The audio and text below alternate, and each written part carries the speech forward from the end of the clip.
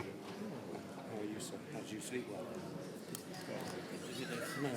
No, I was going to talk to you about it. What did I do?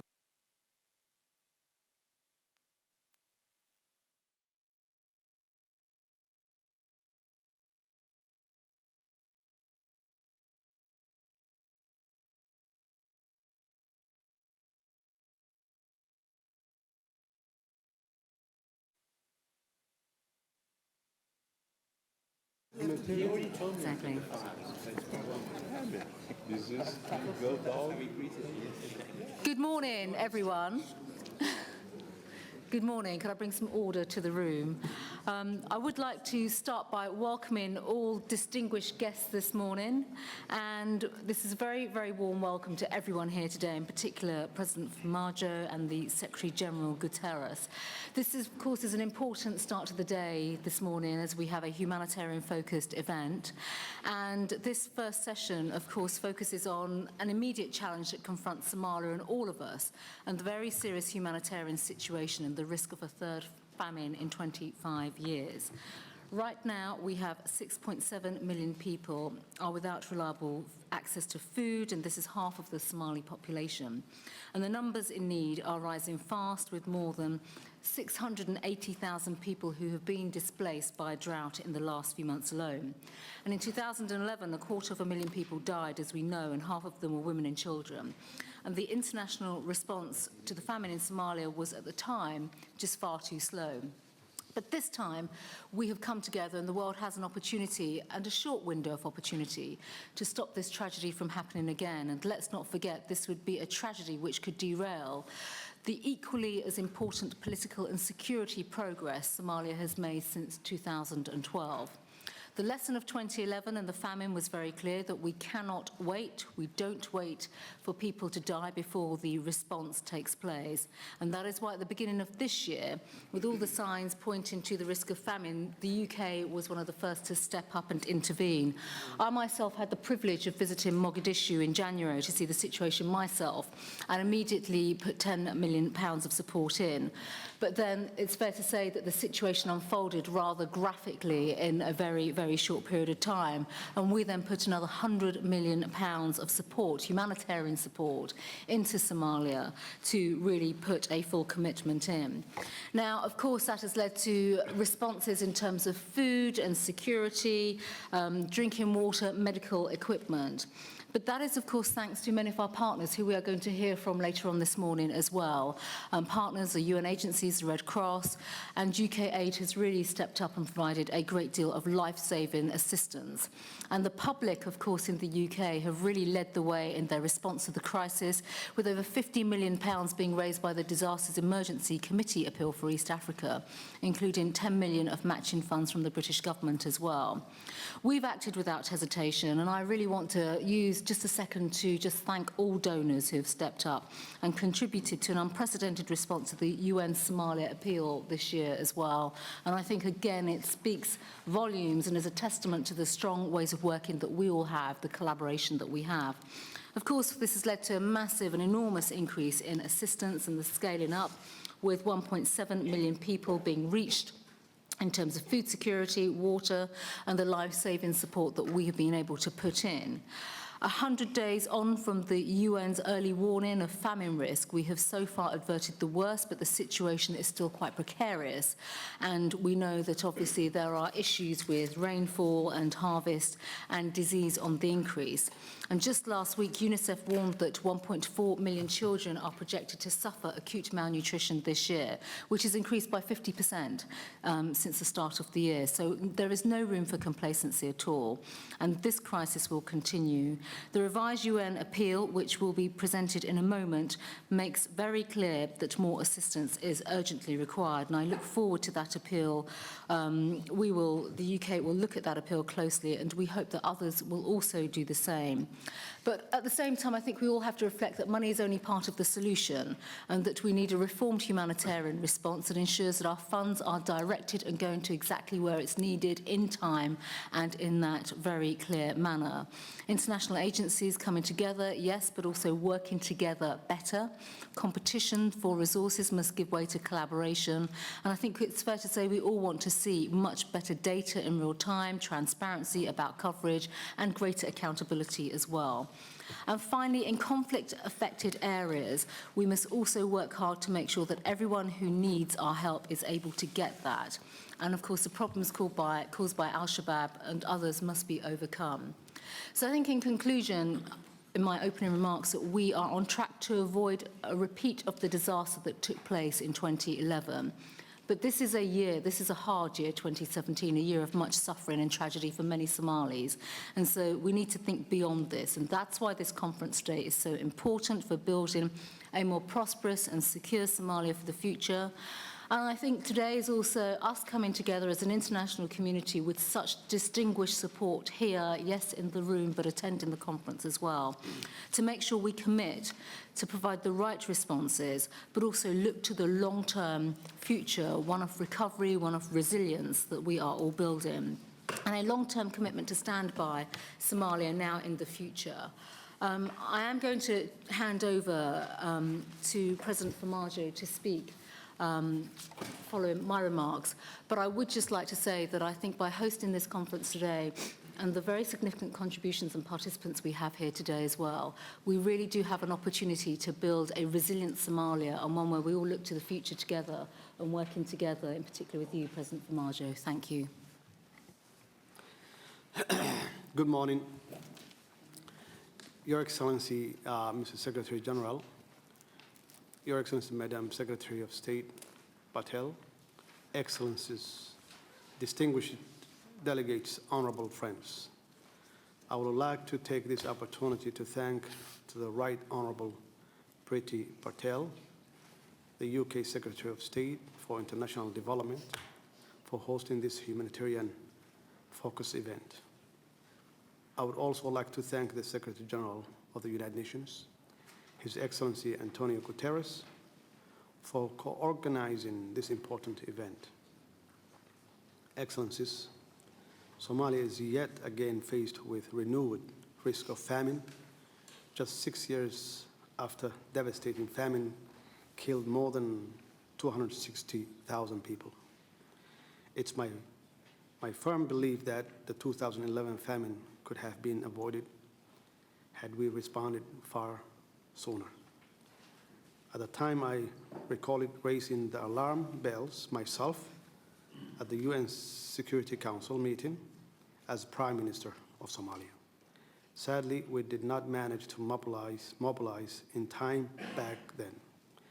This time, I believe we are in a different situation, and with a strong partnership and Somali leadership at the federal and state level, we must turn the situation around.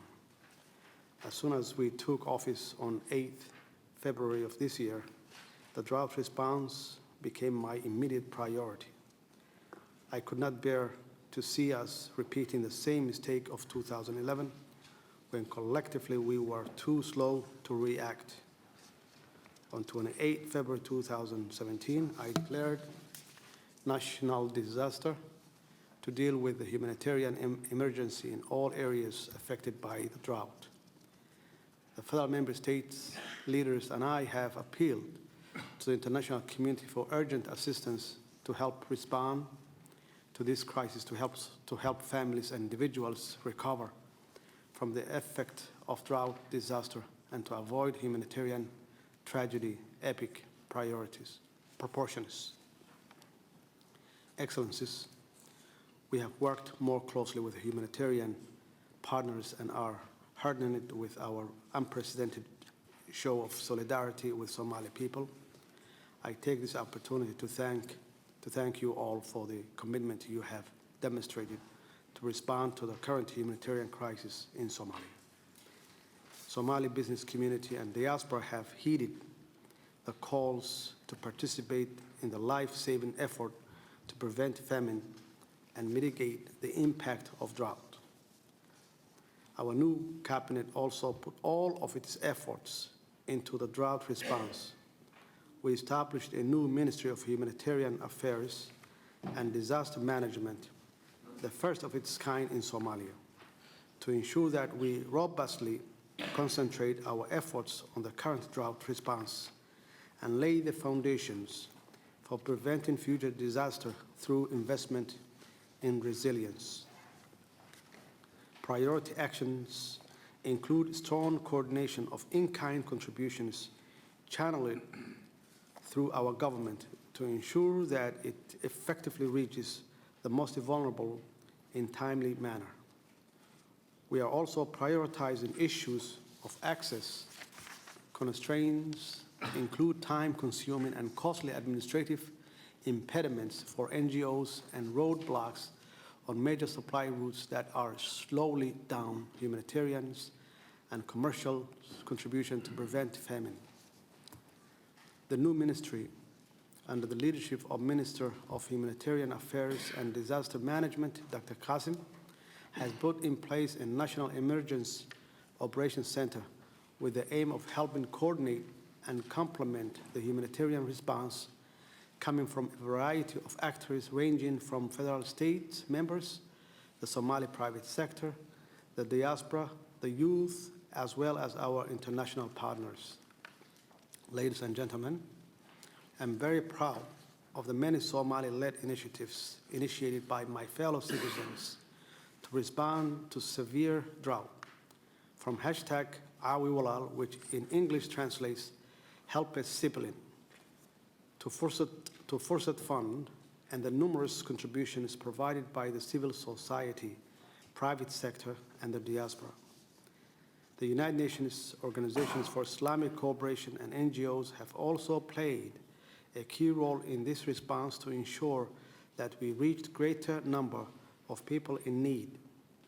I'm really glad to have them in the room with us today. During the IGAD Head of State Summit on Somali refugees held in Nairobi in February of this year, I raised my concern about the 2 million refugees and IDPs that live in and out of the country. 600,000 people, additional people, have been displaced since November 2016 as a result of current drought. This number is even higher than the displacement figure we observed at the same period in time in 2011. The current drought and the looming famine pose yet another challenge to displaced communities. This is why the protracted nature of displacement in Somalia cannot remain ignored. In our National Development Plan, we articulate how we intend to mitigate the root cause of the cyclical drought in our country through longer-term investment in resilience programming. In our resilience pillar, we speak of a desire for Somalia to stand on its own feet and manage its problems and challenges itself. We want to reduce our humanitarian caseload by connecting our people with developmental situations and priorities in place of humanitarian actions. Today, in this room, I would like to call upon all of us to continue scaling up our efforts to respond to the current humanitarian crisis in Somalia. Although we have made significant efforts to prevent famine, the battle is not over. We must continue to keep famine at bay with an emergency response, but also focus on early recovery at least till the end of this year. The emphasis on our humanitarian response must not divert us from our commitment to the National Development Plan, which are equally important and critical to the future of Somalia. I thank you.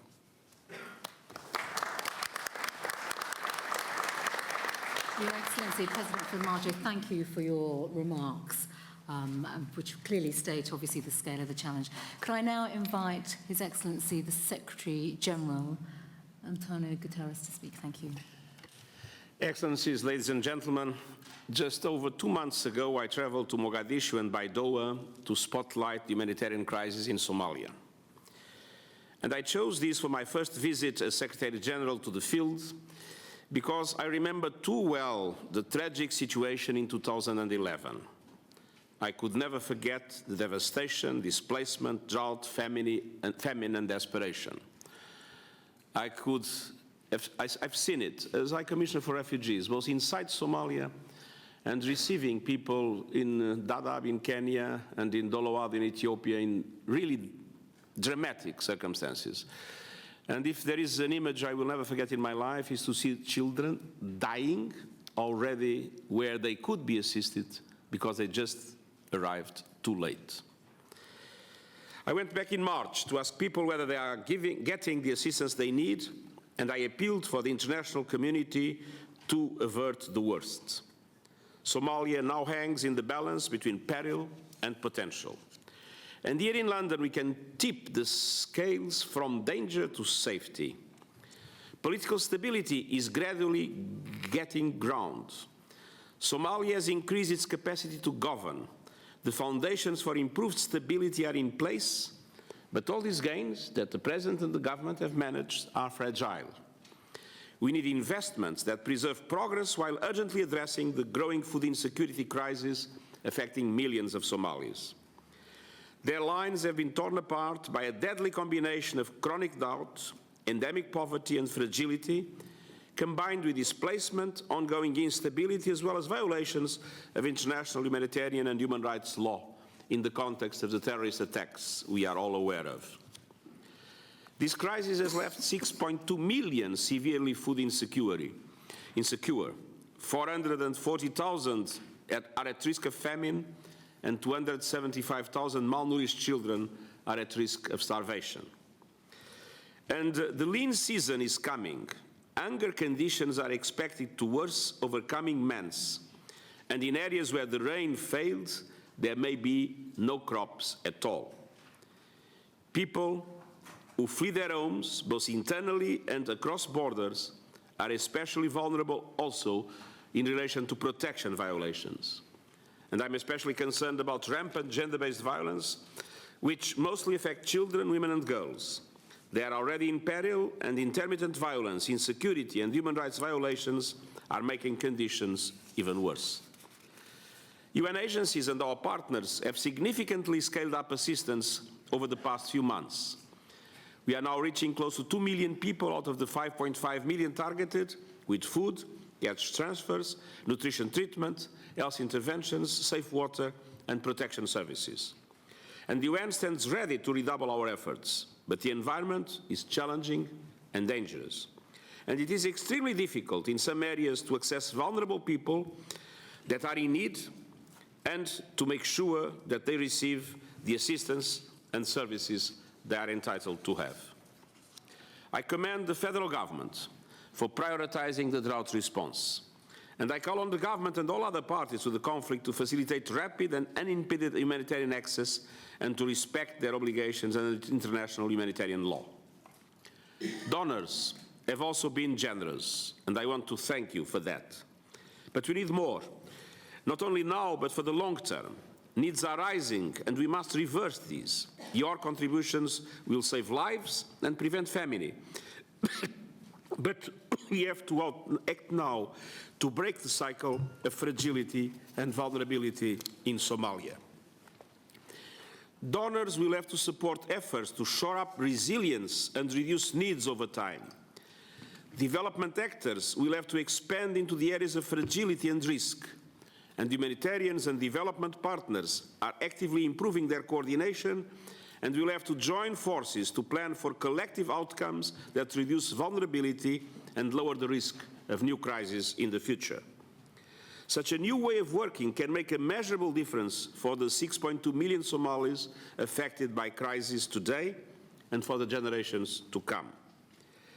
The 2011 famine in Somalia killed 260,000 people, half of them children. This is a stain on the conscience of humanity.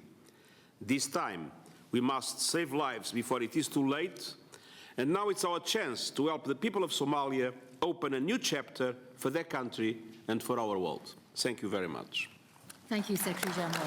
Thank you. Could I now ask Stephen O'Brien and Peter de Klerk? I think both of you are going to speak next. Thank you. Excellencies, good morning, everybody. Secretary of State, Secretary General. You've just heard from the Secretary General the background, the context, the challenge and the opportunity. And I think that the only points I would wish to highlight, ultimately to encourage what I think we can safely say is your potential investment in the future of Somalia, which at the same time helps meet the immediate needs for life-saving and protection. We have a lot going for us. The first is we have the very clear political commitment of the federal government of Somalia. And as the Secretary General said, when he visited both Mogadishu and Badoa, and I was accompanying him, we saw for ourselves that very deep prioritization and commitment from the government, as well as obviously the needs staring us in the face. So there was that. There's a very strong sense of leadership from a number of donors, not least the United Kingdom, for which there is intense appreciation. And ultimately, we have a response which is already taking real effect and is therefore an enabler of your confidence to be able to back what already is working, and we are saving lives.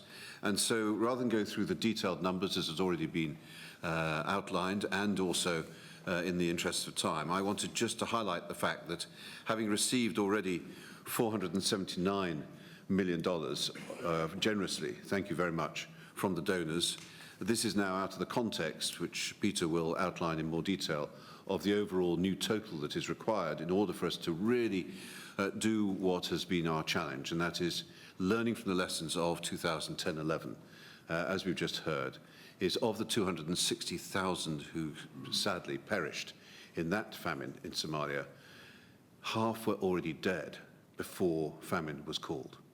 And so this is our opportunity, having gone strategically early, whilst we have the opportunity to avert that worst catastrophe, is to seek to encourage the resources which, with your partnership, through the intermediaries of the very brave and successful work of aid workers working so closely with the federal government of Somalia, we are collectively delivering the life-saving and protection that is required. And I do use the word protection.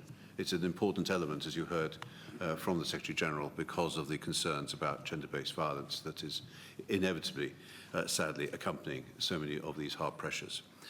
So we have a real need to continue to work very hard to gain full access. There is a very complicated as well as dangerous context. There continues to be many people we need to reach who are still under the areas controlled by Al-Shabaab, and we need to be extremely collaborative and are working with the federal government of Somalia in order to try and gain access. And that is absolutely crucial in order for us to be able to optimize the use of your precious resources to be able to meet the needs of the Somali people, and for, on this occasion, for us to avert the worst and to start building through designing the recovery elements within the immediate needs programs, the basis upon which we can have both durable solutions and an ability to prevent catastrophe. So with that summary, rather than going through the details, I hope that gives you the case for your continued confidence and your investment in what is not just the people of Somalia, but the future of Somalia, and in order for us to be able to back in partnership the strength and the leadership of the new federal government of Somalia. Thank you. Mr. President, Mr. Secretary General, Secretary of State, Under-Secretary General, Excellencies, ladies and gentlemen, friends. It's been heartening to see the level of engagement and support to the drought and impending famine in Somalia by the wider international community. I want to recall here that Secretary General made his first visit to Somalia shortly after taking office. This impressive support has made a big difference in raising awareness of the severity of the current crisis and in mobilizing the humanitarian and financial resources necessary for humanitarian partners to significantly step up our collective efforts in fighting the drought and averting what remains a looming famine. The early and massive humanitarian response was made possible thanks to the generous support by Somalia's international partners. The UK was amongst the first to contribute a substantive amount following the visit by Secretary of State Priti Patel, as was Emergency Relief Coordinator O'Brien with allocations from the SERV. As you have been instrumental in bringing the others on board quickly, I would like to commend your efforts. Of course, we can and should always do better. Progress so far has been impressive, courtesy of dedication and courage of the Somali government, Somali people and humanitarian partners in the face of serious security and operational challenges. Food security partners like WFP and large NGOs like Save the Children, who are here today, have worked closely with national NGOs to scale up operations to reach almost 3 million of the most vulnerable in April, up by an entire million from March, so it's still scaling up very rapidly. More than 1 million were also reached with water trucking by Somali international NGOs and the UN in April alone. While we can collectively be proud of these numbers, it will be essential to sustain this level of response until the end of the year, as has been said. The current outlook, based on the late and insufficient rainy season, remains bleak, and crisis is likely to be with us until the end of this year, necessitating significant additional resources and capacities. According to the latest assessments from the Food Security and Nutrition Analysis Unit, there are already mortality levels above famine thresholds in some of the most hard-to-reach rural areas of the Bai region, driven mainly by high numbers of acute watery diarrhea, cholera deaths. Nutrition and food security also continue to deteriorate in April. As outlined in the revised humanitarian response plan developed by the humanitarian country team in coordination with the government, we require to quickly and significantly continue to scale up our operations to address this AWD, cholera and malnutrition, and work in a highly targeted manner in the next few weeks and months. We'll continue to sharpen the quality of the delivery and the targeting to prioritize the areas at the highest risk to specifically reach the most vulnerable groups in need in these areas. The large numbers of newly displaced arriving in urban centers like Baidoa and Mogadishu will also be supported with critical protection interventions. Response to gender-based violence and shelter will also be ramped up, in addition to food, nutrition, health, and sanitation. In light of the outlook and the challenges facing the humanitarian response, it would be largely premature to assume that famine will be averted. We have therefore revised the humanitarian response plan for the remaining 7 months of the year, asking a further $875 million in addition to the funds already received.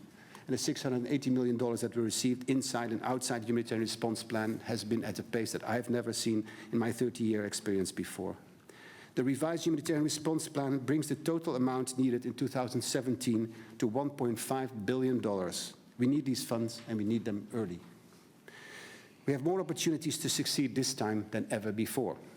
We have a stronger partnership with the government and the international community. We have a more joined up and effective response in the country. Whilst still challenging, security and humanitarian access have improved, and the capacity and funding has been ramped up early. I wish to highlight that we utilize a number of innovative and joined up approaches, including cash transfers, rapid integrated response teams, decentralized drought operations coordination centers, and a more effective real-time management of the operation. We just need strong partnerships and more funds to succeed, as the crisis is unfolding much faster and is expected to last longer. Therefore, the response needs to be further scaled up and sustained.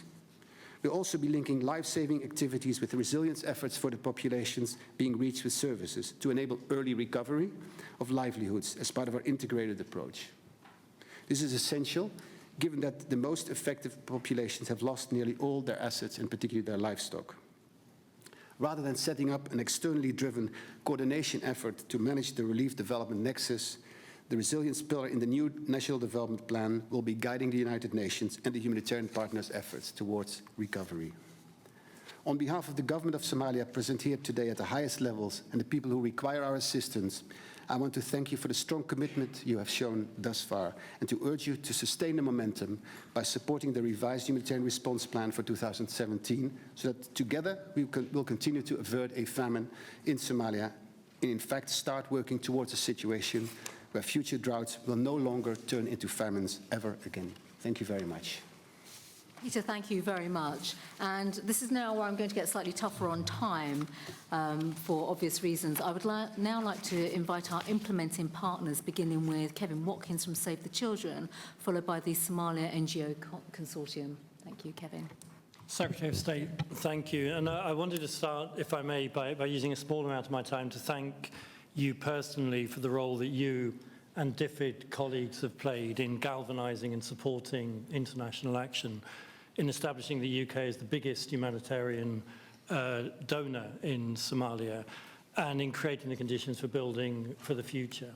And I think if there's one country that I would turn to that powerfully demonstrates the case for 0.7 and the commitments on aid, it has to be this country and this time. I also wanted to thank President Formaggio, who we work with very closely. We're working in 16 of the 18 regions in Somalia with the new department and with line ministries. And if I may, I also wanted to thank the UN Secretary General, because I think that very first trip that you made, the fact that it was to Bedoya, the fact that you called so powerfully on the international community to act, did play a critical role in waking up a humanitarian response that was in danger of sleepwalking into disaster. So thank you to all of you for convening this meeting. I should say that all of the evidence that we are getting from our programs is consistent with the picture that is set out in this report and that Stephen and Peter have very eloquently described. Just to give you one example of evidence from our screening centres connected to our mobile clinics, the rate of child malnutrition that we've documented between February and the end of March increased from 11% to 26%. That is in the space of 2 months. These are numbers that are consistent with the potential for a very sharp spike in child fatalities looking ahead. We can debate whether or not we're dealing with a famine situation. What we cannot afford to debate is the reality on the ground. That reality is that we have 3 million people who are unable to meet their daily food needs, and we're reaching only half of them. We have 1.4 million children who are malnourished. Over 250,000 of those children have life-threatening, severe malnutrition. This is an intolerable situation, and we have to respond. Ultimately, the measure of the success of conferences like this is whether or not these children recover and have an opportunity to flourish, or whether their lives are diminished and put at risk as a result of inaction. We've heard a lot of big statistics. If I may, Secretary of State, I wanted to give a very short account of a trip I made 3 weeks ago to Puntland. And I met 2 children who I think demonstrate the risk and demonstrate what is possible. One child's name was Abdul. He was 2 years old. He was presented at our clinic in Shudder with severe malnutrition, with complicating acute watery diarrhea and pneumonia. The doctors that I spoke to told me he had almost no prospect of surviving. He did survive. We have a very well-stocked clinic in Shudder with very high level of expertise. He pulled through. Another little girl called Hamdi, who was 6 months old, who was presented at our clinic in Garraway. She arrived in a coma. Her mother had carried her for 3 days to get to the clinic. She didn't make it. And I think that what we're talking about today is the difference in the ending of those 2 stories. We have an opportunity to prevent more tragedies, and if we fail to act, there will be more tragedies. I would only add, in supporting what is set out in this report, the critical importance of focusing on timing. We're still probably around $200 million short for financial commitments for the first half of the year by the end of June. We need front loading, we need better coordination, we certainly need more support for cash-based options, and I think we have neglected the importance of water at the peril of people across Somalia. This is now a major killer in and of its own right. So the humanitarian response is critical. As you said, Secretary of State, the critical challenge now is to deal with the immediate crisis whilst building for the future. And in that context, I wanted to applaud the action taken by the President of the World Bank in committing to front load 60% of the 50 million grant allocated to Somalia. I think that is an example of leadership by demonstration. But we also need to deal with some of the deep structural problems facing the country. One of those is what is clearly an unsustainable debt burden. This was a debt accumulated over 40 years ago. 90% of the debt is in arrears. The fact that that Somalia is in arrears with the IMF and the World Bank restricts access to vital sources of recovery funding. Now, I fully recognize that debt relief and debt reduction is never a straightforward operation, and that there are complex issues involved. The bottom line here, though, is that it is wrong to place on the shoulders of Somalia's children responsibility for a debt which was built on the basis of extravagant borrowing and reckless lending. The debt needs to be written off, and I very much hope in the course of the discussions today this urgent challenge will be taken up. Thank you very much. Could I now invite the Somalia NGO Consortium? Mr. President, Secretary of State, Mr. Secretary General, Your Excellencies, ladies and gentlemen, as a representative body representing more than 80 local and international NGOs working in Somalia, I would like to take this opportunity to continue to highlight the critical role played by NGOs in this humanitarian response. I have said it before and I say it again. The humanitarian response plan that you have on your table, produced by UN OCHA, identifies over 300 operational humanitarian partners involved in the response. Your Excellencies, over 90% of these are NGOs. We are frontline responders, ready to take risks that no other actors want to take. That comes with its challenges. Since the beginning of the year, we are faced with 30 security incidents involving humanitarian workers in the first 3 months. In March alone, 35 security incidents. 13 aid workers have been abducted since the beginning of the year, all of whom thankfully have been released. Most of these are Somalis, and they are Somali's real humanitarian heroes. But the risks are even higher for people that are being displaced by the drought. People like Saadia, a 4-year-old girl living in an IDP camp. While she was playing outside her makeshift home, Saadia was sent by her mom to her neighbors to borrow some tea leaves. When she reached the neighbor's hut, she was raped by a 40-year-old man. Saadia's life has changed forever, and the perpetrators of sexual and gender-based violence continue to live in impunity in Somalia. As the Secretary General already mentioned, protection threats escalate with drought and population movements. Our President has already mentioned that since November, 600,000 people have fled or have moved. This is 3,000 people a day in Somalia that are forced to abandon their homes in search of water and food. I also want to take this opportunity to thank the UN Secretary General. Mr. Secretary General, the NGOs working in Somalia sent you a letter asking you to raise the profile of the humanitarian situation in Somalia. 1 week later, you were in Somalia. Thank you for that. It is imperative that the focus is on the humanitarian response and averting a famine, and that armed conflict is not escalated in the current environment. Military offensive not only make it harder for people to be reached, but also create more displacement. We strongly believe as NGOs that the verge of a famine is not a good time to start a military offensive.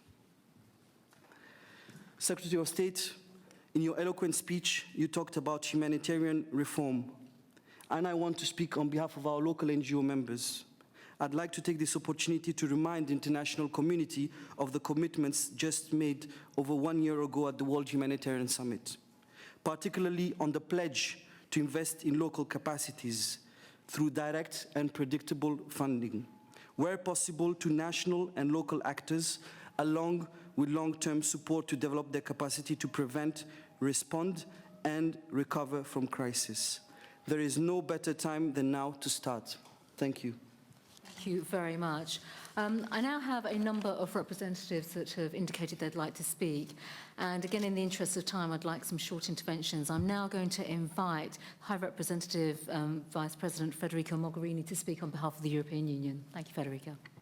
Thank you very much, and thank to you and to the Secretary General of the United Nations for convening this meeting, and also for having this focus on humanitarian. Just a few weeks ago in Brussels, we gathered some of the key partners and donors that are around this table here, exactly to focus on how, also with Stephen, how we can step up our humanitarian support facing the risk of famine now. And the European Union, as you know well, is by far the first donor for Somalia in all different sectors. When it comes to our response to the drought, it amounts to over 460 million euros. And still we know that this is not enough, that we need to mobilize more resources. We will do our part, we will continue to do our part, but we need others to come in and increase the level of support if we want to avoid the catastrophe. We believe also that the availability of resources is not the only challenge we are facing in Somalia when it comes to the risk of famine, insecurity, access constraints. Extortions of aid are among the biggest obstacles to deliver aid to the most needy, and restricted access remain for us the major impediment to roll out a full relief operation covering the majority of the needs. We also have a concern about the feasibility of the return process of up to 50,000 Somali refugees living in Kenya refugee camps now in the current context of severe drought. Beyond human suffering, we believe it is important, as the Secretary General mentioned, to contain the political risks. We are in a delicate moment for the institutions, the government, very much absorbed by the impact of the drought in the moment when it starts its process, only a few months after the inauguration of the President. We believe it is essential that we support and help the government to be seen delivering on expectations of the population and remain focused on also the other critical political and security challenges the population needs to find answers to, because they are somehow interrelated. Two last things. One is the regional dimension. We're focusing on Somalia here, but also because assisting Somalia in this moment also means assisting the neighbors, to limit spillover, but each country in the region, and in particular Ethiopia and Kenya, deserves specific attention and support. We should not forget it. And last but not least, we need to take climate change more seriously. This is true in general political terms. I discussed this in the UN, also with the Secretary General in the last days, but also in our projections for the region. Second, last, only stability and development can create an environment in which natural disasters can be coped with. And this is why the rest of the conference today will be also so important. I thank you. Federica, thank you for your contribution. Can I now invite the German Minister, followed by the Canadian Immigration Minister? Thank you. Thank you very much. 10 days ago, I was in Somalia, and I saw tired and distressed people in Badoya camp. I never saw such a horrible situation, and Antonio Guterres knows that very well. I visited a lot of refugee camps during my political career, but I never saw such a disastrous situation like in Badoya camp. They had lost everything in the drought, their crops, their livestock, their access to water. More than 600,000 people have been forced to leave their homes in search of food and water since November last year. Their suffering must stop. And that is why we are here to meet today, and I'm personally very thankful for the initiative of United Kingdom to invite not only to the security issue in the following conference, but also to a pledging conference here. In April in Berlin, we issued the Berlin humanitarian call for our countries standing united against famine to mobilize even more support. but more needs to be done. We need more humanitarian assistance, more and better humanitarian access, more stabilization and development support, and more action to facilitate political solutions and to prevent the crisis from happening. 2 weeks ago, we pledged our support to the humanitarian response in Yemen, and today we need to do the same for Somalia. I'm happy to say that our concerted efforts are bearing fruit. The humanitarian appeal for Somalia from the United Nations and the Secretary General is almost, I think, 55%. Unfortunately, that is not enough, as the needs continue to rise, so we must continue our efforts. Germany is providing substantial additional funding for the 4 crises in focus, bringing our total support nearly to 500 million euros in 2017 alone. Humanitarian assistance for the Somalia crisis will come up to 140 million euros. We started 2 years ago with 6 million, and then nearly 40 million, and now we will raise 140 million for 2017. So we tripled our efforts for humanitarian aid for this crisis. But humanitarian assistance on its own will not advance political solutions or stimulate development. The countries themselves need to work towards overcoming the violence. They need to work towards political agreements. Droughts hit the Horn of Africa regularly, but if countries are at war, crisis can easily escalate. Together we can translate the 4 mores into specific action, and together we must live up to our joint responsibility to prevent a catastrophe. We owe this to the people of Baidoa, in Borno, in Wau, in Hodeida, and to all others seeking assistance. Thanks a lot. Thank you. Thank you, Secretary of State Patel, President Farmajo, and Secretary General Guterres for convening this important conference. I'm very privileged to be here to represent Canada and to be among friends and partners. Decades of conflict and insecurity have obviously devastated Somalia, destroying infrastructure and forcing millions of people from their homes. And today, Somalia remains at the heart of the most dire humanitarian crisis. We are certainly facing a severe drought that is leaving millions of Somalis food insecure and on the brink of famine. And as friends and partners of Somalia, the international community cannot stand by and let history repeat itself from what we saw in 2011. And I can assure you that Canada has and will continue to do its part to help. Since 2016, we have provided more than $27 million in humanitarian assistance to help provide vulnerable Somalis with food, water and sanitation, healthcare, and other humanitarian interventions. Our recent announcement of $119.25 million to address food insecurity in Nigeria, Yemen, Somalia, and South Sudan included a portion of $21 million for Somalia.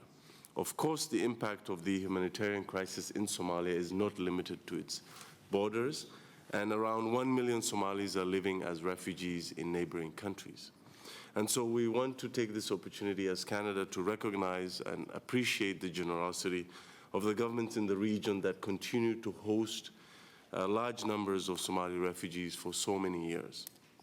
Canada is doing its part in that area as well, and we have historically resettled many Somali refugees, both through our government resettlement plan for refugees, but also including our privately sponsored refugees by ordinary Canadians and by community organizations and religious groups. We will continue to provide much needed funding, critical funding to the UNHCR and the World Food Programme to assist Somali refugees in the broader region. Cyclical droughts will no doubt continue. Climate change is a real factor. But to lessen the impact of future droughts or other crises, we're working very closely with multilateral and NGO partners to build households and build resilience, making sure that community resilience is at the heart of our response in addition to dealing with the immediate needs.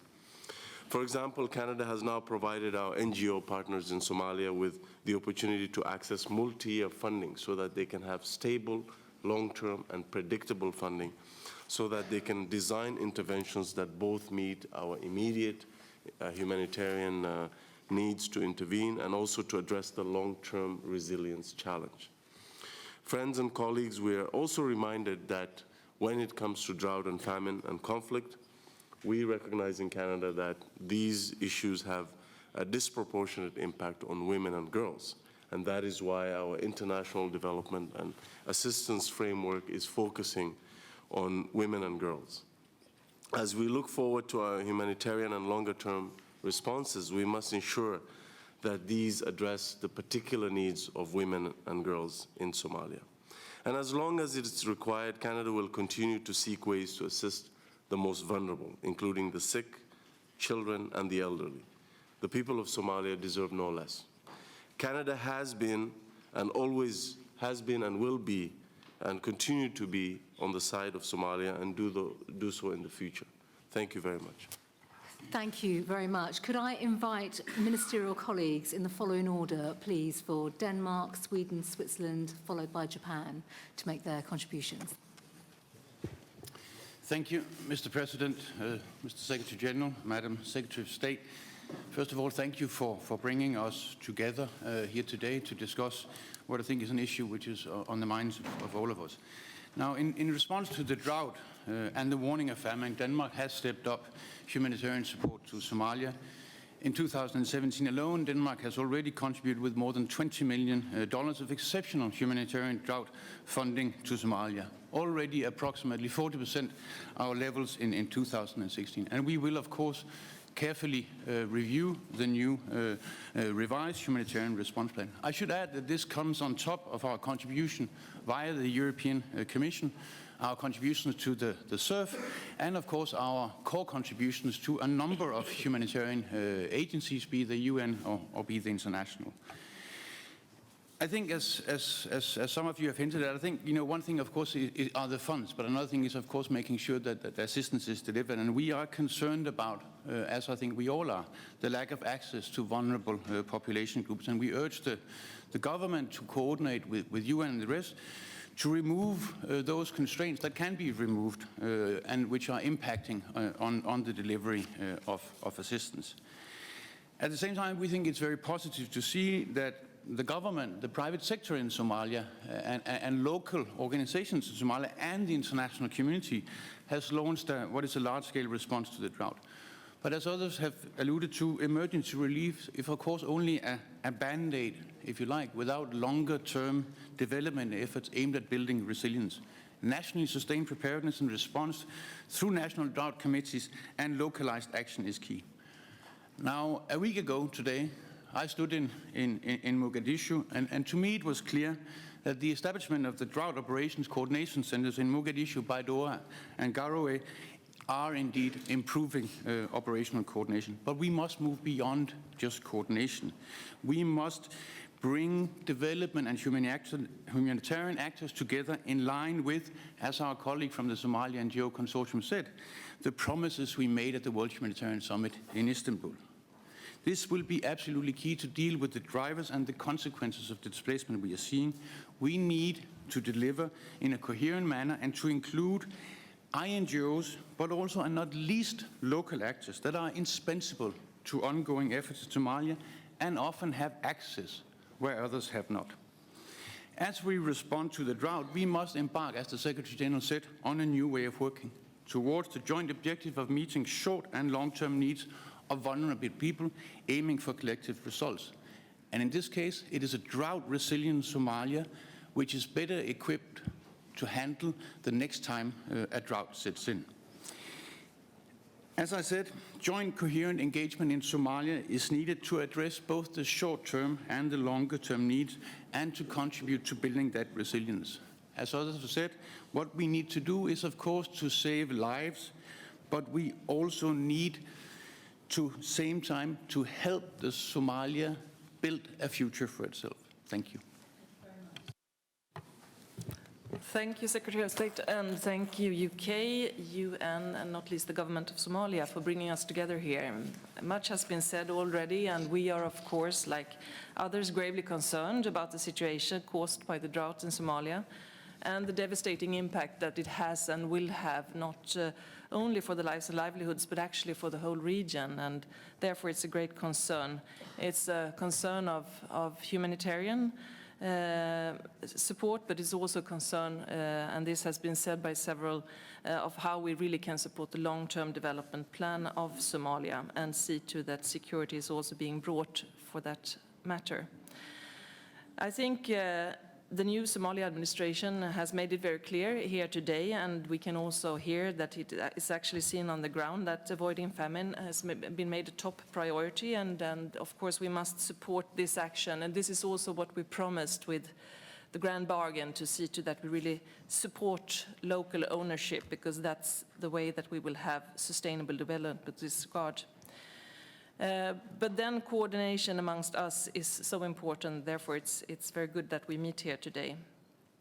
And of course our financial response and the call need to be met with robust and long-term support to contribute to drought mitigation, but also to development and resilience. The Somali response, not least by the diaspora, but also by all the local NGOs, has been very impressive, and that is very promising. And I think that we have learned from the crisis that we have seen before, and that we are actually starting to provide better and more efficient aid. But we need to bear in mind that we really need to see that this is a long-term project, and that we will most probably see more droughts coming onwards. And we also stress the importance of the climate change implications that cause and will cause onwards more challenges to this region. We need to be proactive instead of reactive in the face of drought and crisis, and not least with what we will see onwards with the expected Niños, with floods and drought that will come with closer periods. Resilience mechanisms have been eroded, and the stability of the region is weak, and therefore, and this has been said several times, resilience building with the Somali people and the support for that is our top priority when we continue to mobilize high levels of resources for recovery. In order to ensure resilience, investments need to be made in long-term projects with regard to water infrastructure, mechanisms for disasters, social safety nets has also been mentioned, risk mitigation, and also agricultural diversification and adaptation. We need to support the improvement of the government and the national agency capacity for disaster management and support your efforts that you have already started.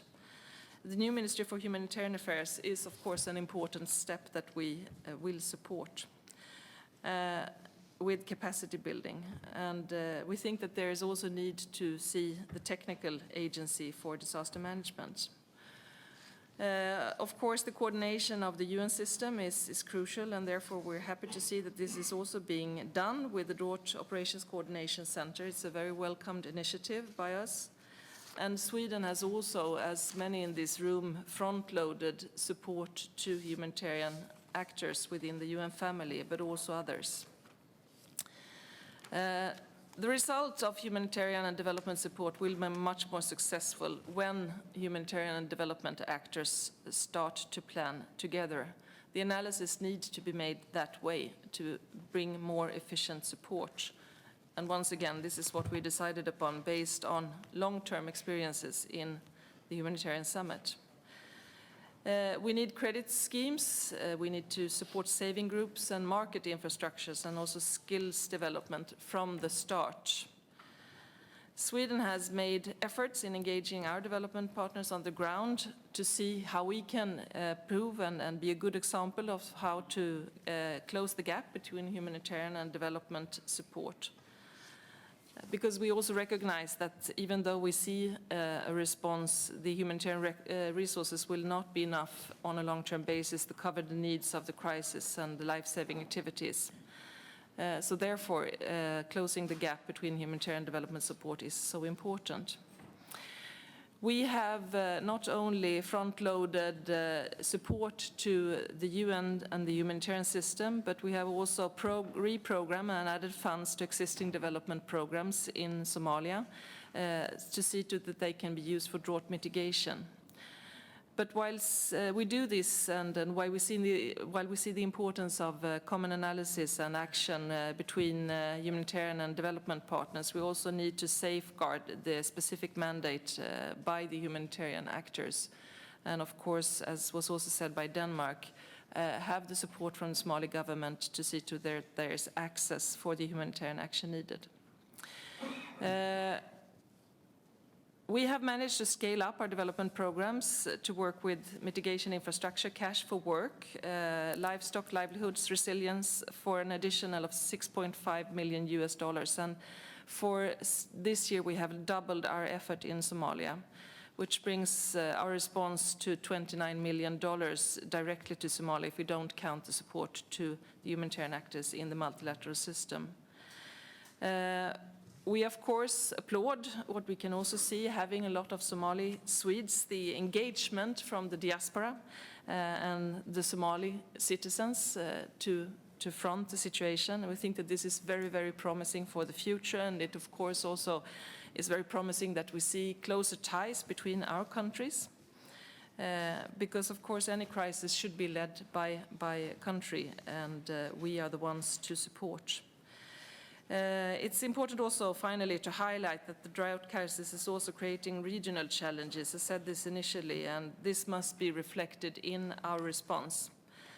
Refugee flows have not yet peaked, and we have to work together to safeguard a plan and asylum spaces in the neighboring countries. And IGAD has made great advances in putting durable solutions for displaced and drought response on the regional political agenda, which is something that we need to support and follow. Responses to these ills cannot and will not know borders.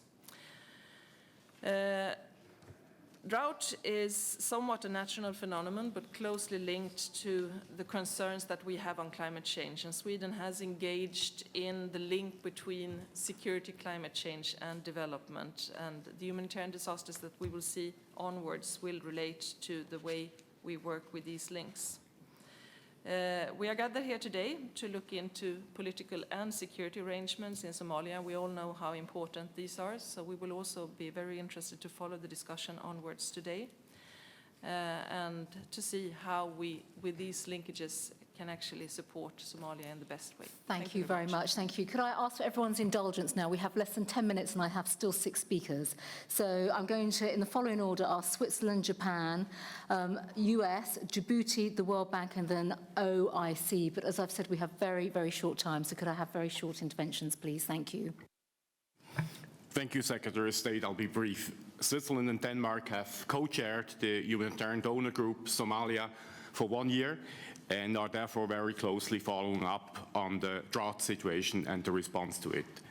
It has started to rain in Somalia, but not in all parts of the country, and the severe crisis is definitely not yet averted. Water levels remain critical, and the next weeks will be decisive for the growth of pasture and for the harvest to come in July. Coordination, which is key for an effective response, has improved, including in the regions. In this respect, donors have a responsibility to make sure that they continue to encourage coordination and cooperation among all stakeholders. Wherever possible, targeted cash-based interventions should remain a priority modality of intervention for markets to continue to function. In addressing the large-scale displacements Hello everyone, of I'm General agro-pastoralists Nasir, and I'm a pastoralist YouTube communities, vlogger. restoring their livelihoods should now be a priority to avoid further destitution, protracted displacement situations, and eventually humanitarian aid dependency. Humanitarian access to some of the most affected regions remains a major challenge. Yes, there are serious security constraints, but we also hear about continued serious administrative impediments. And we would hence like to take this opportunity to call upon all stakeholders to do their utmost to ensure that aid can be delivered, and it is delivered based on the fundamental humanitarian principles of humanity, independence, neutrality, and impartiality for it to reach those in need. As we speak, Somalia continues to face a major humanitarian crisis. In such a context, any large-scale military intervention would seriously affect the capacity of humanitarian actors to effectively respond to the current crisis and increase humanitarian suffering. Thank you. Thank you very much, Chairman. I'm sorry to speak in Japanese. Okay.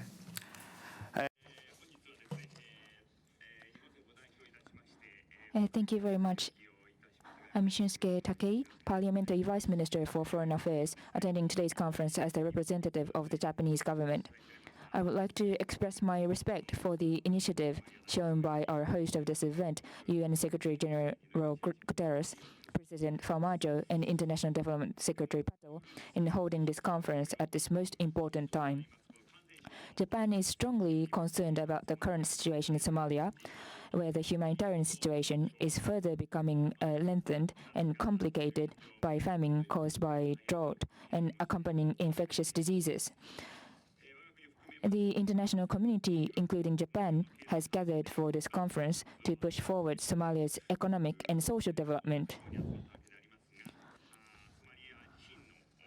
To respond to the humanitarian crisis caused by conflicts and droughts that bring Somalia's own efforts and the international community's effort to nothing. Development cooperation that contribute to resolving the root cause, as well as rapid humanitarian assistance, is necessary. To hold back the expansion of the humanitarian crisis by famine, which the Horn of Africa, including Somalia and part of the Middle East, is facing, in March this year, Japan has decided $26 million of assistance, including $8.5 million to Somalia. I hope that this assistance will get across to suffering populations rapidly and effectively. Also, I think it is important for Somalia to strengthen its resilience to these crises and to upgrade its capacity for the prevention of the expansion of damages. Japan, together with the international community, will continue to respond to humanitarian crisis and to encourage Somalia's self-effort, including capacity building. Thank you very much.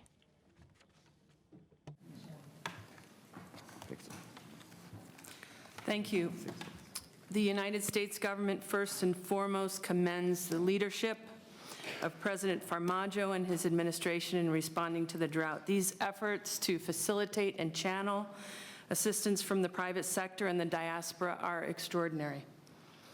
The United States remains deeply concerned about the potential for famine in Somalia, and we're committed to working with the Somali government, other donors, the UN, and NGO partners to prevent a famine. We tracked the early warning information very closely and acted early alongside Somalia and other donors by front-loading our response to the crisis to mitigate the likelihood of famine. The U.S. is the single largest bilateral donor of humanitarian assistance to the Somali people, providing nearly $364 million in humanitarian assistance since October 2015. We commend all of our donor partners, and we note the particular generosity of the United Kingdom, Germany, and the European Union for their significant increases in support for the current crisis. And we salute those who are risking their safety and their lives to deliver assistance. In addition to direct humanitarian assistance response, the U.S. government is adapting our development programming to support the humanitarian response to the drought, while also investing in community resilience. We continue to help support Somali refugees in Djibouti, Ethiopia, Kenya, and Uganda until they can return home safely and voluntarily. In restating our own commitment, the U.S. will continue to encourage Somalia's international partners to not only increase their support for the current crisis, especially in light of the revised UN appeal, but also to invest in Somalia's long-term resilience and recovery to ensure that this situation never happens again. Thank you. Merci, Madame Secretary. I don't think there's translation from French, so I have to... There is? Ce serait plus facile pour moi de parler français. Allez-y. Merci. Madame la secrétaire d'État, Monsieur le Premier ministre, Mesdames et Messieurs honorables, je suis très heureux d'être ici aujourd'hui pour représenter le gouvernement de la République de Djibouti. Je voulais d'abord féliciter le gouvernement du Royaume-Uni de cette initiative très importante et saluer tous les efforts de la communauté internationale, à commencer par les Nations Unies, avec le secrétaire général des Nations Unies qui s'est rendu sur place il y a longtemps, ainsi que les ONG qui œuvrent. Also the NGOs which are active on the ground. I would like to remind you of the fact that the droughts that impact Somalia is a regional drought, but plus constant terrorist risk. It's even more complex, and therefore the international community has to be active on the ground. The government does its best, we do our best to be on the front line and to bring our own contribution. We send on the spot the right means from the first day of that drought. And with the support of the Somali government. And we're putting our means at disposal not merely to help and support the victims of that drought in Somalia, but also to support people who are fleeing that crisis in Somalia, but also people from the Yemen region who are the victims of that drought and also poverty. And our government is ready to support all this and play its part to support Somalia. Thank you very much. Thank you very much. Very briefly, let me also echo my congratulations to the conveners and also my respect and admiration for the implementers on the ground who are working to deliver this assistance in difficult circumstances.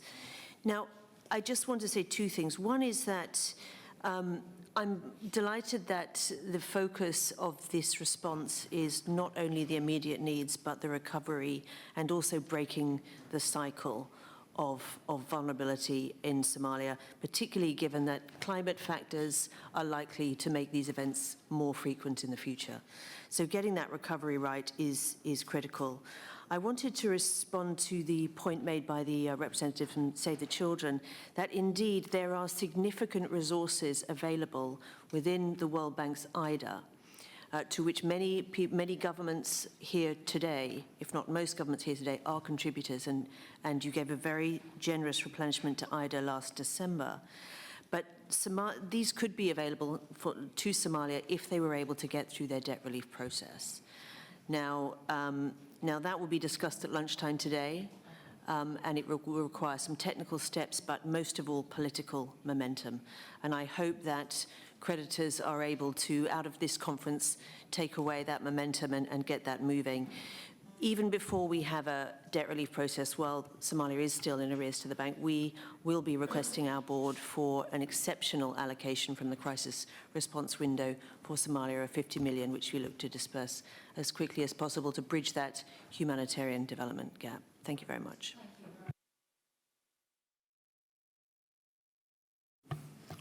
Thank you, Madam Chairman, and I'll be very brief. I want to thank you for your leadership in dealing with the situation in Somalia, and also thank the UN Secretary General and the UN system in this regard. We remained in Somalia in 2011 when many of our partners had to leave for security reasons, because we have a much higher level of tolerance in relation to risks regarding security, and we will continue to work hard in support of the people of Somalia, like many of our colleagues said, not only for the current crisis, but in the long term.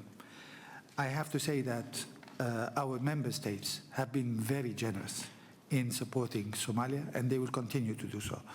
Since none of the OIC member states have spoken, I just wanted to say that Saudi Arabia has been one of the most generous contributors in support of Somalia. They have paid hundreds of millions of dollars in their support. So was Turkey, that built the airport, a hospital, and a number of roads that allow us to go to Somalia even today. And many others, the United Arab Emirates, Kuwait, Qatar, and countries that have limited resources even, like Egypt, Djibouti, and others. So we hope to continue to support Somalia, and we thank you very much for holding this important event. Thank you. Thank you very much. Because we are now really up against it on the clock, I'm going to close this session. And I really want to just give my sincere gratitude and thanks for everyone for their perseverance on timings. But I think importantly for the contributions that we have heard, for the resilience I think all donors have shown as well in terms of the extent of the challenge that we all face, but also the long-term commitment that we are giving today here for Somalia as well. I look forward to working with you throughout the day, but importantly, beyond this conference as well, on tackling this very, very difficult, challenging situation. So thank you again.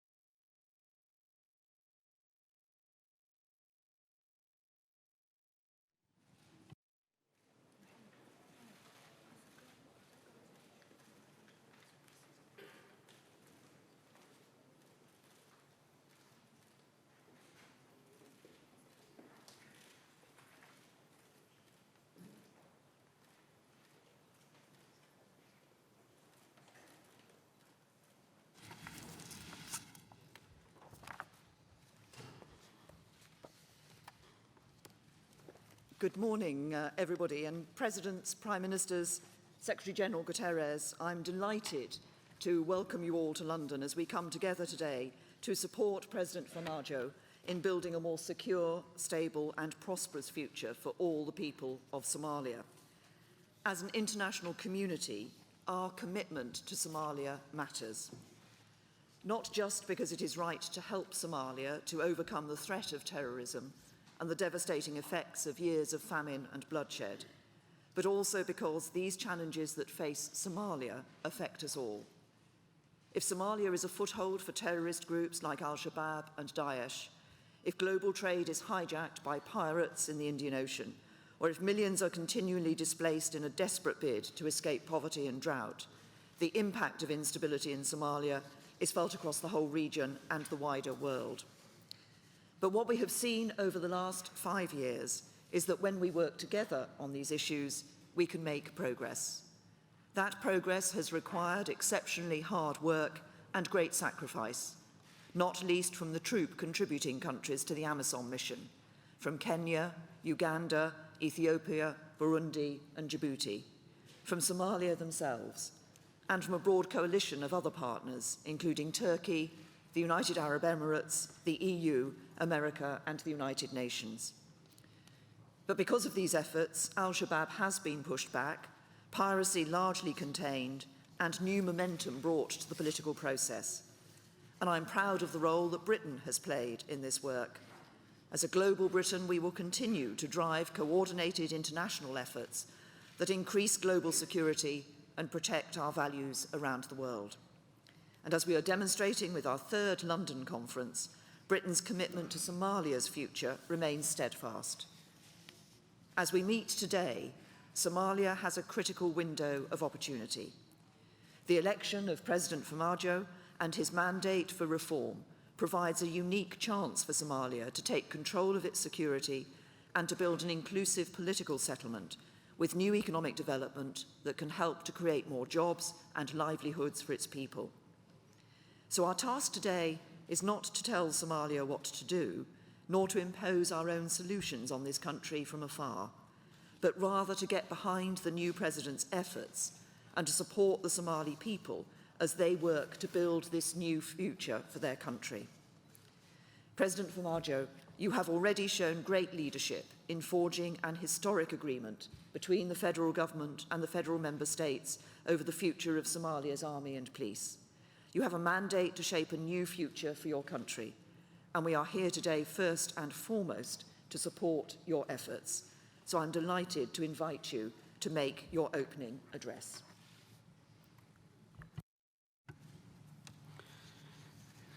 Good morning, Your Excellency, the Right Honourable Theresa May, the Prime Minister of the United Kingdom, His Excellency Antonio Guterres, the Secretary General of the United Nations, His Excellency Moussa Faki Mohammed, Chairman of the African Union Commission, heads of states and governments in attendance, representatives of nations and organizations. It's indeed a great honor to be addressing you all today at this special conference on Somalia's future in this beautiful city of London. I'm delighted to be sharing this historic day with our key partners, all of whom have stood by our people and nation in our greatest period of need. I would like to take this opportunity to especially thank our great host, Prime Minister Theresa May, and her government for commitment and bringing this conference to fruition. As many of you know, this is not the first conference for Somalia hosted by the UK. For that, we thank you, Prime Minister.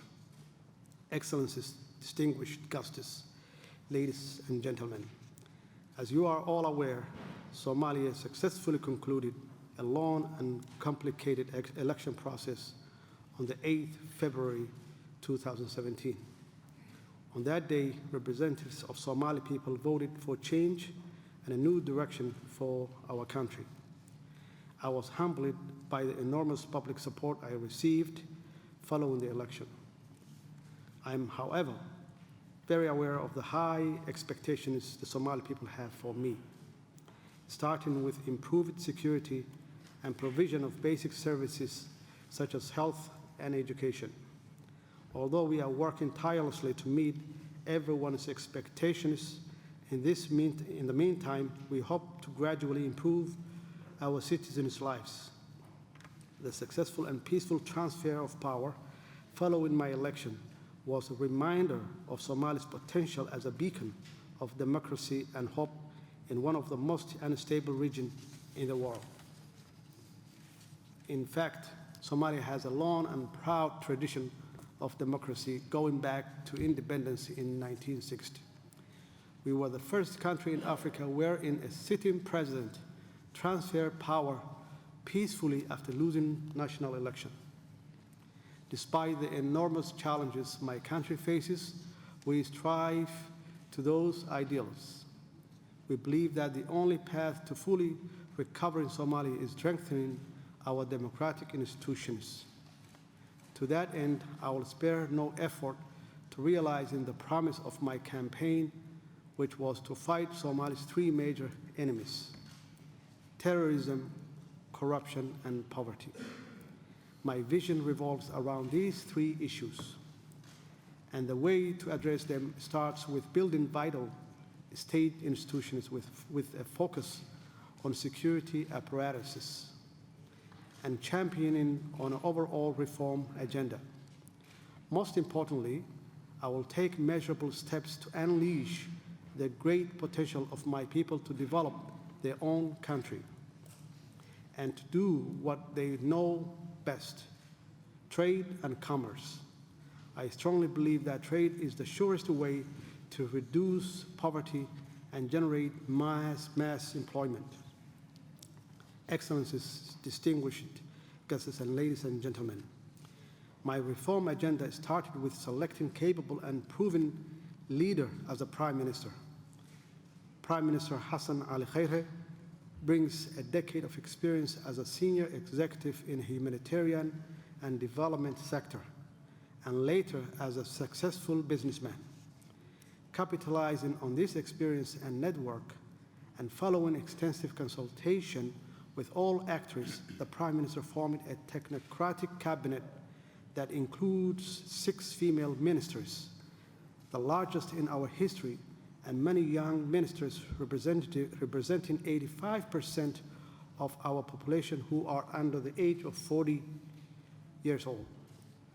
One of the new young ministers was former refugee camp in Dadaab, the world's largest refugee camp in Kenya. His compelling story gives insight into the transformation my country is going through. Unfortunately, his life was cut short last week, but his legacy remains with us. Excellencies, distinguished ladies and gentlemen, I recognize that a good cabinet is only as good as the service it delivers to its people. And in Somalia, delivering anything hinges largely on getting politics right. Good politics must be inclusive, participatory, vibrant, and on a leveling playing field. In this regard, we are committed to solidifying our federal system of governance, which has been in place only since 2004. Our overall vision is to achieve a strong and cooperative union which works for all Somalis and enhance equity and good governance. We are thankful a step closer to this objective, as illustrated by the recent historic formation of a new National Security Council, which includes federal member states. The National Security Council is not only a platform for dialogue on security issues, but on broader matter of national importance. The fact that all heads of federal member states are with me here today speaks volumes of our collective effort towards a strong and cooperative union. Together with other stakeholders, we will be engaging in in-depth discussion around matters of national importance. We are already engaged in a deep dialogue on sharing of natural resources. This is and other areas will be discussed in the context of constitutional review process. As the leaders of Somalia, we recognize that the Constitution is the document that binds us together.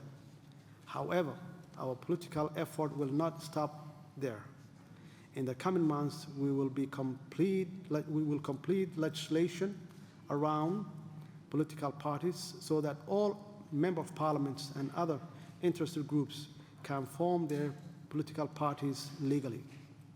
We are determined to encourage a vibrant political environment which uphold the best practices of democracy, freedom of assembly, and freedom of speech, of which are enshrined in our Constitution. Ladies and gentlemen, security remains paramount of my administration. The new national security architecture and the Security Pact give us the tool we need to strengthen our Somali National Army and introduce an improved policing model. Together with the African mission in Somalia, I am confident that we can defeat Al-Shabaab in the next few years. Once we recover the remaining territories and secure supply routes, we will stabilize the country by building local administrations in collaboration with the federal member states. We believe that communities are best placed to collaborate with local, state, and federal government to stabilize the country. But the government needs the necessary tools to be able to defeat Al-Shabaab. For far too long, our security forces and terrorist groups have been fighting using the same type of light weapons, mostly AK-47. Despite the bravery of our men and women in uniform, we were locked in symmetrical battle with the terrorists. Without AMSOM forces who are supplied with heavy weapons, we would not have been able to defeat Al-Shabaab. The long-standing arms embargo on Somalia severely restricted our ability to procure heavy weapons despite the partial lifting of the embargo in 2013.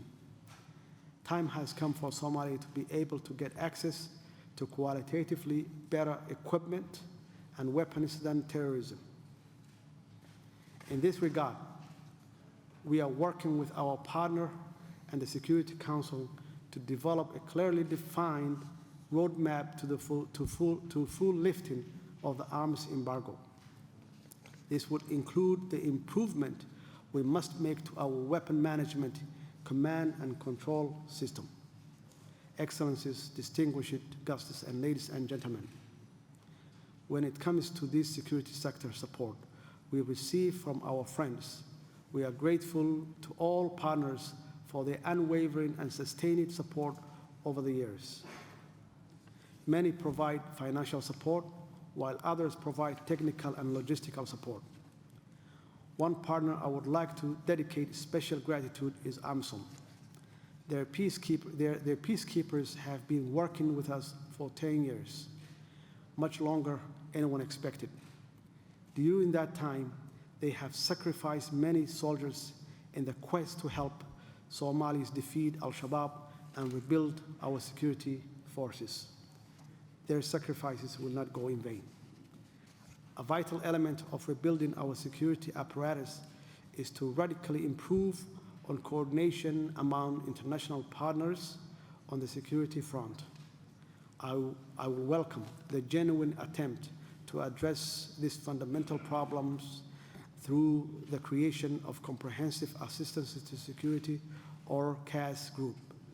This group, is close collaboration with the Somali National Security Office, must end duplicity and fragmentation in the security support sector. On our side, the National Security Council is designed to do the same. Excellencies, distinguished guests, and ladies and gentlemen, the insecurity situation cannot be changed without addressing its root causes, which is abject poverty and mass unemployment. Too many of our young generation are sitting idle, creating fertile ground for terrorists to recruit from. We must tackle this issue with a robust economic recovery plan. To this end, we have identified the priority of the priorities within the National Development Plan, the NDP, which clearly articulates our development agenda, is based on sound evidence and extensive consultations across the country. Our partner should align their support with the priority of National Development Plan, which are focused on strategic investment in key sectors such as productive sector of agriculture, livestock, and fishing.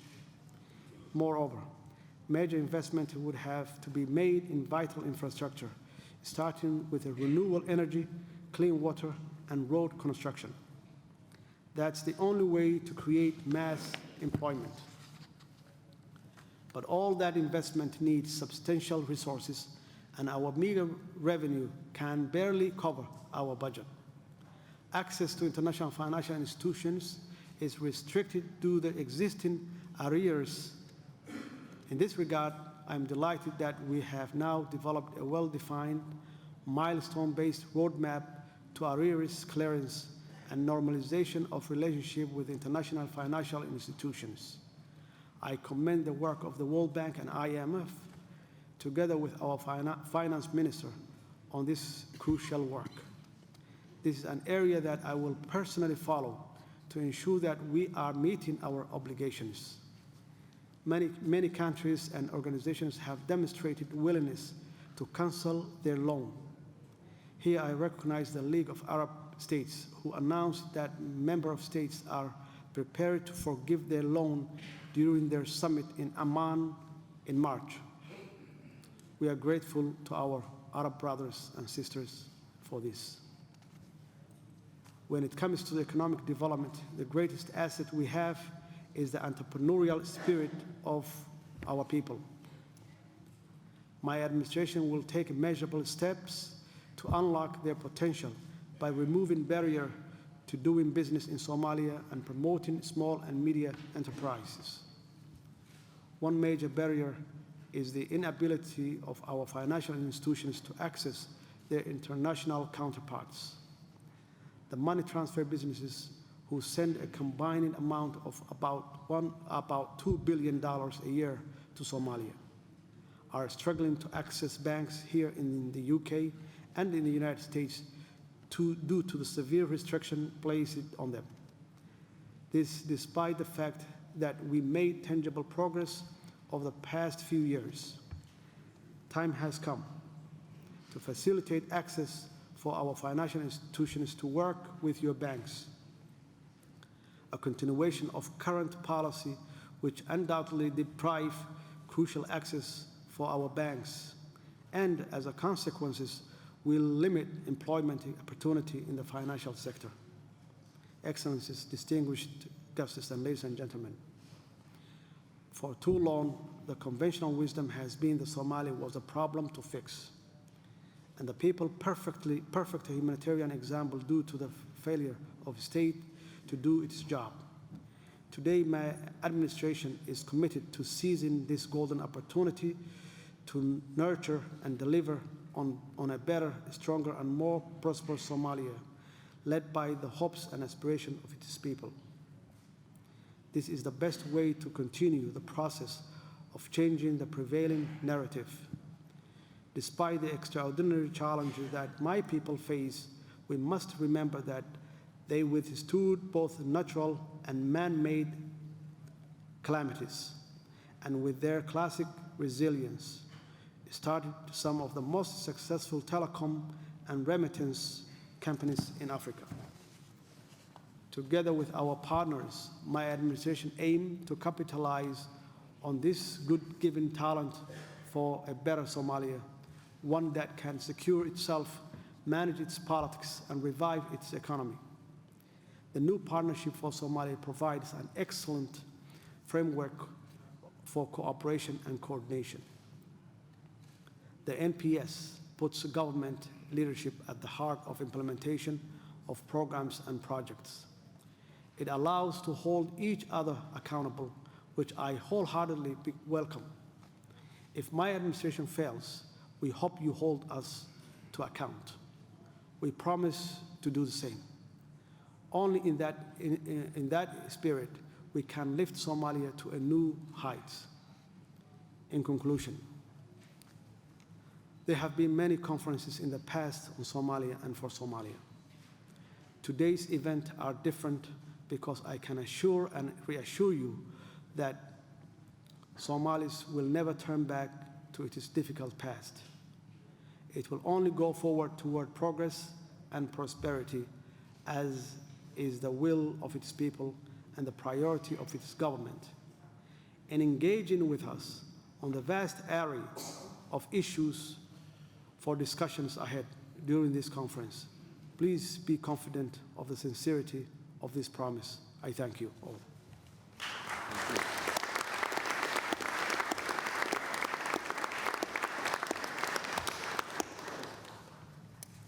Thank you very much, President Farmajo, for setting out such a compelling vision for the future of your country.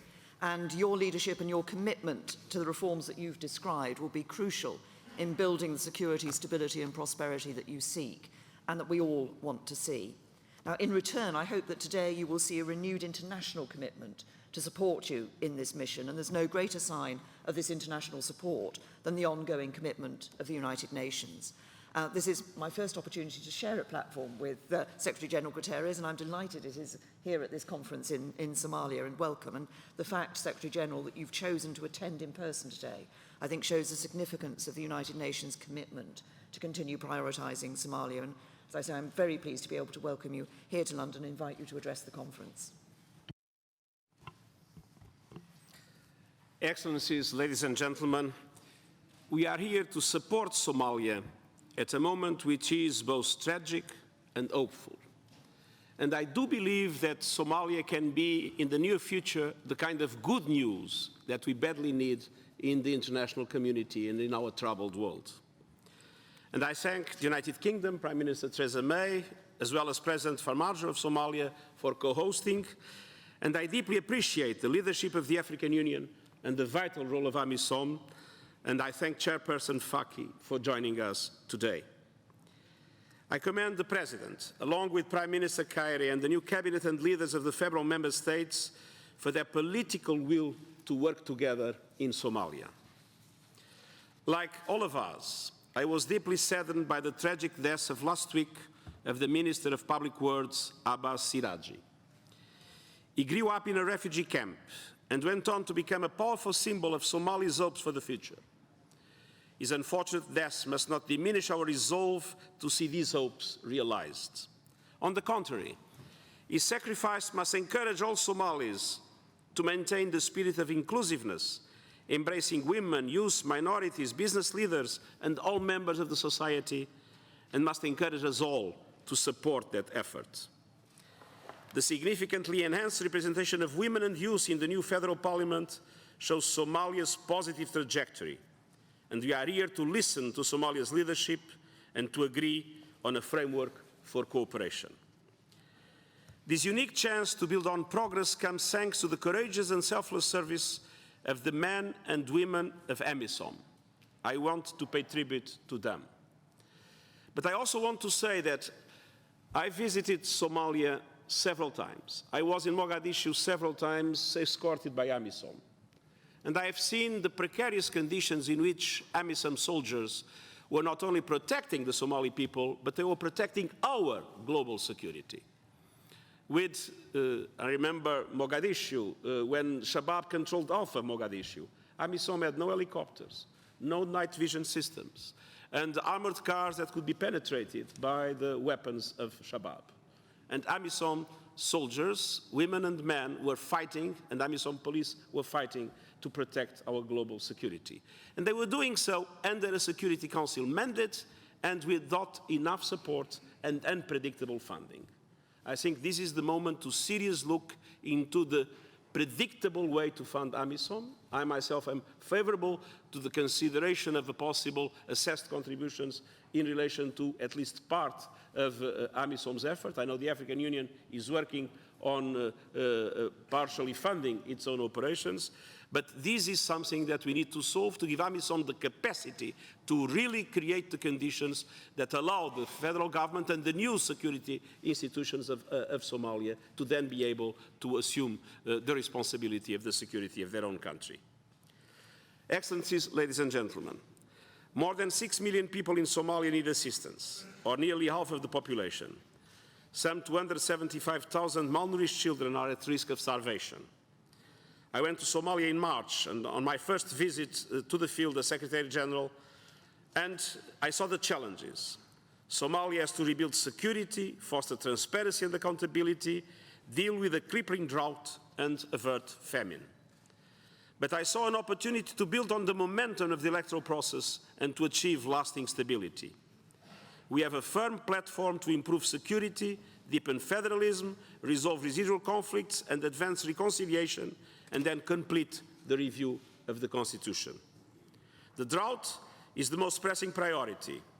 This morning, we presented a revised humanitarian response plan seeking an additional $900 million through the end of the year. And we also need to address the damage caused by climate change and conflict. Indeed, fighting continues to devastate Somalia. Violations of human rights and international humanitarian law occur with impunity. We are still seeing Al-Shabaab recruiting and exploiting children, and also children that are arbitrarily detained. And I'm particularly concerned about widespread sexual violence. Internally displaced women and girls and members of minority clans remain the most vulnerable. They need human rights urgent protection.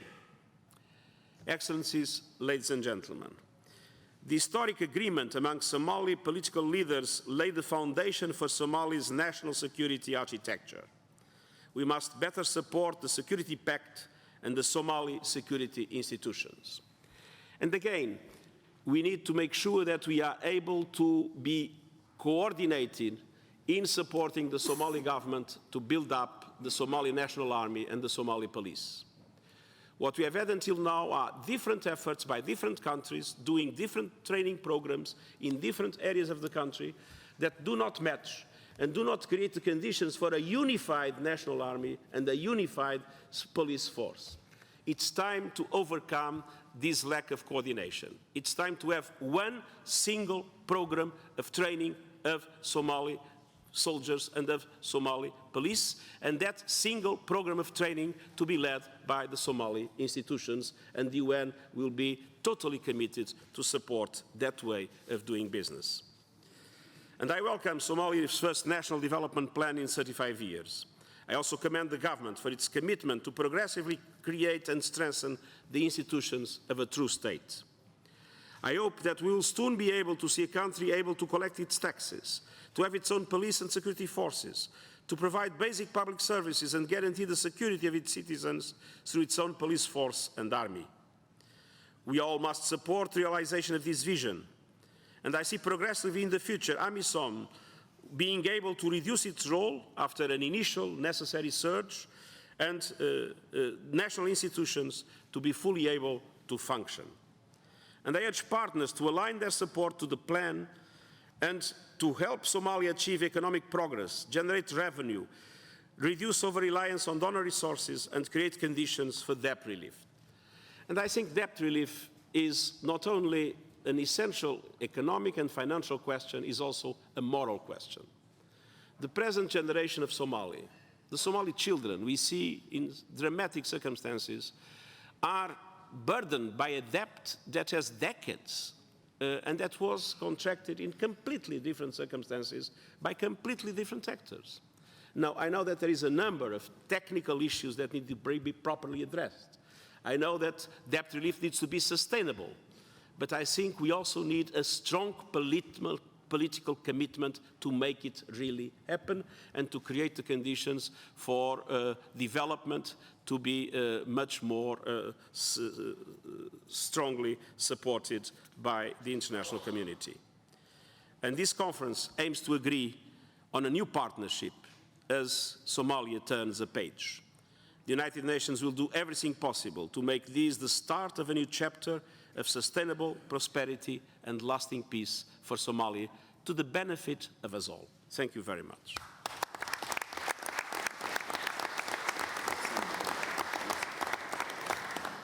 Thank you very much, Secretary General, for those powerful remarks and for your insight and for the continued support of the United Nations at this important moment in Somalia's future.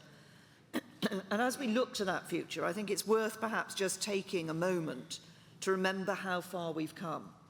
Just 5 years ago, al-Shabaab controlled large parts of Somalia. Piracy was costing global trade $7 billion a year, and the country was recovering from a famine the previous year, which had killed 250,000 people, half of whom were under 5 years old. But today, al-Shabaab has been driven back across Somalia, such that they no longer pose an existential threat to the country. International efforts to tackle piracy have helped to ensure that until March this year, there had been no attacks at sea for 5 years. And whilst the London conferences in 2012 and 2013 brought new momentum to the political process, supporting the work of the nascent federal government.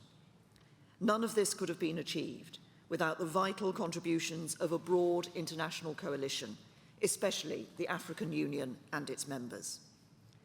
I know that Kenya, Uganda, Ethiopia, Burundi and Djibouti have taken heavy casualties in the fight against al-Shabaab, as indeed have Somali security forces. But your commitment to the AMISOM mission has been fundamental to the progress that has been made. So too has the enormous contributions of countries like Turkey and the UAE, America and the European Union. Yet despite this progress, deep challenges remain. Al-Shabaab has tripled its attacks on Mogadishu, and Somali forces do not yet have the capability to take over control of their own security. The political process still has a way to go, with Somalia once again ranked the most fragile state in the world. While the drought has left more than 6 million people in need of humanitarian assistance and almost 1 million children acutely malnourished, with 2 million refugees living in camps in neighbouring countries and more than 1 million displaced people within Somalia. Of course, we must continue to respond urgently to the need for humanitarian assistance.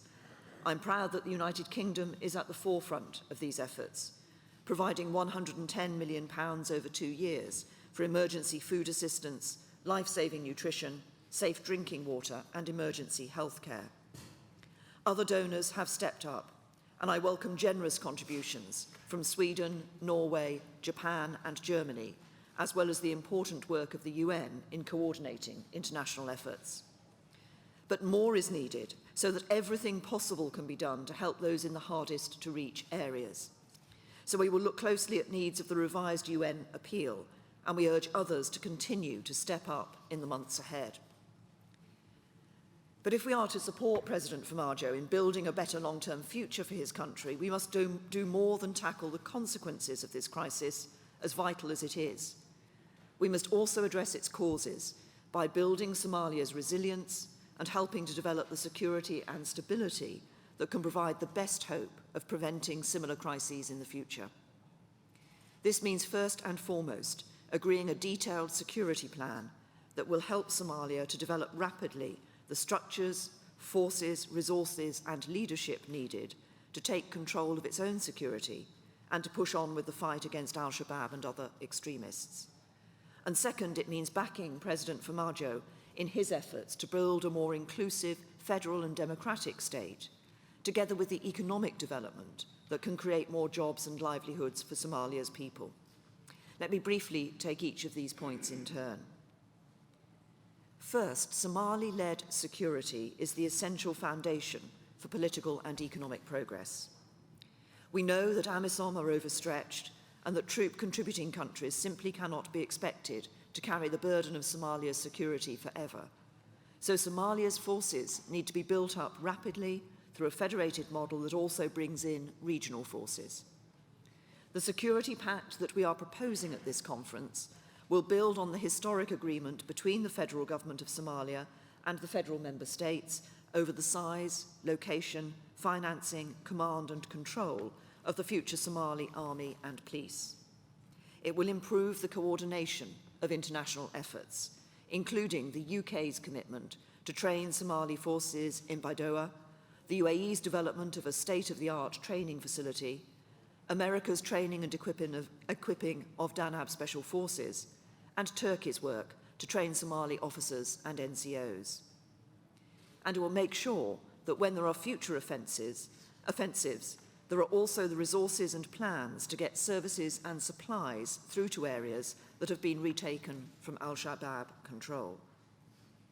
As part of this pact, we want to see more detailed plans for Somali security reform so that Somalia can take responsibility for its own security and enable the drawdown of AMISOM troops as conditions on the ground allow. We want to see the integration of Somali regional forces and an increase in Somali capacity, as this will be crucial in allowing the resumption of offensives against the remaining al-Shabaab strongholds in southern Somalia, as well as the continued pressure on the small Daesh affiliate in Puntland and improved security in Mogadishu.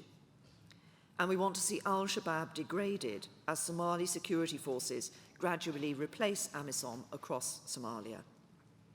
To support this, the UK will provide an additional £21 million over the next 2 years to bolster our existing efforts to provide training and mentoring to the Somali National Army and support wider capacity building for Somali institutions. And I strongly encourage others here today to make their own commitments to support this process and to do so at the latest by the time of the next security conference in October. Second, we are proposing today a new partnership for Somalia, through which President Farmajo will commit to the development of an inclusive and federal democratic state, and the international community will back him with better targeted support for the jobs and livelihoods that can drive economic recovery. So through this new partnership, Somalia will commit to a 4-year roadmap of reforms that include closer cooperation between Mogadishu and the regions of Somalia on security and stabilization, and a political agreement on resource and power sharing that can lead to a revised federal constitution. Somalia will also work towards a fairer and more accessible justice system. It will prioritise the tackling of corruption and set a clear path to one person, one vote elections in 2021. In return, the international community will back these reforms with better targeted support for economic recovery. This will include the targeting of donor support on key investment priorities, such as the agriculture, livestock and fisheries sectors, and support for mobilising development finance and working towards securing debt relief. We know just how challenging President Farmajo's reforms will be to deliver, but we know too just how vital they are. They will enable Somalis to know who is responsible for their security and their access to justice. They will give Somali people the chance to ensure that their resources are managed equitably and transparently. And they will give the federal government a greater ability to raise the vital domestic revenues that can underpin economic recovery, funding public services in areas liberated from al-Shabaab, and paying for the professional armed forces and police that are so important to Somalia's security.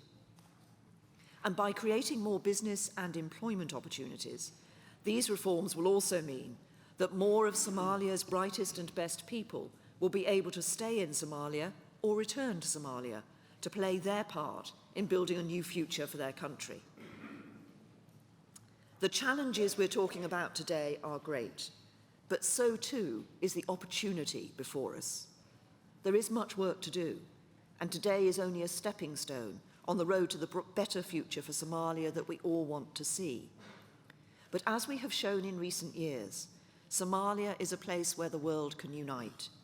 And if we continue to do so, if we seize this moment to come together behind the efforts of President Farmajo, if we work together to deliver this new security pact and support the whole of Somalia, there can be a new future for this country. In what was once called the world's most dangerous place, we can defeat the terrorists, keep them out, and bring Somalia the stability and prosperity it deserves. So thank you once again for your support today.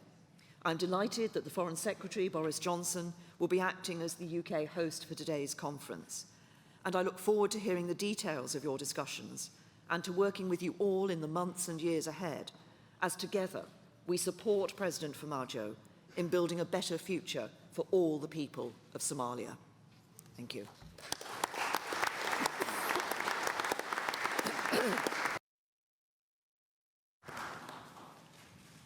Thank you, Prime Minister, for joining us. We will now show on the screens a short film about the progress made in Somalia since this group first gathered in 2012.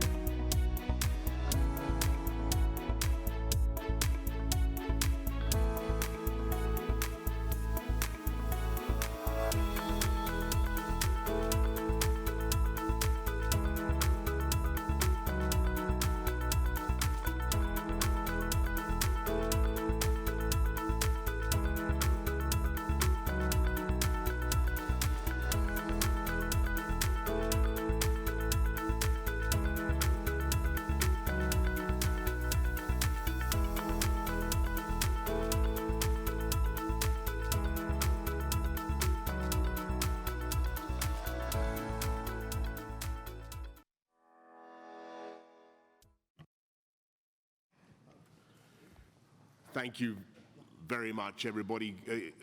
Excellencies, distinguished guests, some of you may know, we are in the middle of a general election campaign in this country, about which, of course, the rules of Purdah mean that I am forbidden from saying anything, or certainly not saying anything of any interest.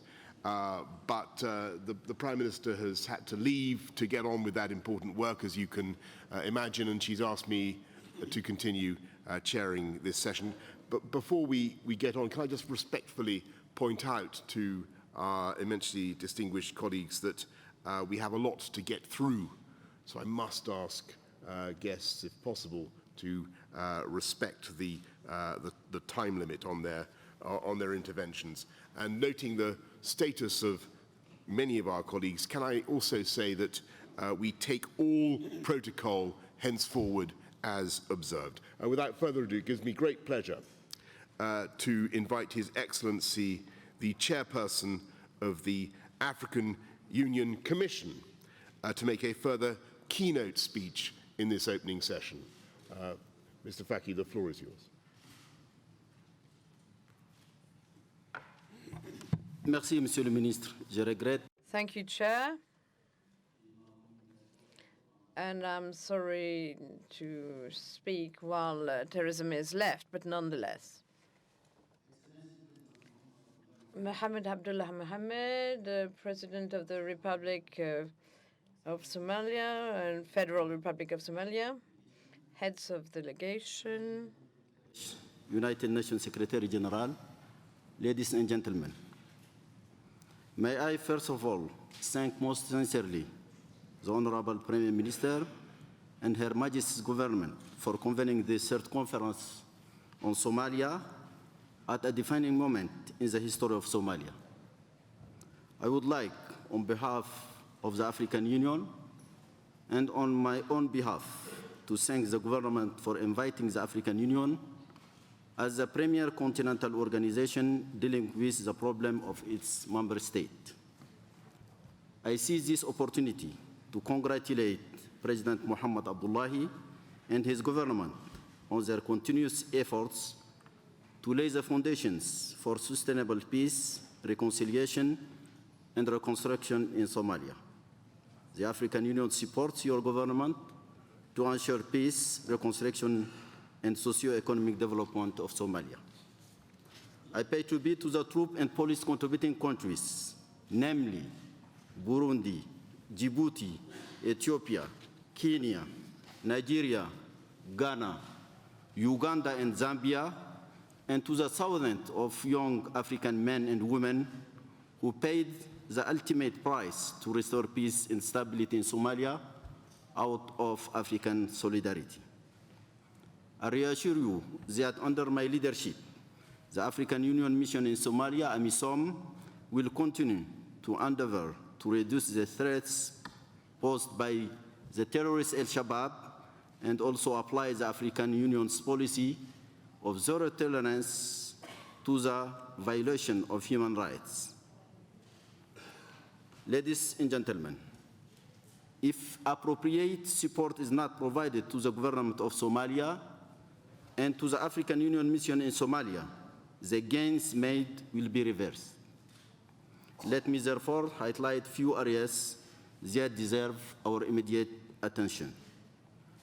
Somalis have the primary responsibility for maintaining peace and security in their country. We strongly urge all national stakeholders to continue to show leadership, resolve, and unity of purpose, without which no amount of external assistance will maintain the gains. Al-Shabaab has been degraded, but not eliminated. Therefore, Somali and AMISOM forces will require urgent additional support in terms of predictable and sustainable funding, logistic, force enabler, and force multipliers. I welcome the signing of the Somali National Security Architecture.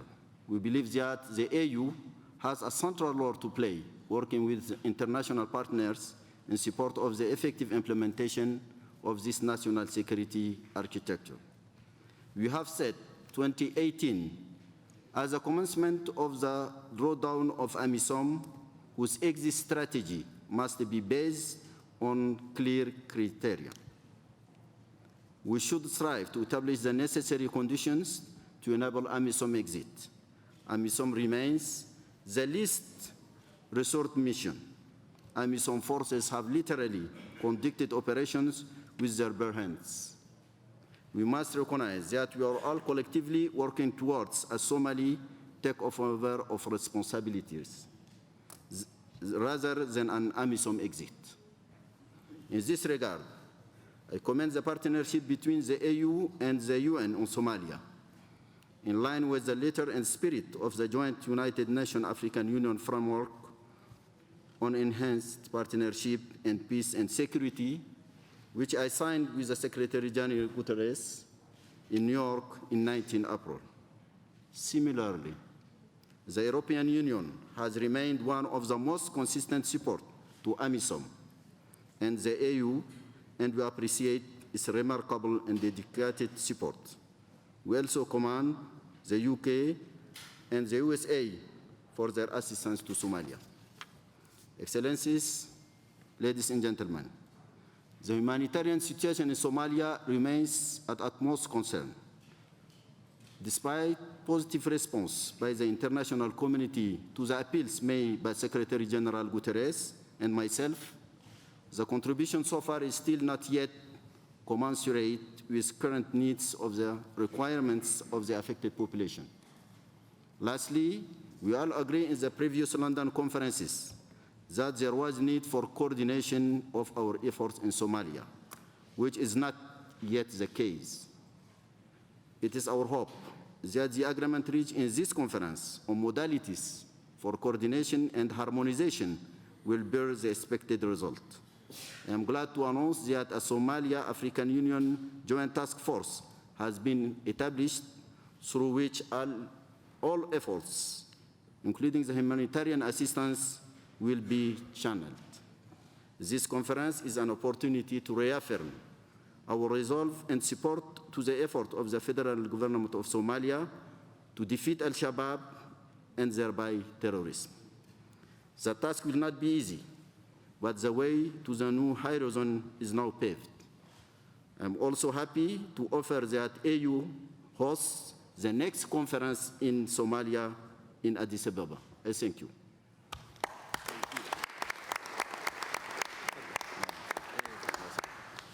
Thank you very much, Your Excellency. And I now call upon His Excellency, the President of the Republic of Uganda.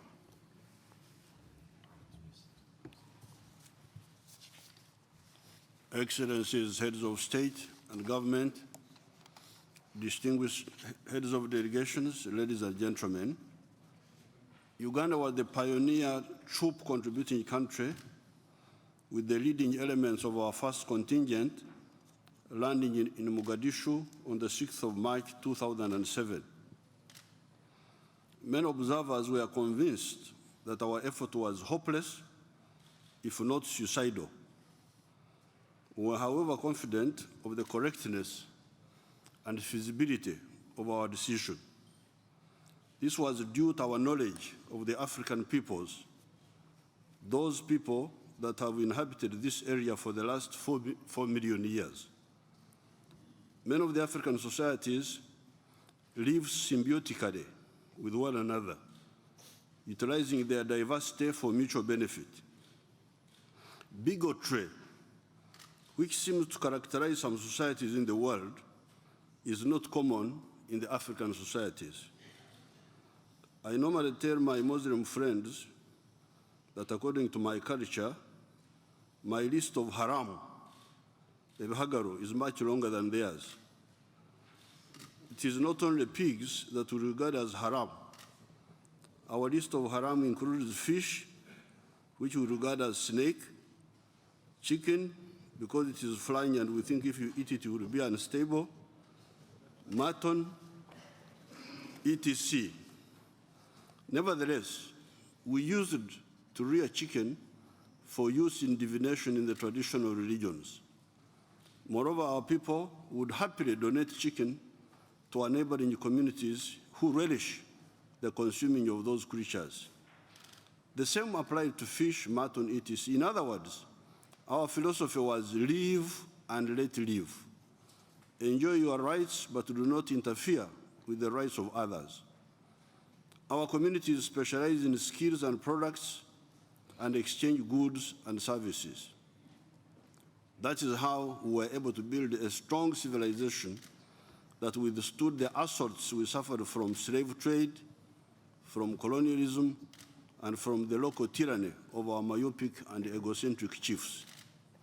Therefore, when we heard of the bankrupt ideology of bigotry being pushed by groups from Asia and the Middle East, being imposed on the people of Somalia, we had to send a clear message to them, and Somalia was one of the rendezvous points between the two diametrically opposed world outlooks: live and let live, or chauvinism. Since that time, the following have been achieved. Number one, the troop contributing countries have increased to 5. These are Uganda, Burundi, Kenya, Ethiopia, and Djibouti. 2, the Somali government moved from exile in Kenya, where it had been based, to Mogadishu since 2007. 3, the international organizations also relocated to Mogadishu from Nairobi, Kenya. 4, many Al-Shabaab-dominated areas have been liberated. The Ugandan contingent alone stretches from Mogadishu to the seaport of Barawe. That is about 250 kilometers in length.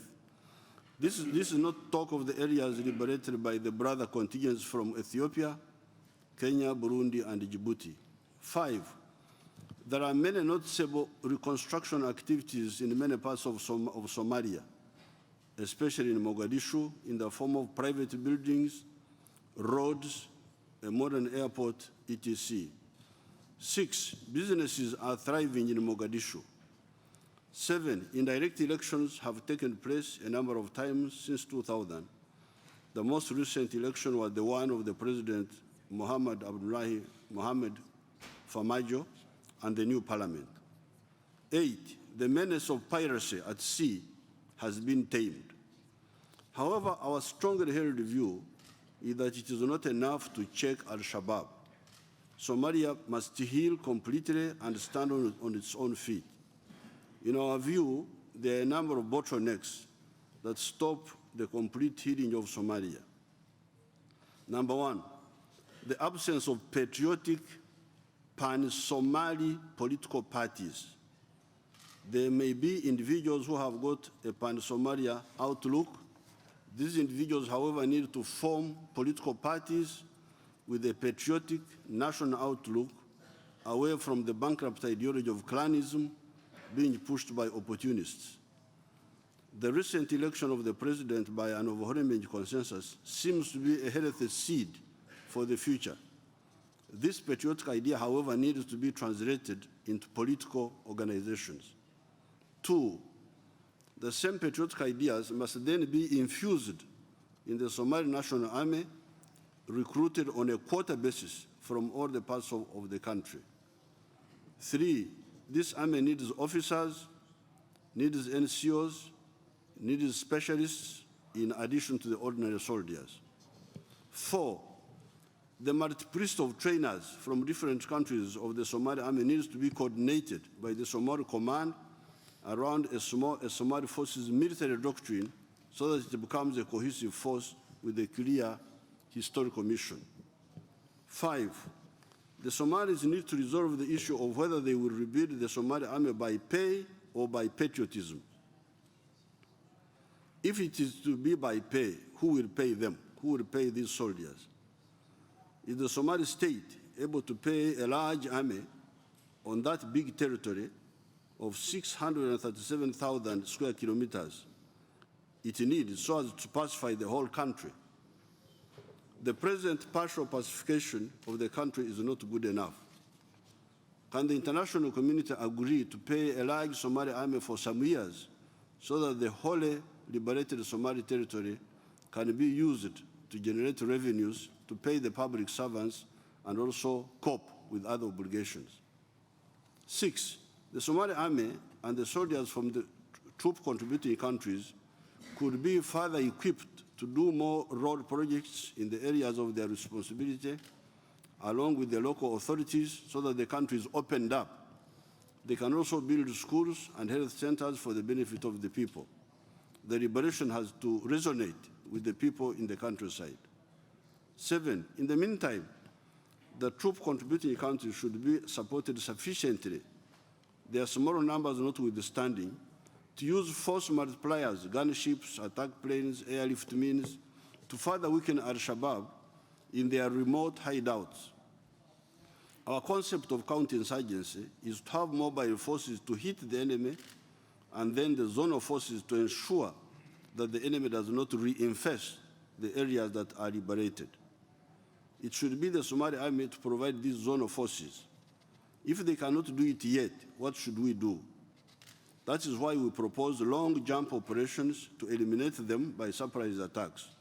It is better than giving them extended holidays without any punishment for their mistakes and allowing them to create liberated areas by default. Eight, there are the short-term issues of the drought and other short-term issues of relief, some minimum rehabilitation, and so on. We need to provide relief so that the long-suffering people of Somalia do not die from this additional problem. 9, apart from the drought, however, the international community could harness the power of the Somali business class. Do the Somali businessmen supply the massive relief items that are delivered to Somalia? Or is it the foreign businesses that supply these items? Our view is that the harnessing the power of the Somali business class would not only be good for the economy of the country, but would also be good for the politics of the country. I thank you.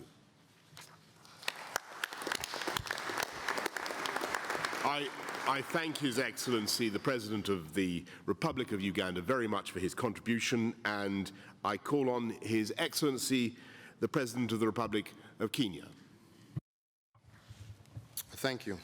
Excellencies, ladies and gentlemen, let me begin by expressing my gratitude to the Prime Minister, for convening this London Somali conference. This signifies the commitment of all of us here to support the people of Somalia in their protracted quest to realize their dream of a peaceful and prosperous country. 4 years ago, at another London conference on Somalia, we made a number of commitments, including to inject new momentum into the political process, to strengthen AMISOM, and help Somalia develop its own security forces, to help build stability at local level, and to step up action to tackle piracy and terrorism. We also agreed to help the transitional federal government of Somalia to improve on public financial management and enhance the capacity of the justice system. Today, we can say that the situation in Somalia has improved significantly. A new Somalia has emerged to assume its rightful place amongst the community of nations. And in spite of many challenges that the country still faces, remarkable positive developments have been witnessed in almost every sector, putting the country on course for steady social, economic, and political transformation. The successful conclusion of the 2016-17 electoral process that led to the election of President Abdullahi Mohammed, and the peaceful transition has set Somalia on a path towards improved governance and political stability. As a neighbor, a long-term friend and partner to Somalia, my government has resolved to do whatever it can to help Somalia to remain on this positive trajectory.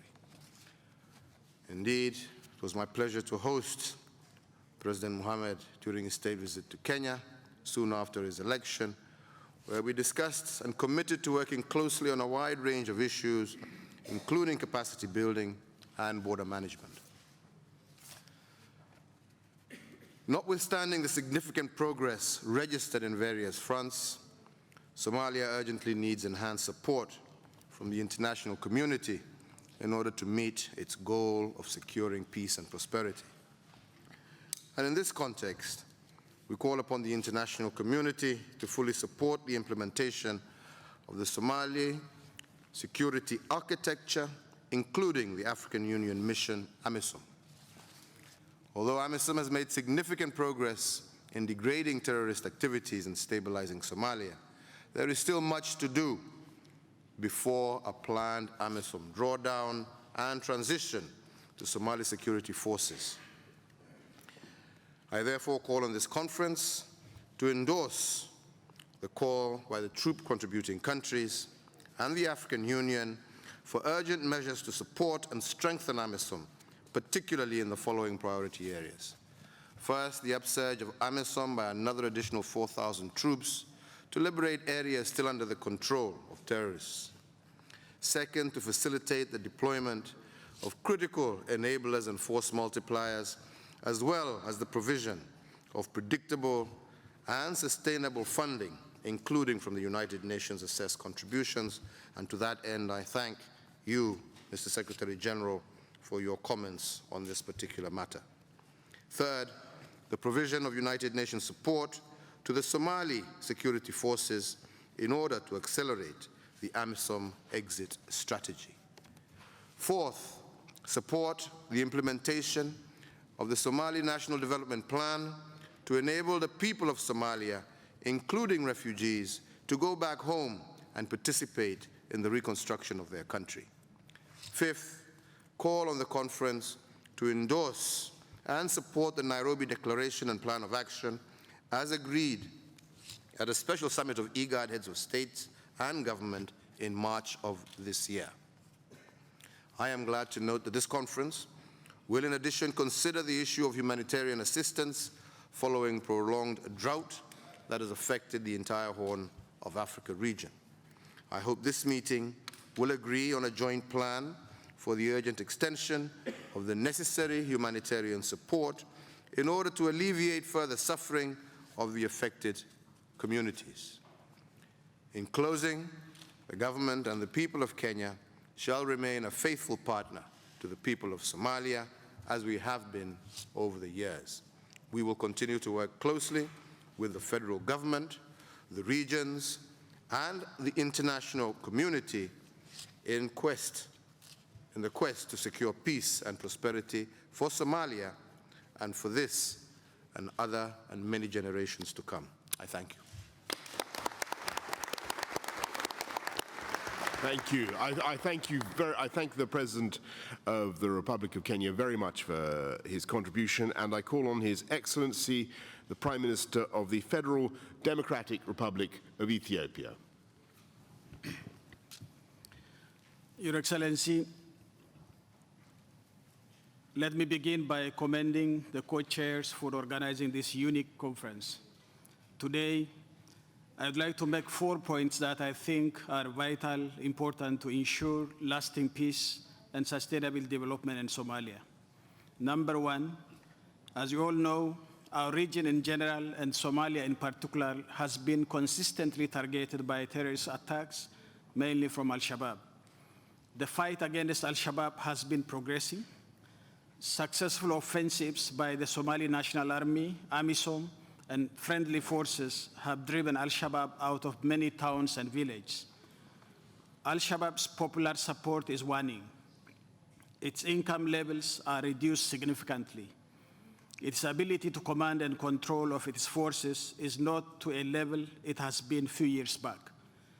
The extremist group is on the retreat, but it still has not been eliminated, remains dangerous with the capacity to launch terrorist attacks both in Somalia and outside.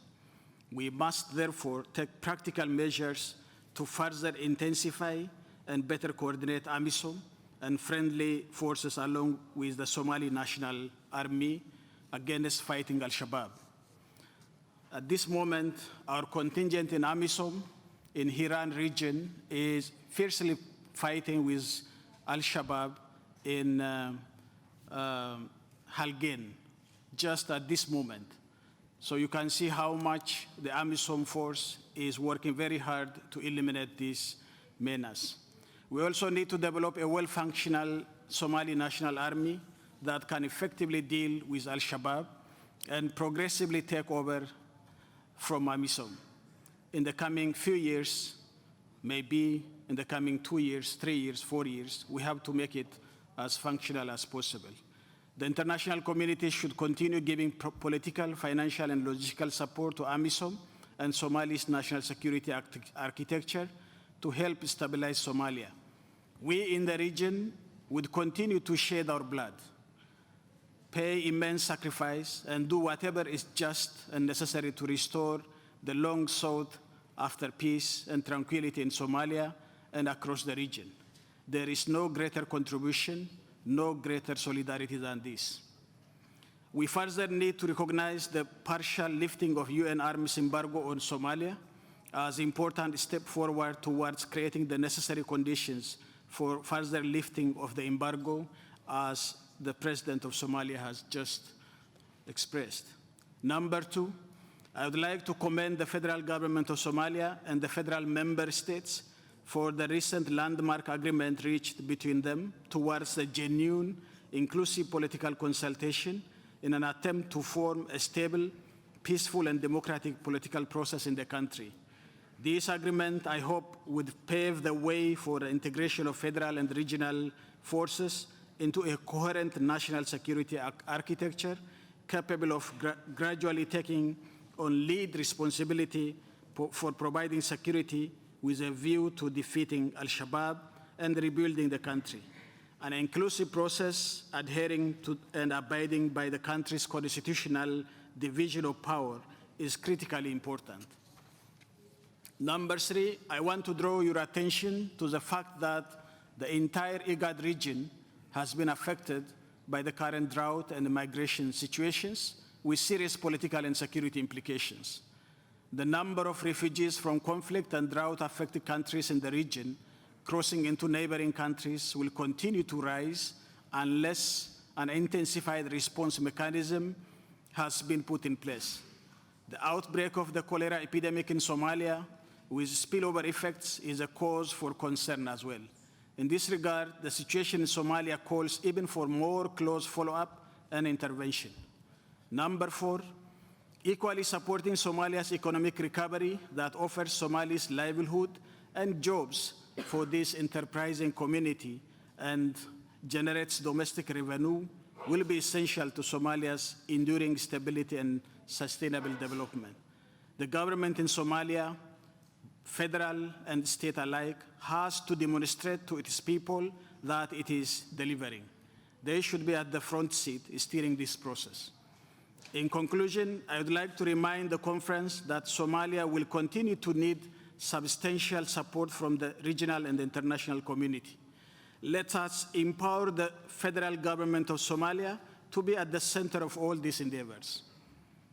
Let us speak with one voice, with new partnership spirit.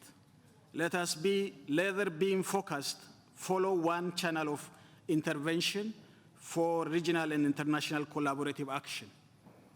This, I believe, is the only viable option. Otherwise, we can be sure that the progress will be so sluggish. I thank you.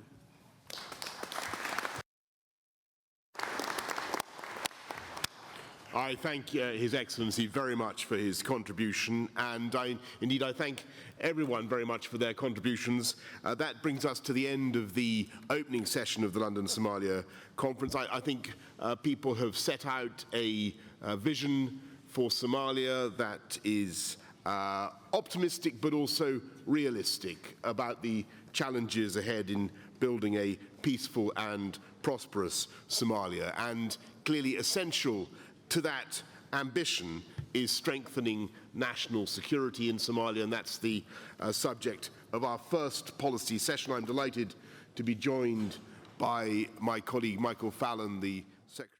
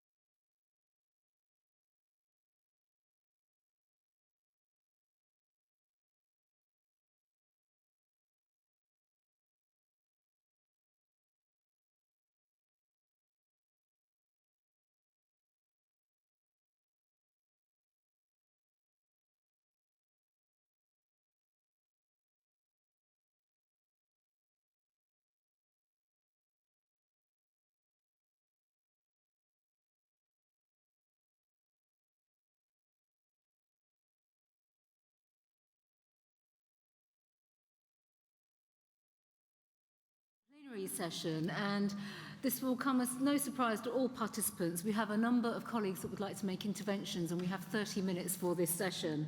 So I'm going to ask for some very, very sharp and short interventions. But Your Excellencies, distinguished guests and friends, this of course is a critical subject to the long-term recovery for Somalia. And as we know, every second Somali lives in poverty, with 3 in 4 living on less than $2 a day, and unemployment rates are amongst the highest in the world. This is a young nation with 90% of the population under 40. And of course, we therefore have the responsibility to ensure that jobs and long-term economic security and opportunities are there for them. That is fundamental not just for them, but also for the long-term consolidation of the peace, stability, and also the long-term sustainable development of Somalia. So in terms of economic recovery, the focus has to be on investment, infrastructure, agriculture, skills, everything that leads to the investment in people. We have heard from the government itself on investment priorities for economic recovery. The strategic clarity is there from the government of Somalia, and they are very clear that the private sector are a strategic partner for them.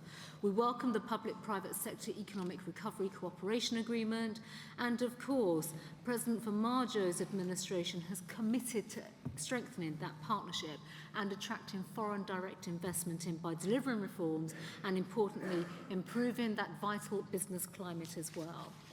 Britain stands shoulder to shoulder on this agenda with the Somali government, and of course, alongside that, we've had some discussions already today about how we can re-engage the international financial institutions.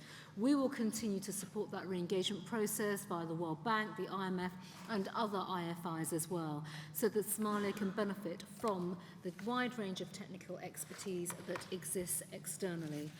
So I think importantly, we know that this is an important theme for us all, and I would like to now hand over to the Minister of Commerce and Industry for his brief remarks. Thank you.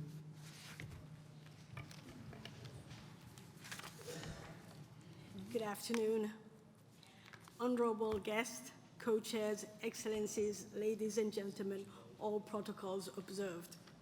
Let me begin by framing the problem at hand. The peace and stability of Somalia rests on our ability to deliver real development. Somalia is the 5th poorest country in the world, with an estimated 43% of the population living on less than $1 a day. Young Somalis are most affected by this, with 2/3 of them unemployed and many risking their lives in the high seas for a future we cannot afford them at home. Large infrastructure destructions have crippled productive sectors and hindered our ability to manage cyclical droughts. We can debate whether these problems are causes or symptoms of insecurity. However, there is no doubt the two are intertwined. We must invest in the economic development of Somalia, as any security gains made will remain fragile in the face of extreme poverty. Today, Somalia has an important opportunity, and we have gathered around this table to discuss how to unlock this great potential.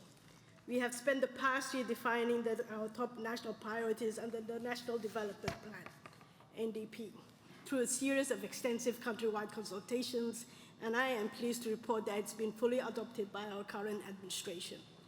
The NDP has set 3 interdependent goals for economic development. First is to build a basic infrastructure to create access to markets, rehabilitate water systems, and invest in renewable and affordable energy.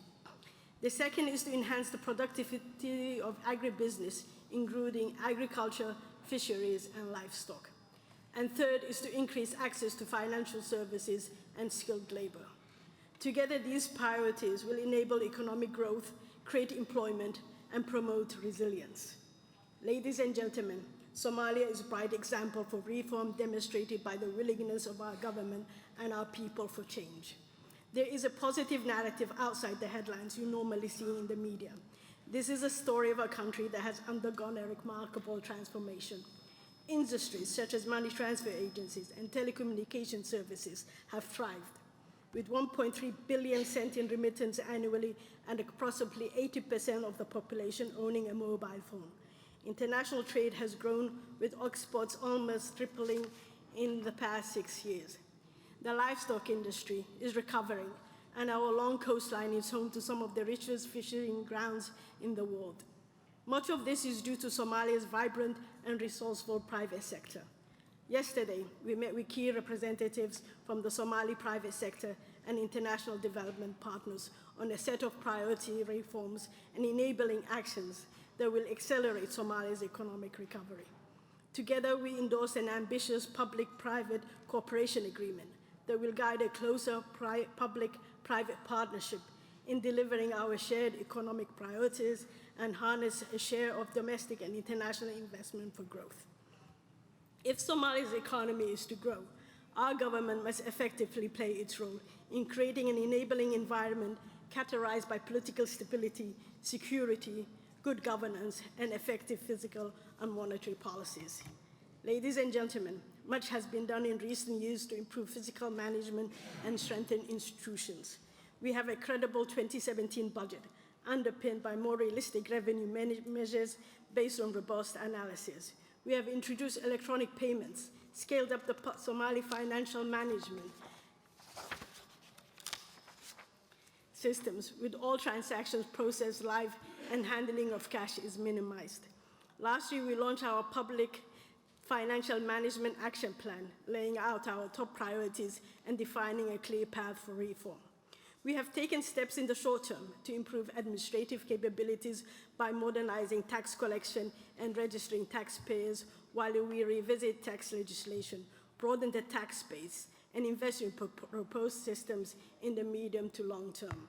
These remains at the top of our priority and is the only path towards sensibility.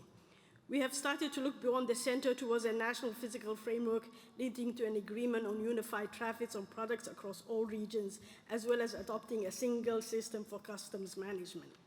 We have progressed the legislative framework, a key prerequisite for an enabling environment, with legislation passed by Parliament, including the Foreign Investment Law, anti-money laundering, and the Procurement Bill. We remain committed to addressing issues of transparency and corruption, passing the necessary bill for establishing the Anti-Corruption Commission and implementing the Open Government Initiative. Ladies and gentlemen, as we are aware, access to financing is a key enabler for economic growth. The Central Bank of Somalia, with the support from IMF, World Bank, and other international partners, has started the process of prudential regulation and examination of money transfer companies. And Commercial Bank has issued licenses to banks, thus strengthening the normal banking sector. Remittances remain a critical lifeline to millions in Somalia, and we must work towards securing durable relationships with correspondent banks, addressing regulatory and risk concerns in originating remittance markets, and meeting supervision, regulatory, and identity requirements within Somalia. Restoring the credibility of Somalia's currency will also be crucial to economic development. The CPS, with advice and assistance from the IMF, is establishing a roadmap for a comprehensive national currency reform, taking into account the underlying situation, security issues, and socio-political factors. Last year, Somalia realized a significant milestone with the commencement of the first IMF staff monitoring program, which has brought much-needed focus to our institution building and elevated political support for structural reforms. We have satisfactorily completed our first SMP, and we look forward to progressing an elevated new set of structural reform benchmarks. We are confident we will meet these benchmarks, as we can already point to a positive track record of progress within a short period of time. Ladies and gentlemen, access to financing continues to be limited for both public and private spheres. It will be a great challenge for Somalia to meet its development goals and achieve real growth without access to concessionary resources of the type and the magnitude the institutions such as IDA, African Development Bank, and Islamic Development Bank can provide. Somalia needs debt relief to access these resources. Let me repeat, Somalia needs debt relief to access these resources. We recognize that achieving debt relief will itself be a challenge and will take time, but we need to embark on this path today, and we're committed to take the necessary steps. I can assure you as government we are committed to meeting all of the necessary structural reform benchmarks. We believe that achieving such a track record through solid and sound financial and economic reforms will not only lead to debt relief, but it will also the right thing to do for our economy and national development. At the highest level of the Somali government, there is a commitment for accountability, transparency, and respect for the rule of law. President Farmajo, Prime Minister Hassan, and the Somali government as a whole, we're all profoundly committed to promise delivery and to change words into actions. We are proud to declare with an administration committed to reform at all levels of government, and an administration which means business in moving Somalia forward. By the grace of Almighty, Somalia shall regain its rightful place and rightful status on the world stage. Together we can deliver Nabat and Nolol, peace and prosperity for Somalia. Thank you very much. Your Excellency, Minister, thank you for your very comprehensive case that has been made in terms of the structural reforms and the economic recovery that you and the government are embarking on. Could I now ask for the World Bank, please, to make their contribution? Thank you very much, Secretary of State, and good afternoon, colleagues, Excellencies, all protocols observed. Given the time that we have, which is limited, I'll be very quick. We've already discussed the nature of the problem, and I think I want to look at some of the issues going forward. Somalia will need to recover from this major crisis that it's experiencing at this moment and begin to build the foundations for economic recovery. And I think the Minister has set out so clearly and comprehensively, it doesn't leave much for me to say except to reinforce a few points. I want to say on the economic recovery plan that the Somali government has put forward, I have seen a lot of these plans, as I think many of us will have, and I've never seen one quite so focused and clear. And I want to really congratulate the government for the steps they've taken to identify key priorities that can make a difference in the short term to the lives of the Somali people. So just to highlight a few, and if you think if progress could be made in just a few of these areas, it would begin in quite quick time to have an impact. Power. We heard yesterday at the forum about Beko, a local company or a consortium of local companies that had come together and were using a combination of diesel and solar power to bring power to thousands, tens of thousands of Somali customers at prices which are at least 50%, in some cases less than 50% lower than the extremely expensive power that Somalis have been producing. This kind of innovation is transformational, and if scale-up is possible, then the impact will be huge. Access to finance.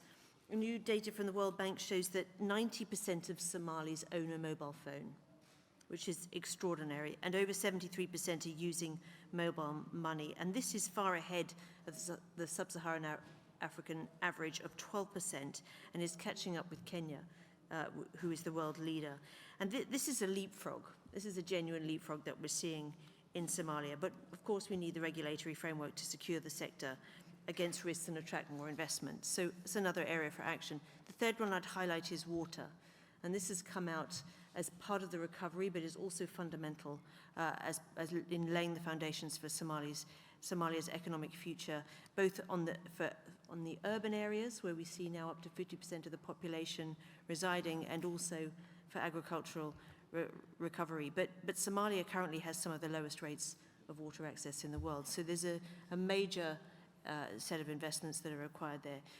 Now, the World Bank will make sure that we are thoroughly aligning with these priorities insofar as we're able with the resources we have at present. And the impact, I think, that we can have will be magnified if we can collectively move as far as possible our resources behind these key priorities. Second point is on IFI normalization, and thank you, Minister, for making the point very clearly on the need for Somalia to have debt relief. It's more than just a phrase. It's fundamental to Somalia's economic recovery, having access to new finance. If there isn't money available for investment, there won't be growth. There never is anywhere. So I think we have to bring this debt relief issue back into being a fundamental set of policy changes that are required with the support of creditors, and I know there's much support from creditors, to actually unlock the finance that Somalia needs for its economic recovery. The World Bank is only one institution, but we have significant resources under IDA 18 available for Somalia once that process is unlocked. And I was also worried to hear earlier today from the UN that their data shows that development assistance is actually going down in Somalia. And that's the first I'd heard that, and I think that also reinforces the importance of actually finding new channels of resources. We know that the humanitarian response has been fantastic, but development also needs attention.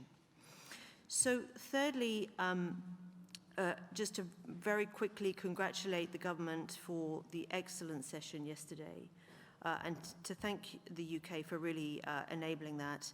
I think what's been different about this conference on Somalia than the ones I've been to before is a fantastic spirit of momentum, but also the fact that the private sector actors were here around the table and making commitments.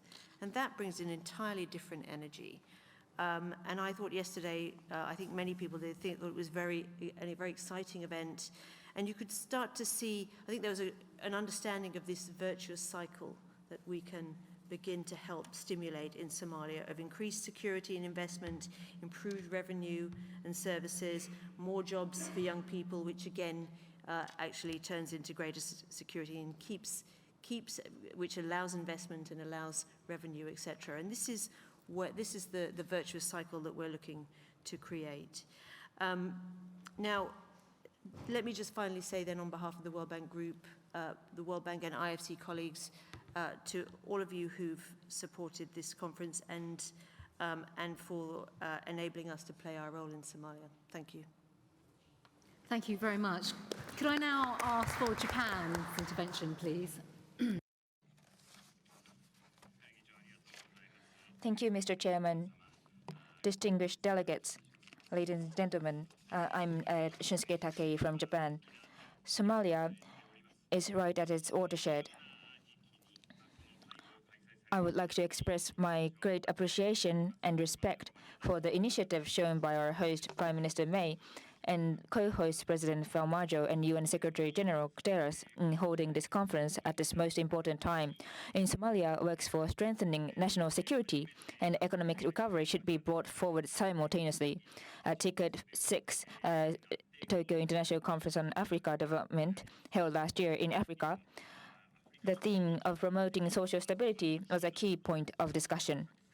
Recognizing that capacity building of Somalia itself is essential for the stabilization of the Horn of Africa, since 2007, Japan has provided assistance totaling $442 million in the areas of strengthening security, humanitarian assistance, and infrastructure development.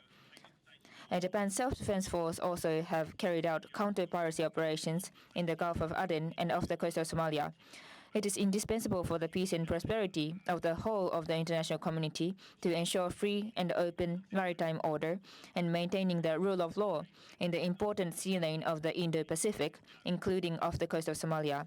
Therefore, Japan will continue to make efforts to achieve a free and open Indo-Pacific Ocean. The role that AMISOM has played for the improvement of Somalia's security has been significant, and I would like to extend my deep admiration for the countries contributing to the operation.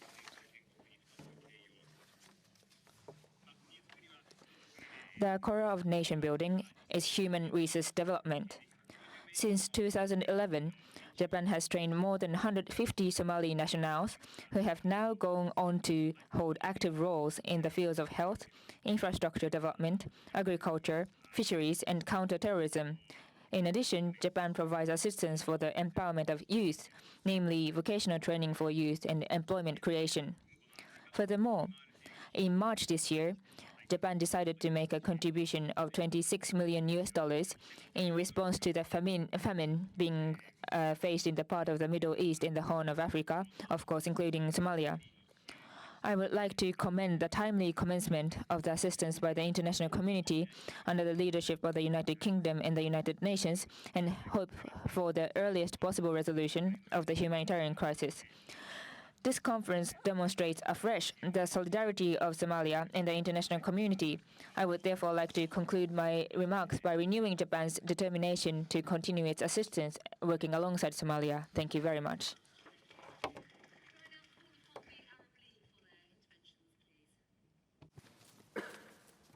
Shukran.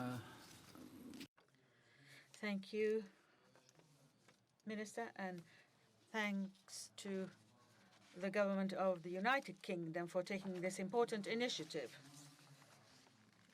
We all agree that Somalia has seen a lot of development since the formation of the new government in 2012, especially on the political and security level. However, the gap between the international work on the from the international community and what's taking place on the ground is larger. And here we are certain that the international community will continue to respond to the demands of Somalia, and also will cover the appeal that has been launched by the UN for working until the next year. We also ask for continuing our consolidation of our efforts between ourselves and the Somali partners in order to put together a comprehensive plan to cover all what is needed under the leadership of the Somalis themselves and also with a coordinated leadership from the region. What encourages us today is that this conference is in conclusion to a number of very important pacts, from which the one that is concerning the formation of security forces and the new security partnership, as well as the National Development Plan for Somalia. Hence, the triangle of security and economic development is complete, and this will take us to the next stage. The League of Arab Nations, on its part, will continue to support all these developmental plans in all its phases. The latest summit that was held in the Dead Sea in last March to prepare for a high-level Arab conference in order to reconstruct the areas in Somalia, with the aim of tying together the Somali nascent economy with the economies of the area around it, and also to acquaint the Arab funds with the needs of Somalia, in order also to attract Arab capitals to work in the economy of Somalia. With regards to the issue of debts, the Arab League knows that in order to do this, there has to be a number of conditions and steps taken.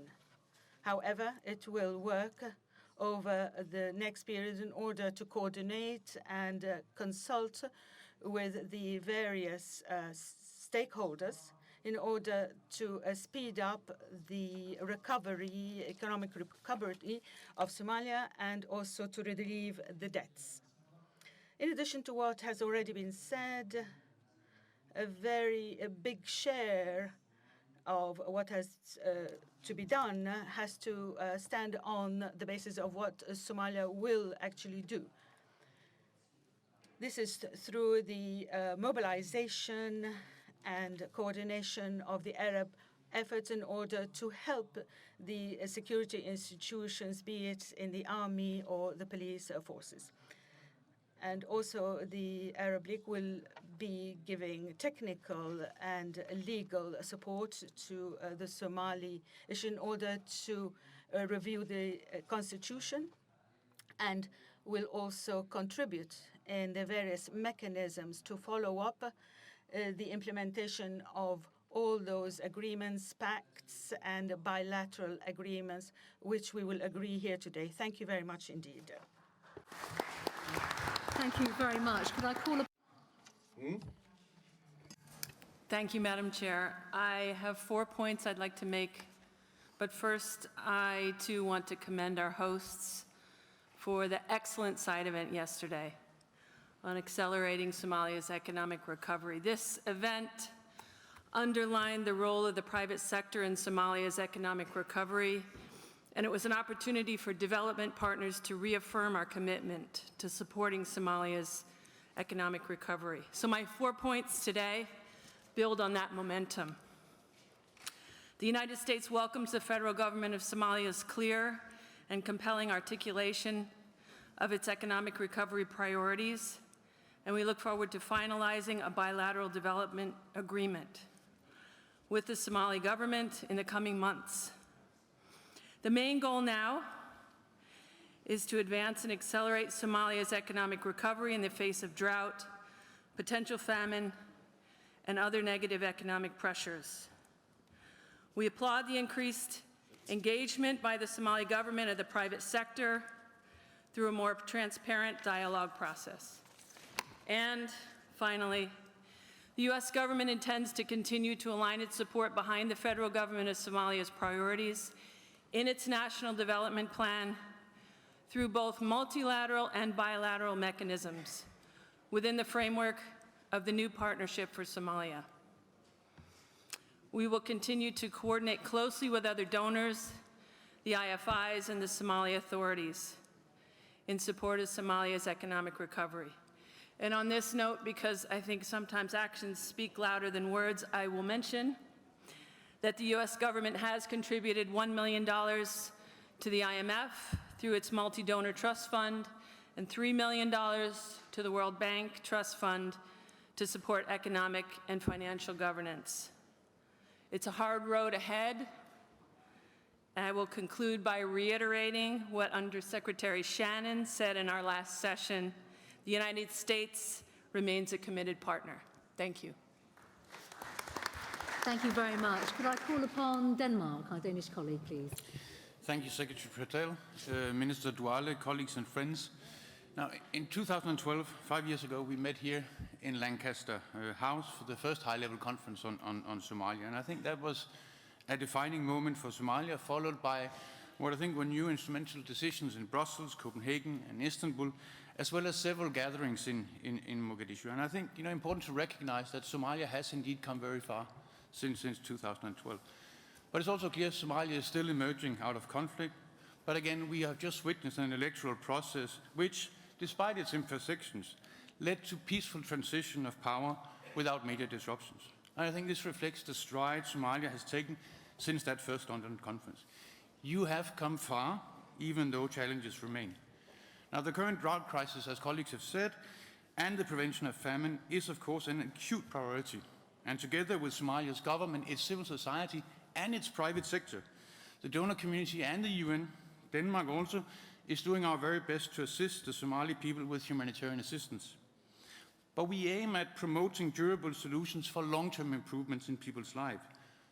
Together, we must save lives, but we must also make the investments necessary for the Somali people to build their own future. Because the future does not, of course, begin tomorrow, it starts today. And today is an opportunity for Somalia to embark on an ambitious and comprehensive long-term agenda for Somali-led reforms supported by the international community. Now, this morning we discussed the critical importance of peace and security.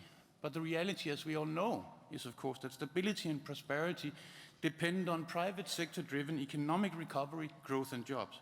Economic recovery and domestic revenue mobilization will be absolutely essential in reducing vulnerability, consolidating stability, and promoting sustainable development. In this respect, I would like to take this opportunity to commend the agreement made between Somalia's public and private sector yesterday, and I urge the government to expedite the necessary regulatory reforms to improve the ease of doing business and attract investment. Denmark is pleased to announce that we, in addition to our considerable engagement on humanitarian development and stabilization efforts, will support IFC's work in Somalia with 12 million Danish kroner to advance exactly this agenda. A transparent, well-regulated and rule-based market and economic system is an absolutely prerequisite for long-term development, and we welcome the government's strong commitment to fight the pervasive corruption that undermines both political and economic processes in Somalia. Eliminating corrupt practices is essential, not just for economic recovery, but for the stability and credibility of Somalia. And finally, we must develop and strengthen our efforts to address some of the consequences of instability and state fragility in Somalia, in particular refugee flows, irregular migration, as well as piracy. To conclude, Secretary Patel, Denmark believes Somalia is in a unique position to take new decisive steps towards stability, peace and development. It will require tough efforts, compromises and political will. This conference is a testimony to the fact that the aspirations are achievable, significant progress is within reach. Somalia can count on the goodwill and support of dedicated partners and friends. Denmark's committed to continue our support for you, Somalia, as you lead us forward on the next stage of this journey in a partnership based on mutual accountability, mutual commitment, and with respect for those obligations which such a partnership implies. Thank you. Minister, thank you for your very, very clear commitment. Could I now call upon the African Development Bank, please? Thank you very much, Secretary of State. Accelerating Somalia's economic recovery is a key mandate for the African Development Bank. A very important part of Somalia's rehabilitation is particularly linked to the development of its infrastructure. Improving infrastructure will undoubtedly enhance the socio-economic development of the Somalian state as a whole, and improved infrastructure will also improve stabilization across the country. For this reason, the African Development Bank is delighted that one of the main pillars in Somalia's new National Development Plan is focused on restoring strategic infrastructure. The bank is very pleased that the core projects under this pillar are the same ones included in the endorsed pipeline of the African Development Bank, which is a part of what we call the multi-donor Somali Infrastructure Fund. I would like to recognize the development partners that have made the initial contributions to this fund, including the UK, the Islamic Development Bank, and Italy. Since the establishment in October last year of the Somali Infrastructure Fund, much progress has been made in operationalizing the delivery of projects under this particular scheme.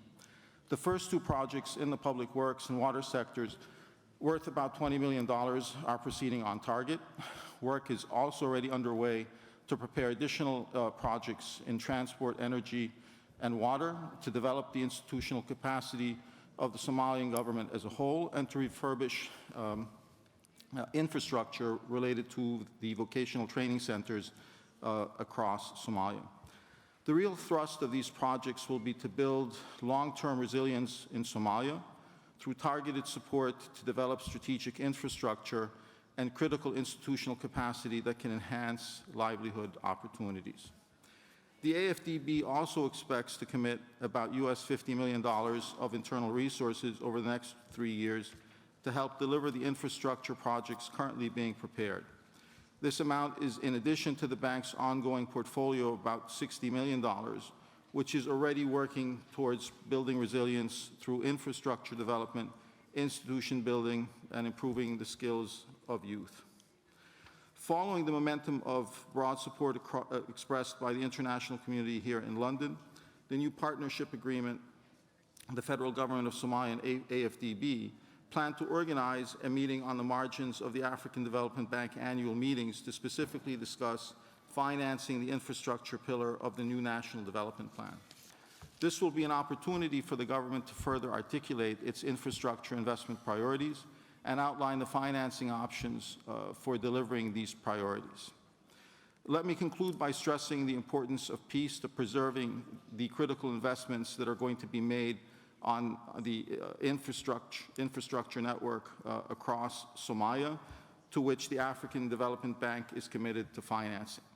Although it may take time, the African Development Bank strongly believes that inclusive development will bring peace, enhancing infrastructure will bring normality back to Somalia as a whole, and we as an institution remain committed to supporting Somalia to attain a much brighter future. Thank you very much. Thank you. Could I now call upon our colleagues at the IMF? Thank you, Madam Chair. Good afternoon, ladies and gentlemen.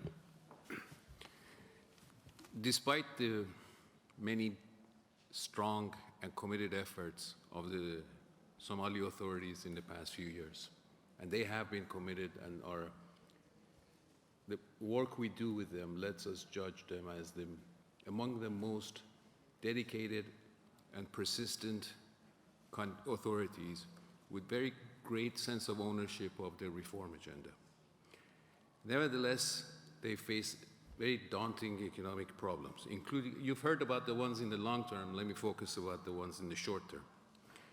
The economy still remains sustained by donor grants, remittances, and investment by the Somali diaspora. Growth last year was low, at 3%, and it's expected to be a bit lower this year because of the drought, which also will kick up food prices. The fiscal position of the government is quite weak. Development grants are volatile and generally lower than budgeted. Tax collection is weak and compliance is low. The central bank is lacking the necessary instruments despite the efforts to reconstruct itself. There has been widespread counterfeiting of currency, and the central bank has not issued any currency since 1990. Just to give you a sense of the proportions of that particular problem, about 95% of all currency in circulation in Somalia is counterfeit. Replacing it will cost about $50 to $60 million. Last May, the IMF approved a 12-month staff-monitored program to help stabilize Somalia's economy and rebuild its institutions and infrastructure. Performance under that staff-monitored program has been good, and an IMF team is expected to discuss with the authorities, hopefully a successful conclusion of that staff-monitored program, and to start discussions on a subsequent staff-monitored program. We already have noted Somalia's difficult debt problems. I have to stress that Somalia qualifies for the highly indebted poor countries debt relief, the HIPC initiative. That initiative has very well-known and well-established procedures by you in the international community, and we're following along with that. A few weeks ago in Washington, there was a roundtable with the authorities and the donors where we discussed precisely what needs to be done in terms of reform measures for the next 12 to 18 months in various areas: fiscal, financial sector reform, monetary and external sector. Technical assistance from us and others has been clearly identified, and hopefully we can all coordinate it as we go along much better. Hopefully, the authorities, with our support, will overcome these. They are highly dedicated. As I said, they're wonderful partners for us. But in the short term, especially given the humanitarian problems, we should not wait for debt relief and move forward very quickly with the provision of humanitarian assistance unrelated to the fund program. Thank you. Thank you very much. Could I call upon His Excellency, the Ambassador to the Kingdom of Saudi Arabia? Thank you. Thank you, Madam Secretary. Bismillah ar-Rahman ar-Rahim. بداية باسم حكومة خادم الحرمين الشريفين. In the name of the government of the custodian of the two holy mosques, I would like to thank the UK for hosting the third conference to assist the government of Somalia. Somalia witnesses steps towards political settlement, stability, in following the aspiration of its people, the government of the Kingdom of Saudi Arabia welcome the positive developments in Somalia and its seriousness to implement the roadmap, which resulted in the election of President Mohammed Abdullah Majo. The President of the federal government of Somalia. Here, I would like to reinforce the stance of the Saudi Arabia with their brothers in Somalia in all that they agree upon. Ladies and gentlemen, despite the resources of Somal, the challenges, humanitarian, economic, financial, has to be tackled, and there are famine, countering terrorism, against Shabab, extremist Shabab, and against Daesh, throughout tackling piracy, refugee problem, and raising the level of living standards and completing the infrastructure and rebuilding state institutions. The unity of Somalia and its prosperity is the only guarantor for facing those obstacles in order to see them gone without being repeated towards stability and security, which will help in achieving peace and security in the region and in the world. Saudi Arabia provided assistance to Somalia and its people more than $1.2 billion, and it will continue its effort to provide everything that helps Somalia. And I would like to announce in this meeting that the Saudi Arabia will give $10 million in support of Somalia. I would like to express the thanks of my government for the United Kingdom for hosting this great and important conference, and I hope this conference will achieve all the aspirations of the states and organizations throughout the world towards achieving peace and security for the people of Somalia.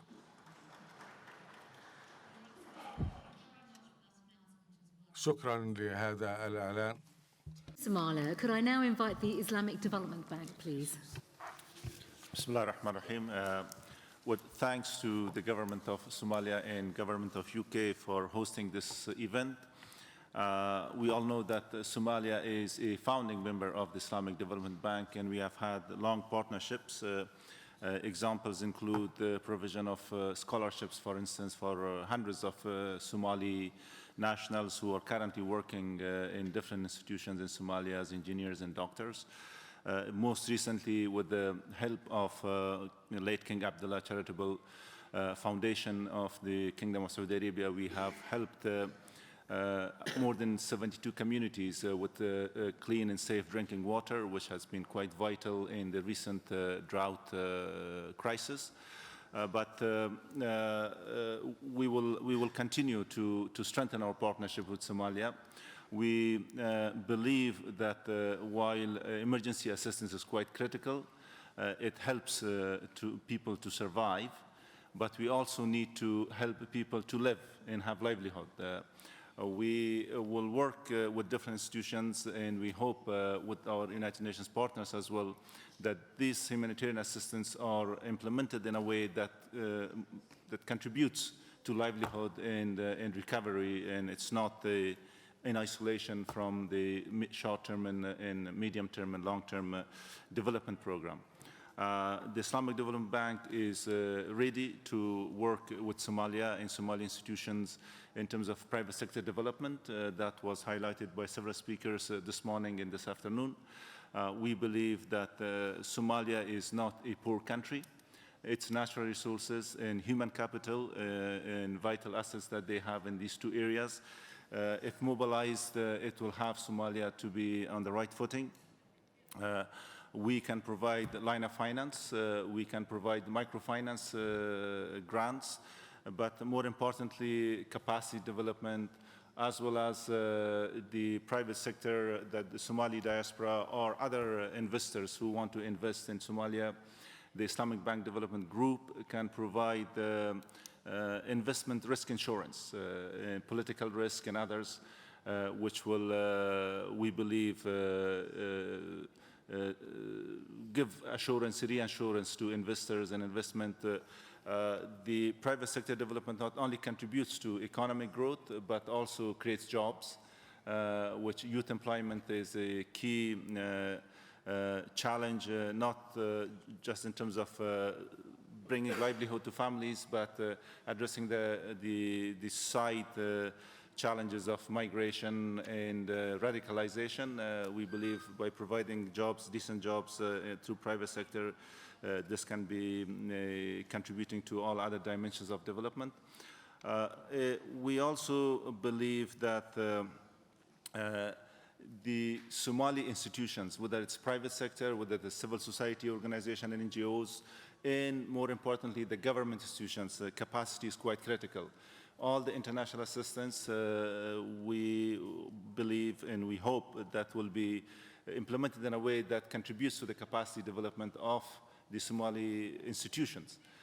We have the examples in many other countries, including the country I'm coming from, that when the aid disappears, then the institutions are not there to pick up. National institution development is a key priority for the Islamic Development Bank, and we would like to respond to the call of His Excellency, the President of Somalia, that yesterday conveyed to me that to help in the resilience building and capacity development. So the Islamic Development Bank will continue its work with the Somali institutions and in partnership with all of you.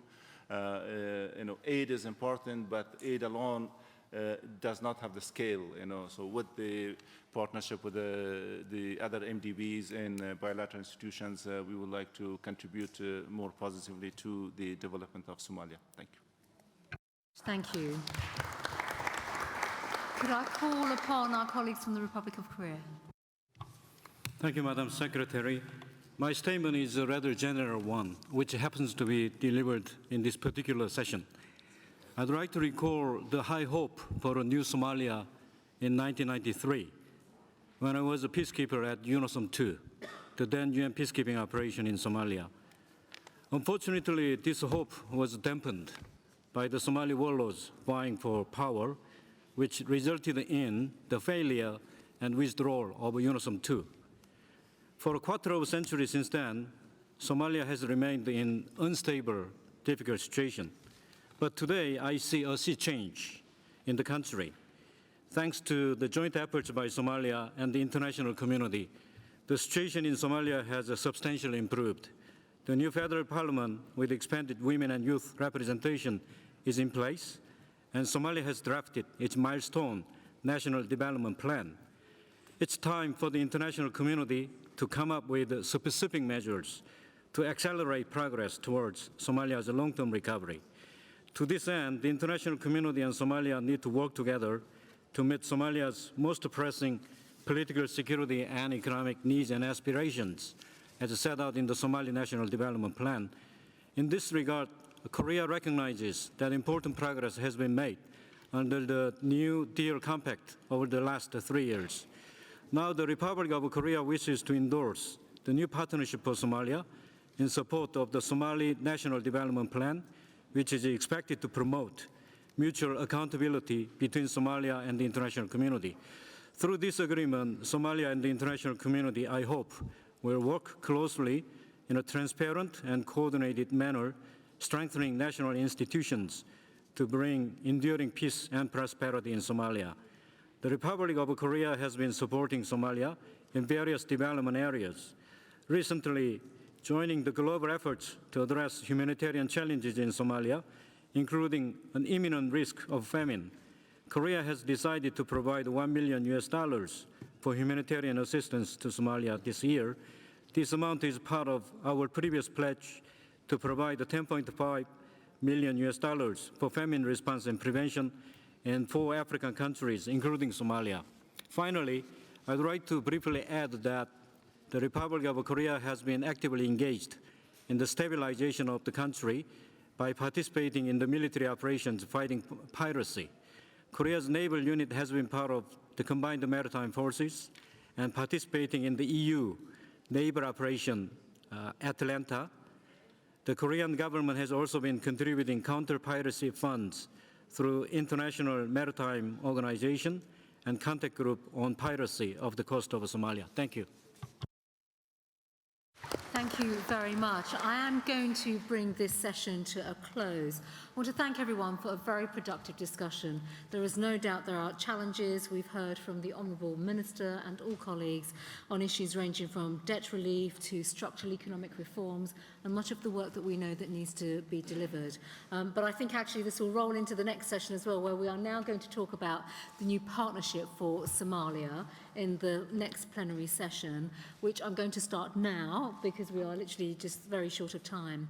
And I really want to just crystallise some key points. I'm not going to give too many remarks, but we have seen so far that Somalia has taken big strides towards peace, stability and prosperity, and we all welcome that, and we are all behind President Farmajo's vision and agenda here.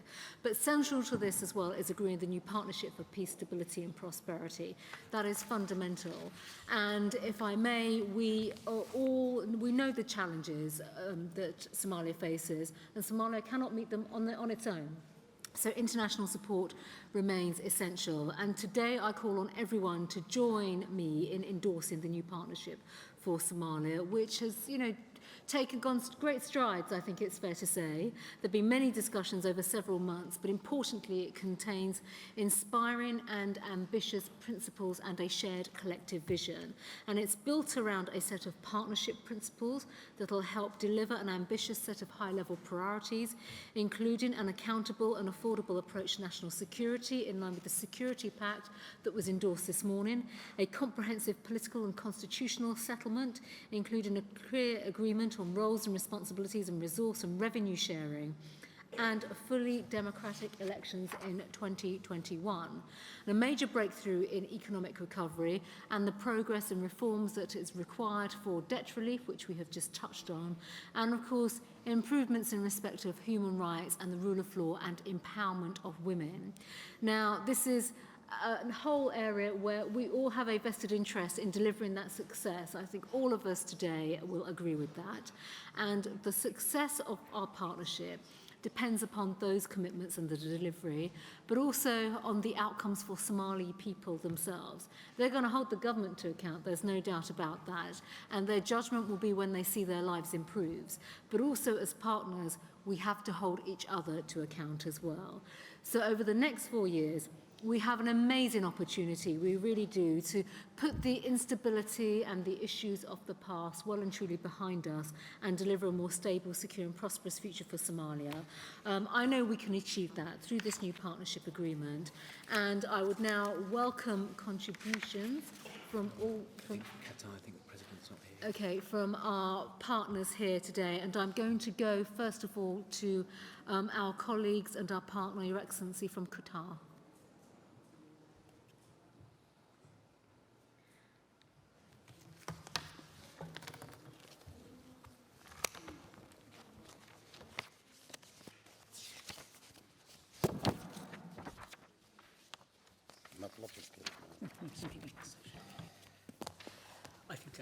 Bismillah ar-Rahman ar-Rahim.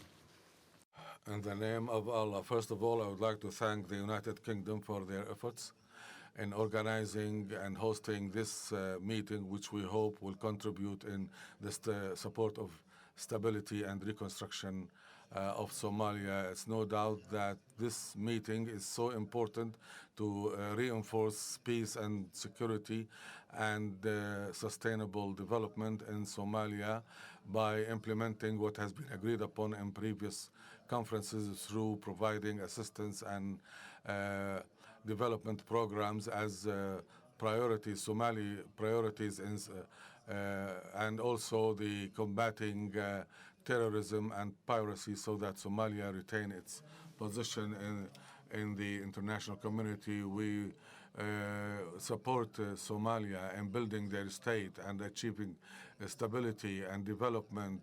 The efforts led to great progress The international community hopes to see that all Somali parties to take more steps to ensure stability and institutional stability, and the international community has to double efforts to support the government of Somalia by continuing to provide help and assistance, especially in tackling the humanitarian condition and also achieving reconciliation among Somali parties, and to reinforce the ability to maintain and sustain development through UN organizations, and also the countries who are members of this conference, and also other parties who still make efforts to confront one of the most complicated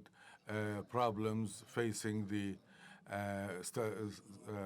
peace in the world. We have to help Somalia to overcome their humanitarian crisis and to combat terrorism, and also face security threats and enforcing the police force, and that will help evade extremism and violence. Qatar will continue to help Somalia in reconstructing its institutions in the security sector, and in combating terrorism and extremism, and in achieving sustainable development and facing the repercussions of the famine. We will also join forces with the international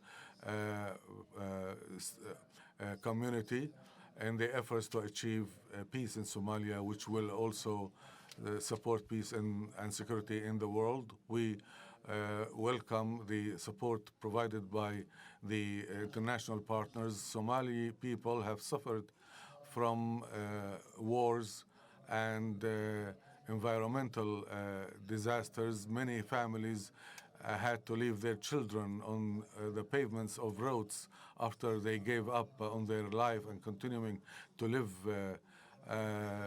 suffering from starvation and thirst. We could not save Somalia, and our efforts have been more than $200 million between 2010 and 2012. Through your efforts, I hope this conference will help in achieving and realizing the aspirations of the Somali people. I confirm the participation of Qatar in all the decisions taken by this conference.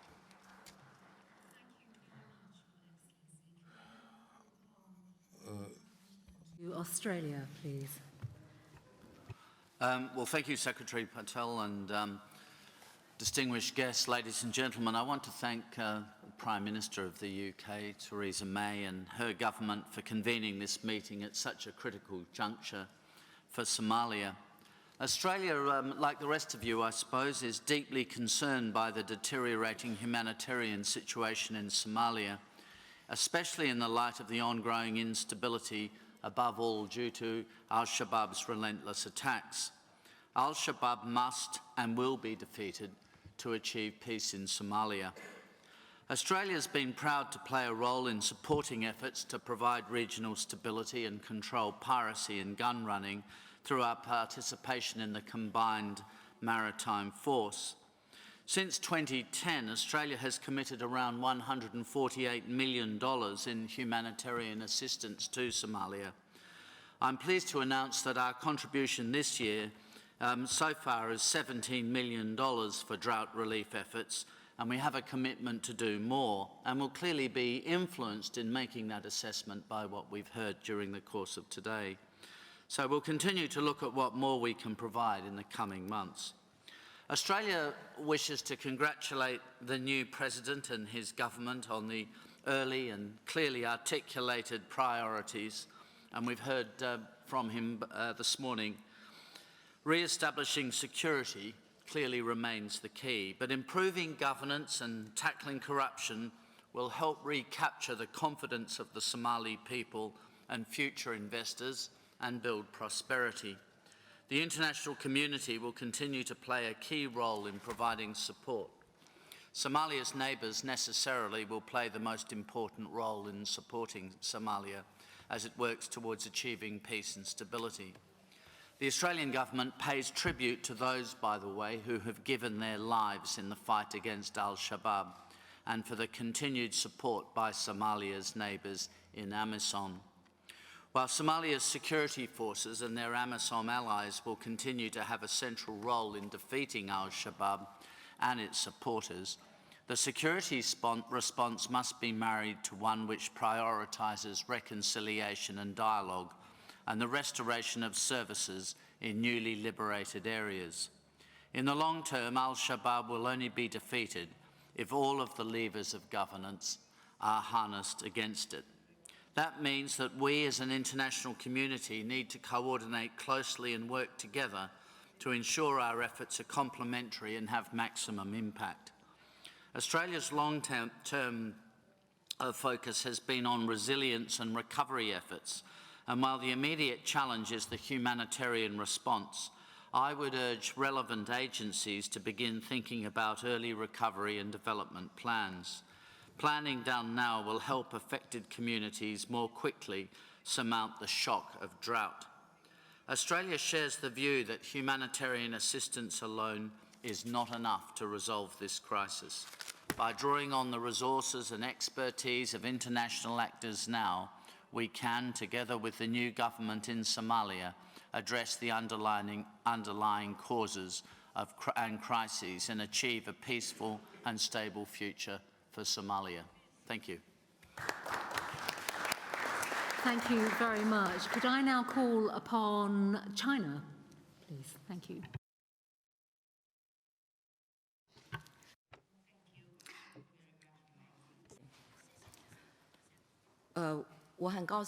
I'm very delighted to be invited to come to today's conference. The United Kingdom government, United Nations, and Somalia have jointly convened this international conference on Somalia. China commends these efforts. The convocation of this conference showcased the international society's interests and support for Somalia, which boasts great significance to promoting the peaceful reconstruction in Somalia. Since this year, Somalia has successfully completed its presidential election and established new government, which represented a very important step forward. But in terms of politics, security, economy, we still face a lot of challenges. To realize endurable economic development and security, Somalia needs more efforts on its own, but also needs more interest and support from the international society. The international society should continue to uphold the principle of Somalia-led and Somalia-owned, and to uphold its efforts to stabilize Somalia. And according to the Somalia situation, we should carry out targeted plans to help and assist Somalia reconstruct its society. This conference has yielded fruitful results. Later on, we should establish follow-up and regular assessment mechanism.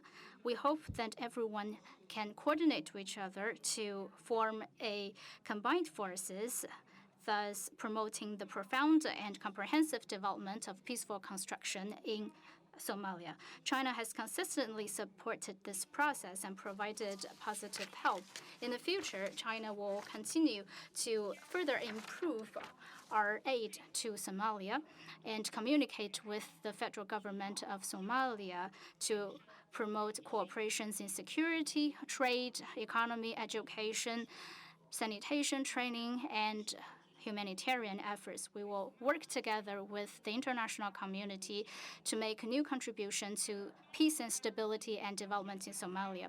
To help Somalia relieve the current drought crisis, China decides to provide $10 million worth of emergency food aid through World Food Program and another $5 million worth of emergency food aid to Kenya to be used to help Somalia refugees in Kenya. China will also donate $6 million worth of supplies to resettle internal displaced people to relieve humanitarian crisis in Somalia. Thank you. Very much for demonstrating China's very strong commitment to Somalia. Could I now call upon our colleagues from Finland? Thank you very much indeed, Patel. Excellencies, ladies and gentlemen, let me start by thanking the co-hosts, the federal government of Somalia, the government of the United Kingdom and the United Nations for organizing this important conference. As far as Finland is concerned, we're fully committed to the development of Somalia. We want to see a prosperous, peaceful and democratic state of Somalia where the rule of law and human rights are respected. And we encourage the newly elected government of Somalia to work towards one person, one vote elections for 2020-2021. We would also like to underline that the state building is and should be a process owned by the Somali government and the Somali people. The new deal changed the way the international community delivers support in Somalia. The Somalis are now drivers of their own development. The international community should align its support with the priorities outlined in the National Development Plan of Somalia in the spirit of a new partnership for Somalia. Finland encourages the Somali government to adopt an inclusive and accountable state-building approach. All women and men who want to build Somalia should be welcome to contribute in this process, which should benefit the Somali people. It's important to distribute the resources and power in a fair and just manner with the regional administrations. We also encourage the government to complete the revision of the constitution in a fair and inclusive manner and to genuinely create a constitution owned by all the people of Somalia. Your Excellencies, dear colleagues,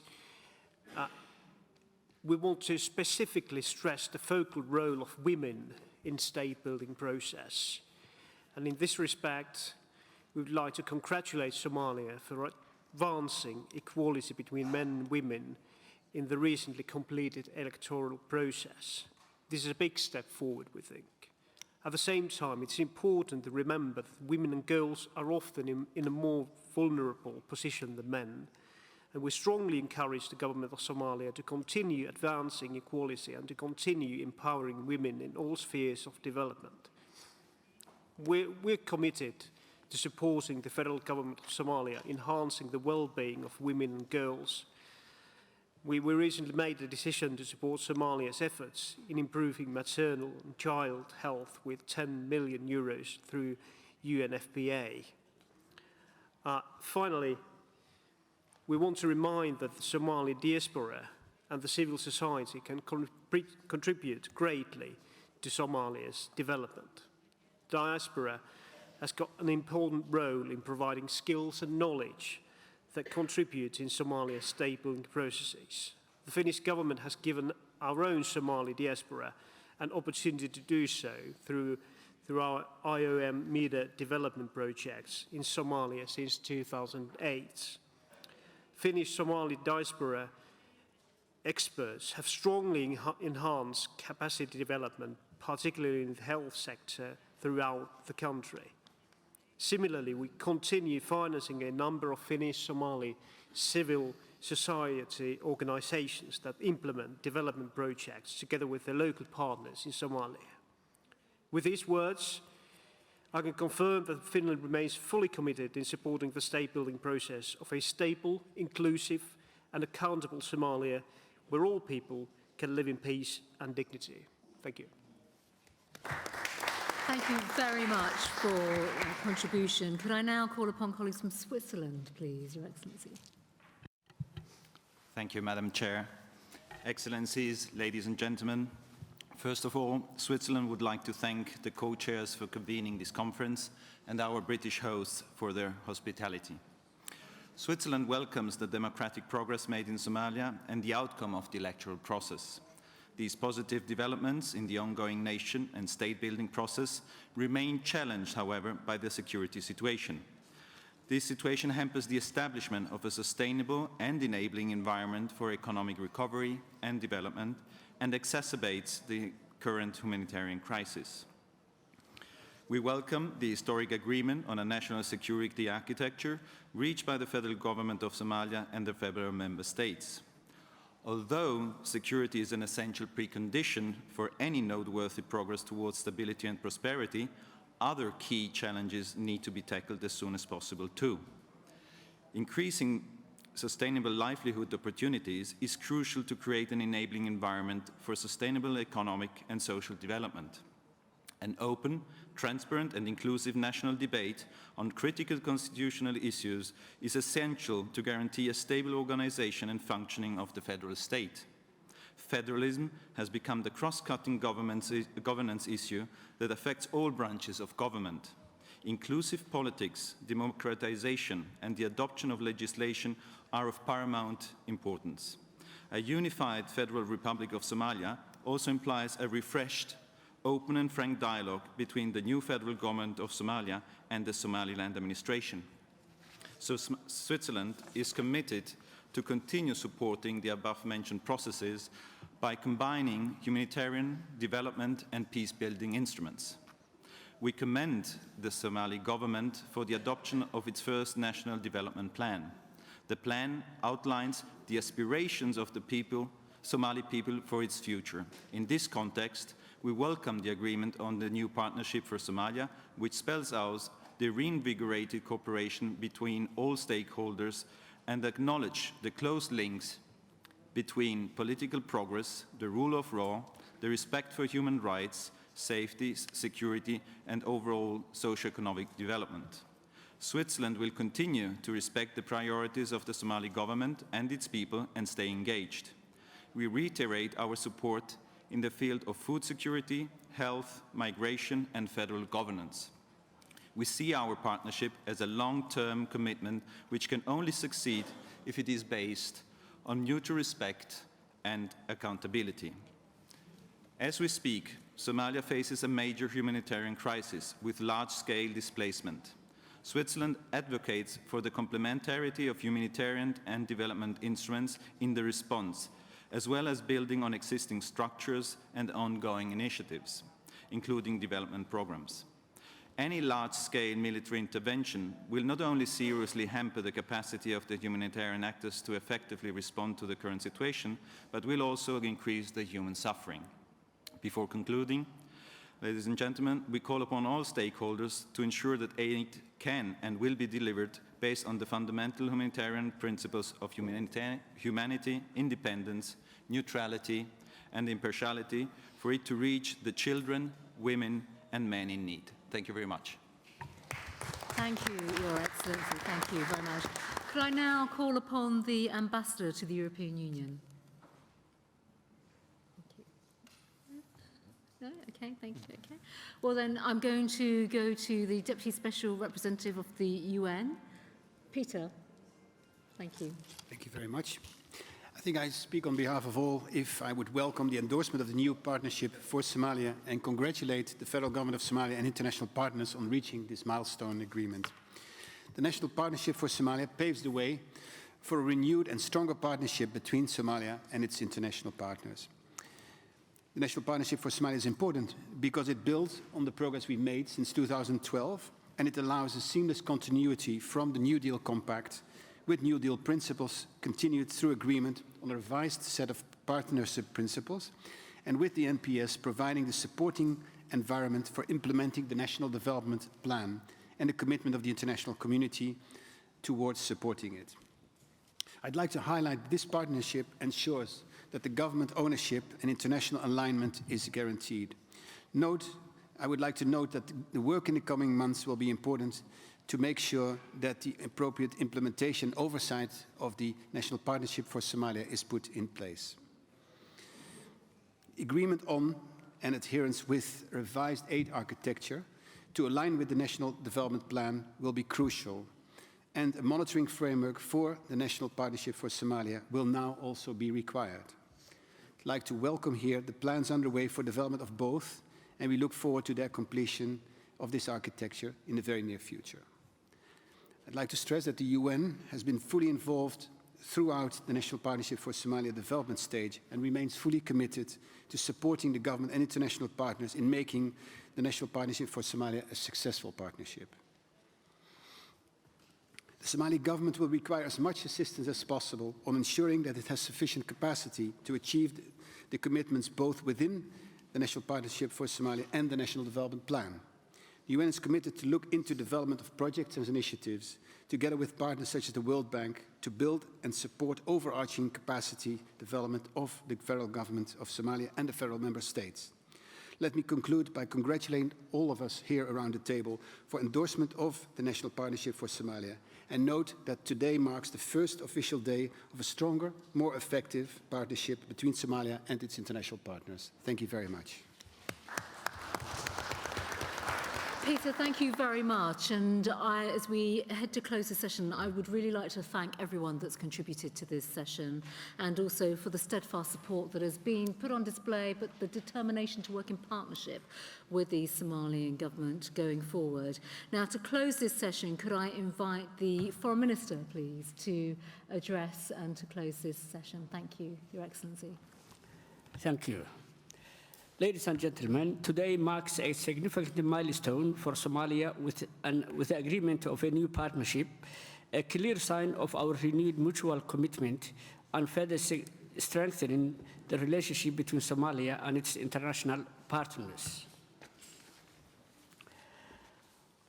Somalia needs bold and courageous steps from its international partners. We need our partners to invest more directly in our priorities, as this will strengthen government institutions and is critical for sustainability. The current system is not sustainable, nor does it build the capacity and legitimacy of government institutions. Our government institutions are more mature, with significant effort made in building a more robust system. We stand committed to making further progress on public financial management reforms, increasing transparency, and tackling corruption. Ladies and gentlemen, all successful partnerships are based on mutual accountability.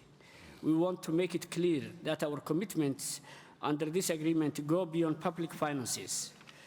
We commit ourselves to bring together the delivery of key strands discussed earlier, including the Security Pact, political roadmap, and economic recovery priorities.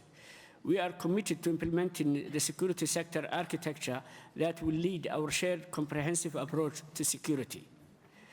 We recognize that adherence to the rule of law is indispensable to building a stable state, and we need to protect our citizens and resolve conflicts. We will uphold human rights standards for all Somali citizens, including rights of women, youth, and minority groups.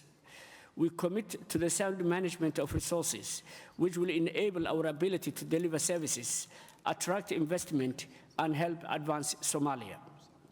We commit to all of this not only because it's held within this partnership agreement, but because we owe it to our Somali people. First and foremost, our responsibility and accountability is towards our people. To conclude, I would like to thank all our partners for your commitment and support in helping Somalia reach this significant milestone. Thank you.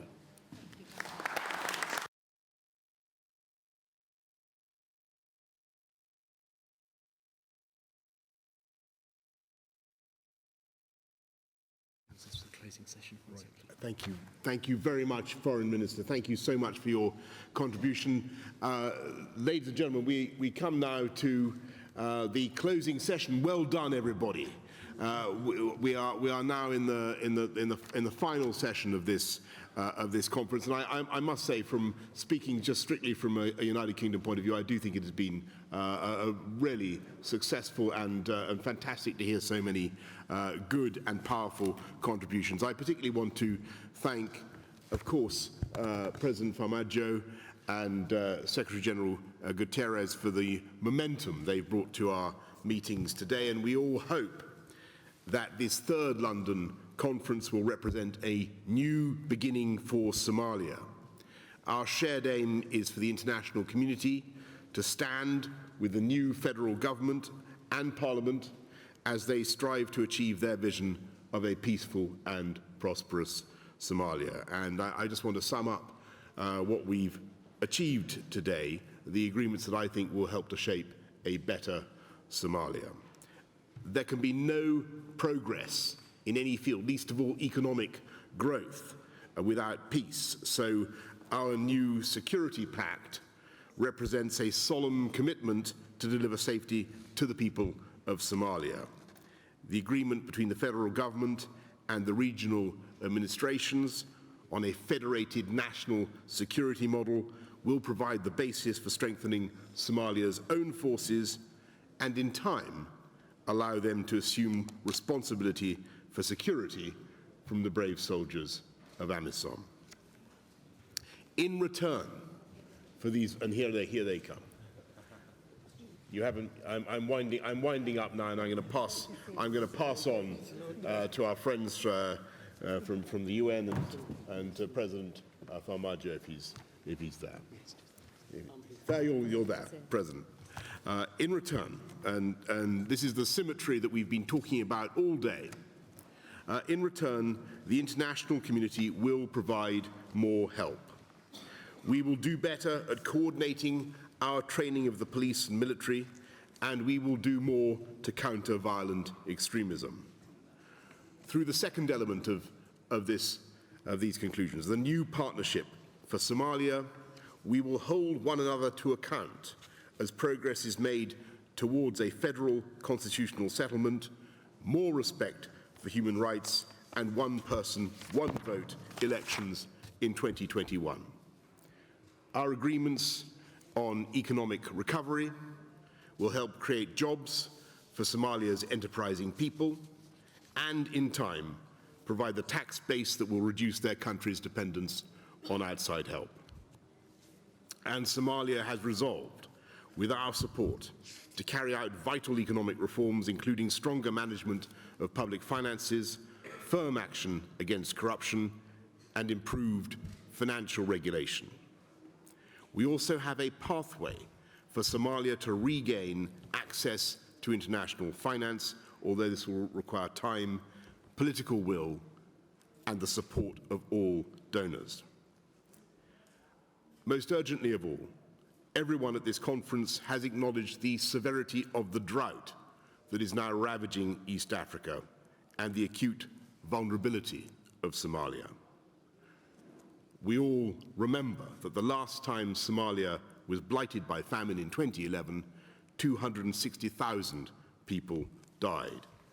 At this moment, over 6 million Somalis need emergency food supplies, and to that end, Britain has committed £110 million, which will provide aid for 1 million people.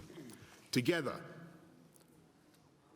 we have the means to avoid a famine and stave off catastrophe if and only if we escalate our collective response. The UN has asked for $1.5 billion, and as of today, as we sit here, there is a shortfall of more than 800 million. So I would urge all our partners to respond.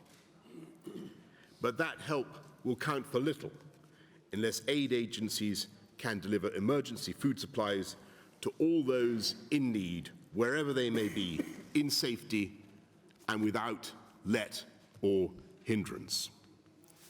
And that is absolutely vital. The words for this conference are not enough. It's only by implementing what we've agreed today, the substance of it, coming back to it again and again, that we can hope that this conference will indeed represent a new beginning for the people of Somalia.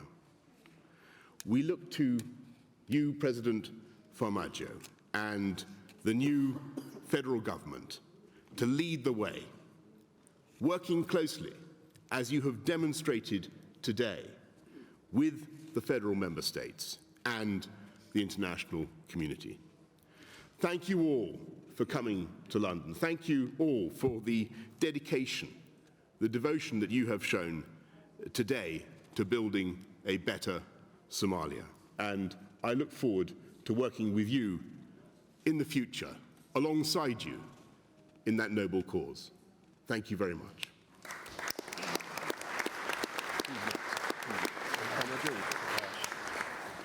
And it gives me great pleasure to call in conclusion on our co-chair, Secretary General Antonio Guterres.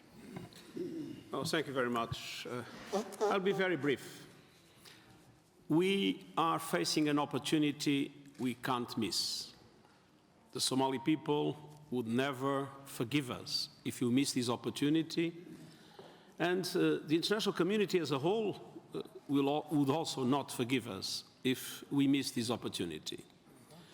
After more than 20 years of a dramatic conflict that caused an immense suffering to the Somali people, that had a tremendous impact in the neighbors, and that has become one of the factors of global insecurity, all the conditions are now met for Somalia to be a success story. Somalia as a government in which we can put our trust, Somalia as a plan that makes sense, and at the same time, the African Union has been engaged in AMISOM and only requires a more effective and predictable support from the international community. And we have all agreed that we need to support the Somali government to build up their national institutions, and namely a national army and a national police force able to guarantee the security of its own people after AMISOM progressively will withdraw as the problem is being solved and the situation on the ground will allow it.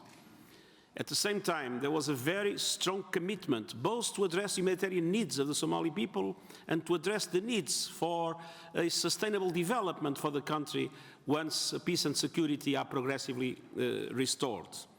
All the conditions are met for the success.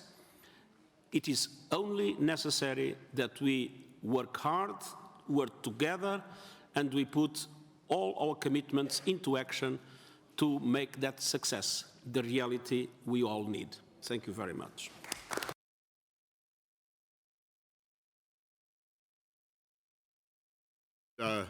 Finally, and appropriately, I ask President Farmajo to conclude the conference. Thank you. Excellencies and distinguished ladies and gentlemen, we have come to the end of the conference, and I would like to thank all of you for your participation and commitments in this important event. I would like to reserve a special thank you for our wonderful host, the British government, and for organizing this significant conference with us. I'm honored to be co-chair in this conference with the UK government and the United Nations. To all our partners, I wish to say today, it's a historic day for Somalia, and your presence and participation at this critical event during this critical juncture demonstrates your sustained support, dedicated and commitment in aiding Somalia to peace and stability. We remain grateful by your commitments and demonstrable sense of solidarity. The conference today has been about connecting the dots. It's been about bringing a framework for cooperation on the priorities set out in Somalia's National Development Plan through a renewal partnership. And as we begin on this new journey, in this new era of Somalia's recovery, the commitments made must be followed with dedicated hard work. On the Somali, there is simple no other alternative. As I mentioned this morning, the expectations are very high, but not performing is not an option. Our aim to fulfill our vision to achieve stronger, more secure, more cooperative union that enhances equity and good governance for all Somalis and which will depend on our mutual accountability. The new partnership agreement is about the people, for the people, and with the people of Somalia. It holds us both accountable through a partnership based on mutual commitments and accountability that binds us all together. It advances our cooperation and coordination by adopting the National Development Plan as our guide on Somali recovery. I thank you. Thank you so much.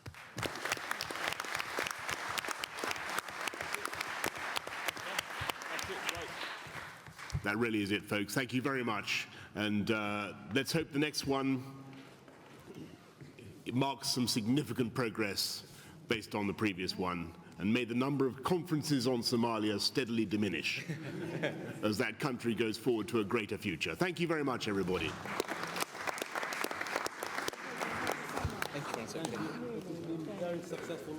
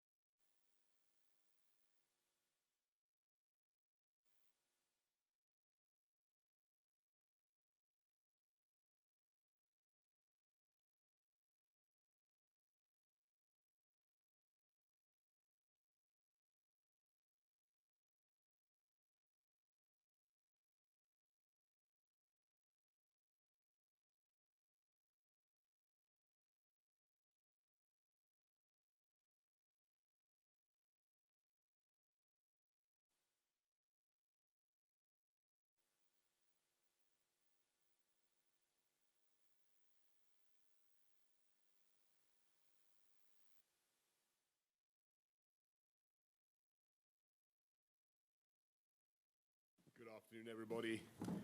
Thank you very much for coming along. I want to begin by thanking Secretary General Guterres and President Farmajo, and I want to explain what makes this London conference on Somalia different. I think too often in my time as Foreign Secretary, I've attended conferences whose sole purpose has been to apply sticking plaster to a wound, even while that wound is still being inflicted. But what we've got in Somalia is different. Yes, it's true that after decades of turmoil, Somalia remains a wounded country, but it is in the process of being healed. And thanks to the leadership of President Farmajo and his colleagues, thanks to the courage and the sacrifice of AMISOM forces and their Somali comrades, and to the help being given by Britain and the international community. So the overriding aim of our work today is to accelerate the healing of the country and to lay the foundations for a peaceful and prosperous Somalia. So that's why we've concluded a new security pact, recognizing the essential truth that peace is the first requirement of any form of progress, particularly, of course, economic growth. The agreement between the federal government and the regional administrations on a national security model will give Somali forces clarity over command and control, making them more effective and, in time, allowing them to take over from AMISOM in liberating areas from the terrorists of al-Shabaab and providing security thereafter. And in return for these vital reforms being carried out by the Somalis, by the federal government and the regional, by the state authorities, the international community will provide more help, particularly over the training of police and military forces. And we will improve the coordination of our work. In the new partnership for Somalia, our Somali partners and the international community have undertaken to work together and to hold each other to account so that we deliver the support and reforms that Somalia will need over the next 4 years, and as we prepare for our shared ambition of one person, one vote elections in 2021. Most importantly of all, everyone at this conference acknowledged the severity of the drought that Somalia is now enduring. At this moment, over 6 million Somalis need emergency food supplies, and nobody can forget that the last time Somalia was blighted by famine in 2011, 260,000 people died. If we act early and decisively, that disaster can still be avoided. For this to happen, aid agencies must be free to go wherever necessary in safety and without let or hindrance to distribute food aid to all those in need. Britain is leading the way in responding to the humanitarian crisis in Somalia and providing food, water and medicine to over 1 million people. Together, we have come together at this conference determined to speed up the healing of Somalia's wound, recognizing the scale of the problems that remain, but determined to ensure that Somalia and the Somali people can achieve the peace and prosperity they deserve. And I now hand over to President Farmajo for your remarks. Thank you, President. Good evening. Today, the federal government of Somalia set out our priorities and plans together with our international partners who have committed to support us.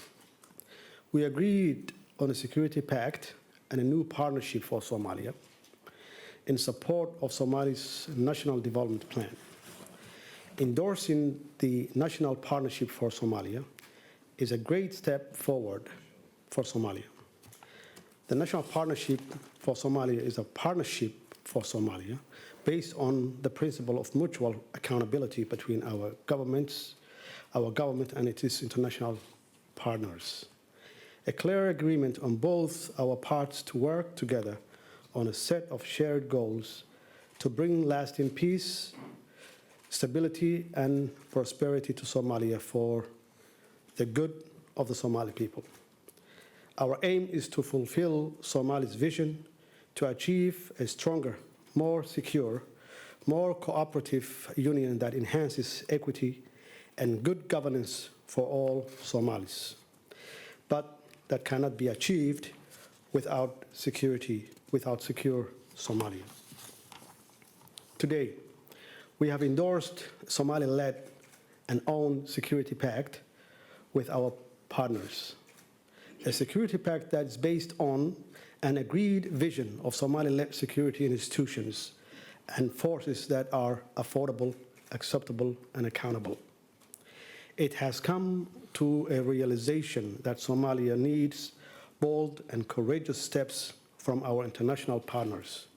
We need our partners to invest more directly in our priorities and our country system, as this will strengthen government institutions and is critical for sustainability.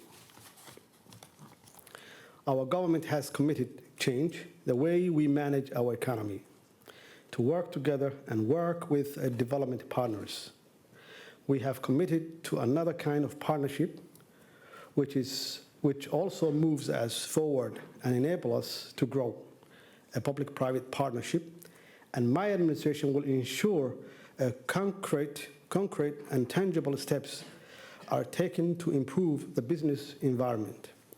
Also, I am pleased with the outcome of the side events that took place during this conference on the contribution of diaspora and civil society to Somalia, and recognize their collective role in supporting stability and prosperity in Somalia.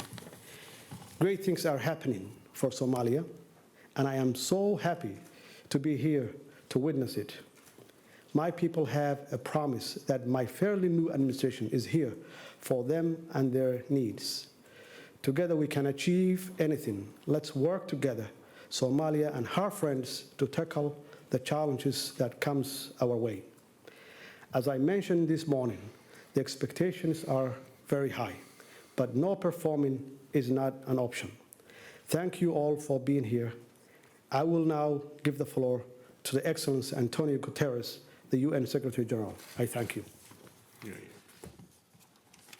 Thank you very much. First of all, to the government of the United Kingdom, to Boris Johnson, for having had the initiative of this conference, and to the President of Somalia for having created the political conditions that allowed it to happen. And this conference was an unmitigated success. This conference has created the conditions for an opportunity to materialize, an opportunity that we cannot miss. An opportunity to take Somalia out of decades of conflict, of poverty, and of terrible suffering for the Somali people. An opportunity to defeat terrorism and to reestablish peace. An opportunity to allow for the build-up of national Somali institutions and lay the foundations of a normal economic and social development process. And this opportunity is possible because we have in Somalia a president and a government that have a strategy and a plan of action that makes sense and deserve the support of the international community. But now, for the opportunity not to be missed, the international community needs to come together and to massively support Somalia. First of all, responding to the appeals to increase humanitarian aid, to be able to face the dramatic challenge of food insecurity and disease in the country.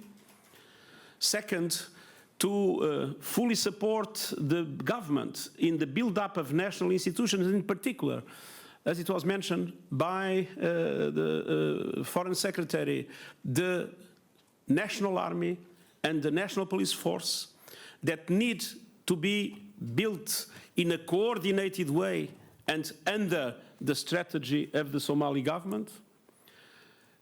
the international community needs also to be able, in between, before those national institutions are able to fully protect the Somali people, the international community must give strong and predictable financial and equipment support to AMISOM, to the mission of the African Union, that with enormous sacrifice and enormous courage has been fighting Shabab in very dramatic circumstances, but creating the conditions that allow this conference and this opportunity to take place.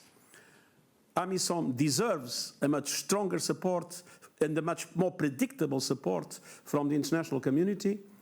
And finally, it is very important for us all to be able to support the new national development plan of Somalia and to create the conditions for it to be possible through all the instruments of development cooperation, including with the necessary technical mechanisms to be put in place and the guarantees of sustainability, including an effective process of debt relief.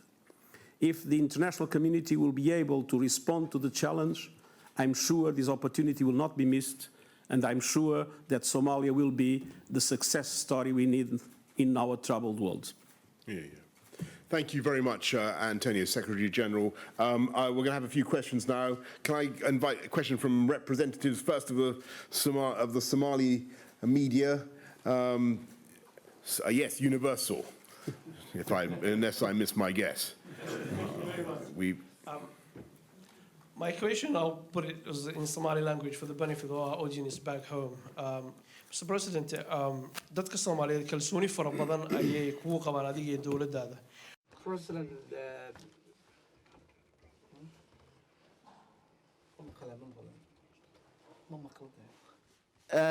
Bismillaahi Rahmaani Rahiim.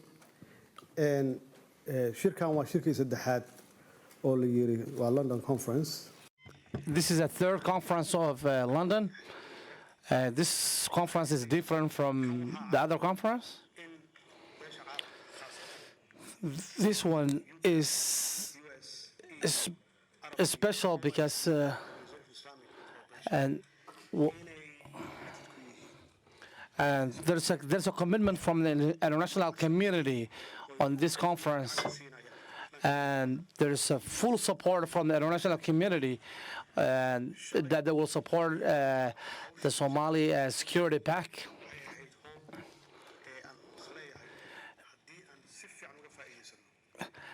So if we work collectively with the international community, the outcome of this conference will be successful.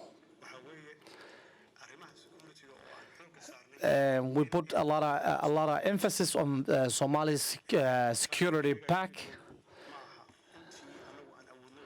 and we came up with this security pact, and the objective of this is to get rid of terrorist group Al-Shabaab and how we drive off from the community. Also to build the Somali National Army. The international community are committed, and they are with us to help us with both Somali economy recovery, and also to build Somali National Defense Army. Also, the international community knows the Somali population, 40% of Somali population is youth. So we want to we want to take these actions so that our youth doesn't radicalize and go to Al-Shabaab or immigrate, illegal immigration. Thank you. Can I have a go at answering that too? I mean, even though my Somali is, I think I understood the gist of the question. You're saying what's the difference between this conference and all the preceding conferences on Somalia? It's a perfectly fair question, because I think there have been dozens since the year 2000. But I think the real difference, and why this London conference is potentially so important, is that President Farmajo has come here today representing not just the federal government of Somalia, but also he's brought with him, I think, half a dozen presidents of the regional governments, and they have put on a wonderful show of unity and of their determination to work together to deliver the security architecture. And I think that's the thing I would personally single out as being most important about this conference. And what the international community wants to do now is to back that security architecture. And the stronger and more robust it is, and we heard some very powerful words today, then the more the international community will be able to come in with support. So we'll be reviewing progress, obviously, in October, but I think that is the big development for me, because it's peace and security and the security architecture that is going to be the bedrock of prosperity. I think we're going to go now to a representative of the UK media and James Landau, the BBC. James Landau, BBC. First of all, can I ask about the arms embargo? Mr. President, can you explain why you believe it is important that the arms embargo is lifted? And Foreign Secretary, can you explain why the international community is so reluctant to do it? Secondly, Foreign Secretary, can I ask you about the humanitarian need? The United Nations says there is a shortfall of $900,000. What more is the British government going to do to try and meet that need? And Secretary General, can I ask you about the army and the police force, which you mentioned? I have covered many conflicts in Iraq and Afghanistan, and I have been repeatedly told about the importance of training up the national army and the police force. And, you know, with respect, it is a slow, patchy, gradual process at best. How can we be confident that it's going to happen in time? Let me take that first question. Well, it's a very valid question. The reality is Al-Shabaab has been active in Somalia for the last 10 years. And the reason we are still looking forward to rebuild or to reorganize our army is because of lack of equipment and weapons.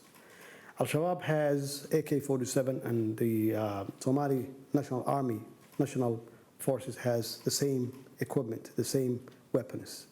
And that's why this war has been lingering for 10 years. And if we don't have more sophisticated and better weaponry, definitely this war will continue for another 10 years. That's why we would basically like to see the arms embargo to be lifted. And of course, that's why we need the international community to help us in rebuilding Somali National Army. And that's why we wanted to face the challenge of Al-Shabaab, because they are here in Somalia, they are in Somalia simply to destroy and deny the opportunity, the government to function. And that's not acceptable. Somalia needs, after 27 years, stable and peaceful country where the economic development grows and be part of the international community.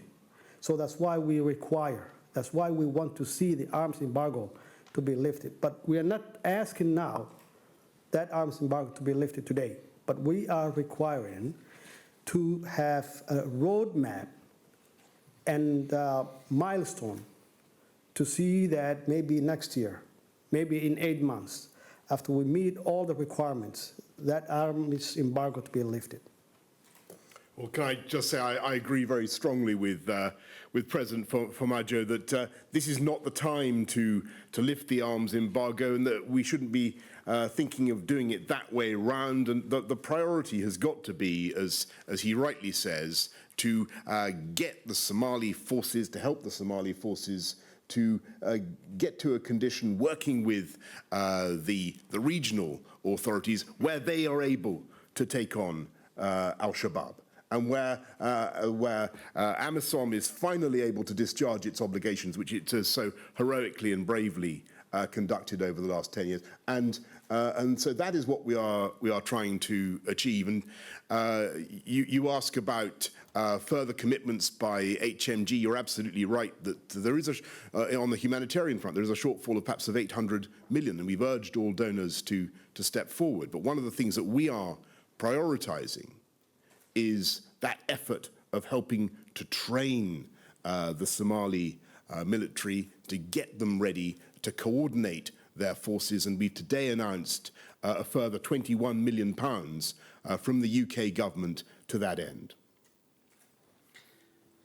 Well, in relation to your question, I think that what we have witnessed until now in Somalia is an effort by different countries, training different groups in different parts of the country with different doctrines.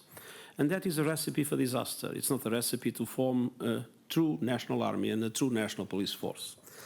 And what I think is important in this conference is the recognition that there must be a coordinated effort in which training takes place in close articulation with the strategy of the government and the government plan in order to build one army with one doctrine and with the links and the forms of cohesion that an army needs to have in order to be able to fight with success any insurgency or any terrorist group.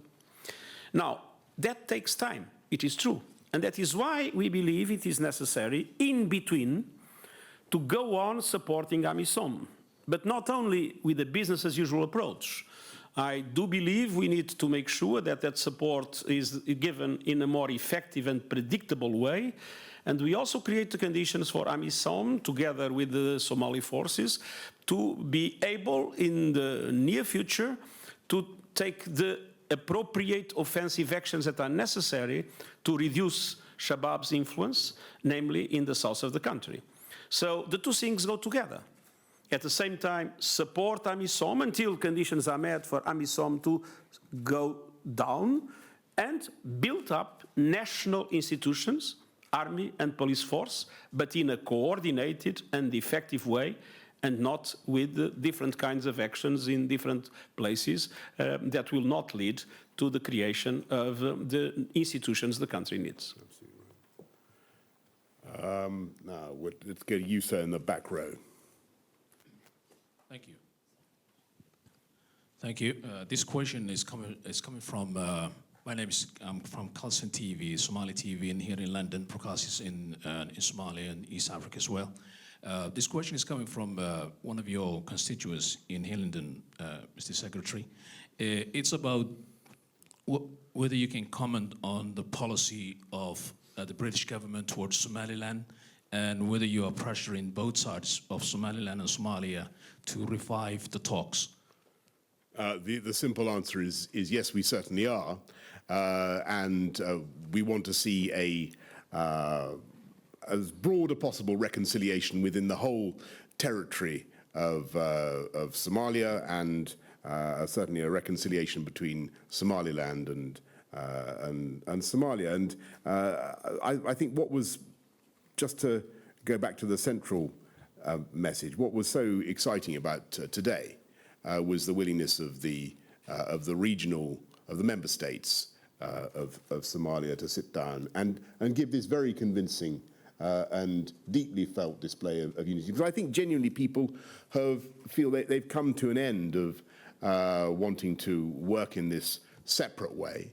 And as Antonio Guterres just said, unless you have unity, you are never going to be able to take on al-Shabaab in the way that is necessary. And that unity in Somalia demands a corresponding unity in us, the donors and the supporters. We have to, as Antonio says, we have to work out ways in which we can be more cohesive in the support and indeed in the training that we give. We can do one final question to use that. And then. Thank you. Question for President Formaggio. My name is Conor Gaffey from Newsweek. Just wanted to ask about how important you see the role of the United States in helping fight al-Shabaab. We've seen recently President Trump give expanded powers to the US forces in Somalia to carry out strikes there. And we've also seen a US Navy SEAL be killed by al-Shabaab, the first casualty in over 20 years there. Just want to see Just want to know about your thoughts on their role. Well, I had a bilateral meeting with the Secretary of Defense, James Mattis, today, and we spoke about how the United States can be very helpful to eradicate and to fight against al-Shabaab, and he's very committed. The United States is really committed to help Somalia to stand its own feet, and I believe that's why we have this great opportunity, and to seize this opportunity. So the world are behind Somalia right now. It's a different time, and it's a historic day, and definitely we'll take advantage of that. Thank you so much, President Ford. Thank you very much, everybody, for coming along today. See you soon, and see you in Mogadishu, I hope. Thank you.